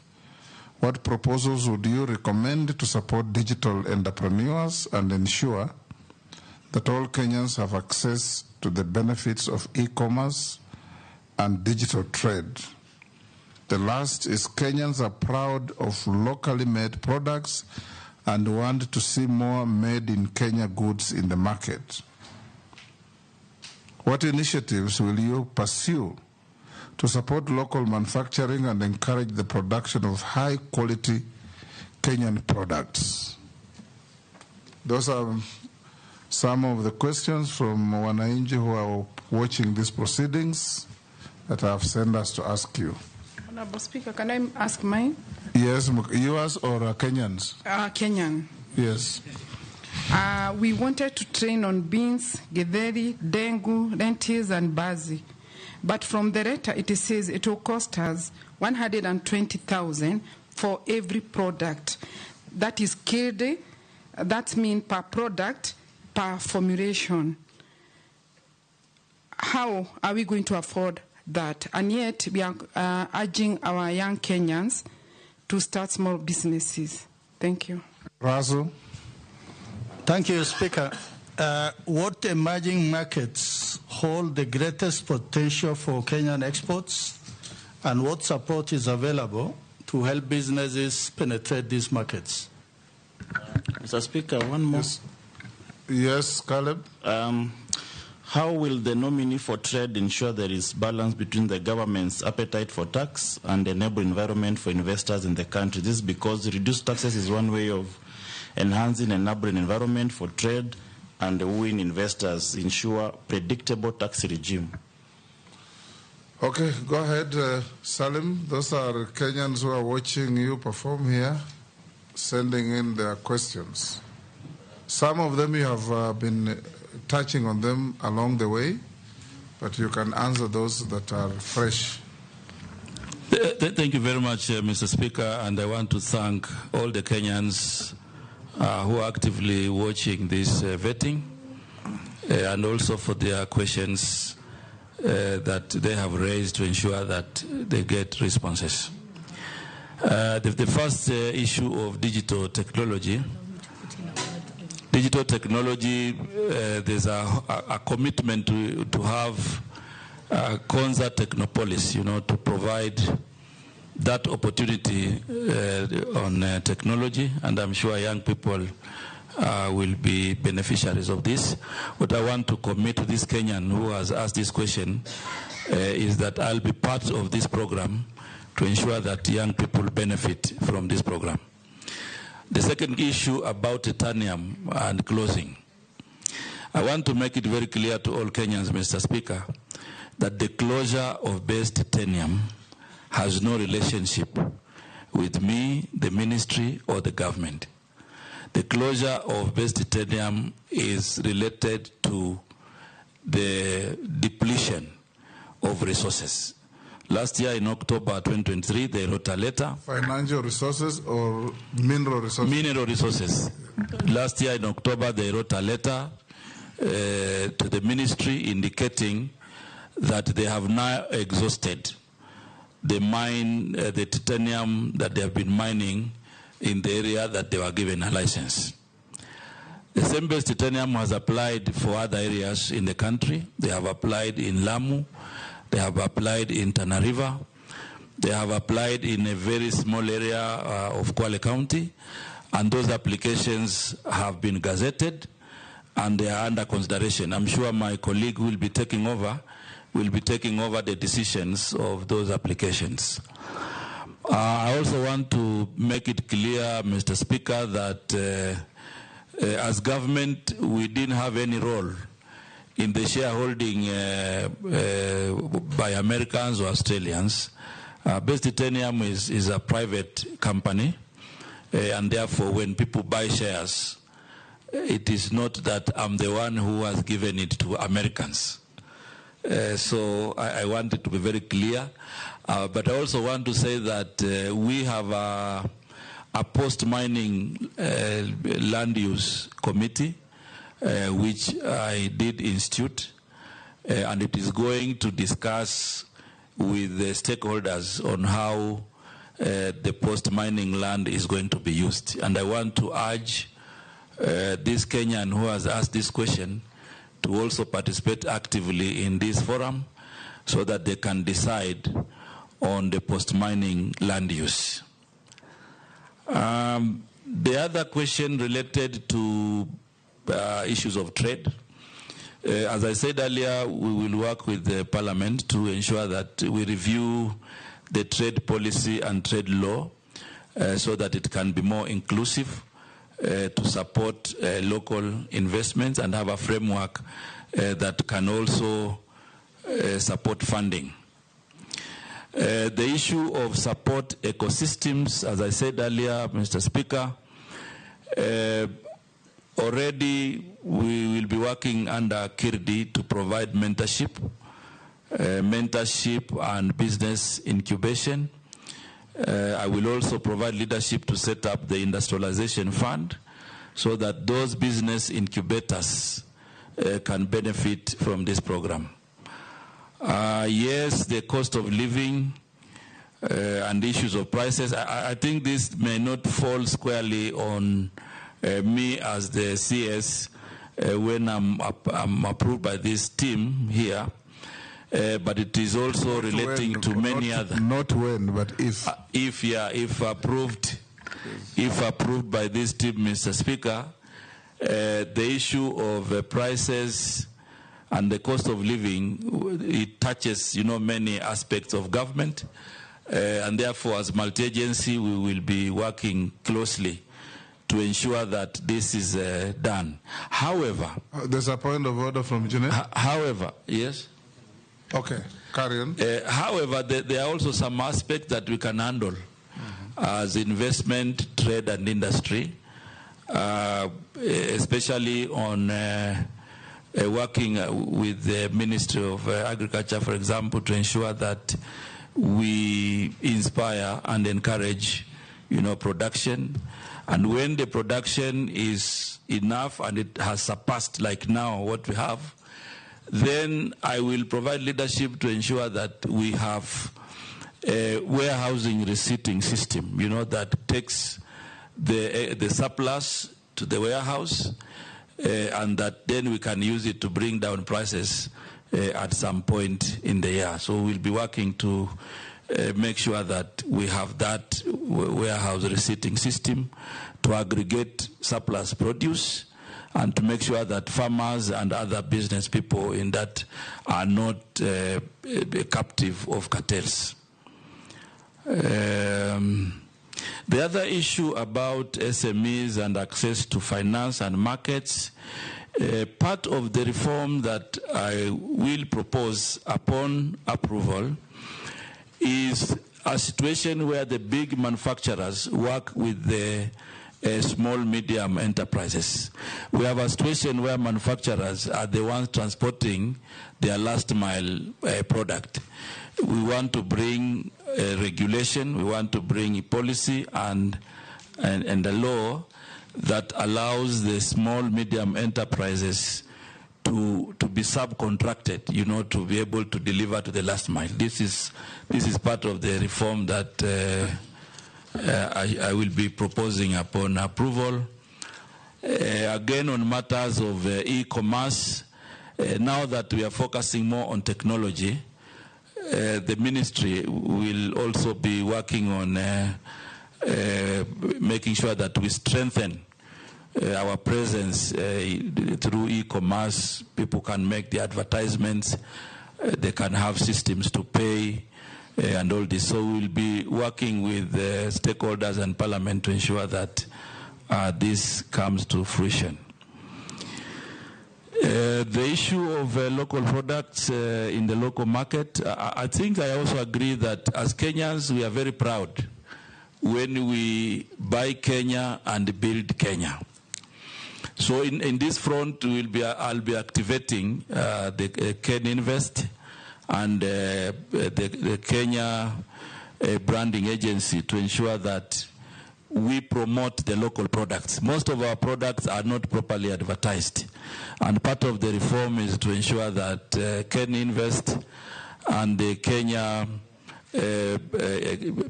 Export Promotion and Branding Agency come to this field so that we can have a lot of advertisement of our local products and of course work on other issues of quality, look at our quality laws, whether they are sufficient, and propose amendments where need be.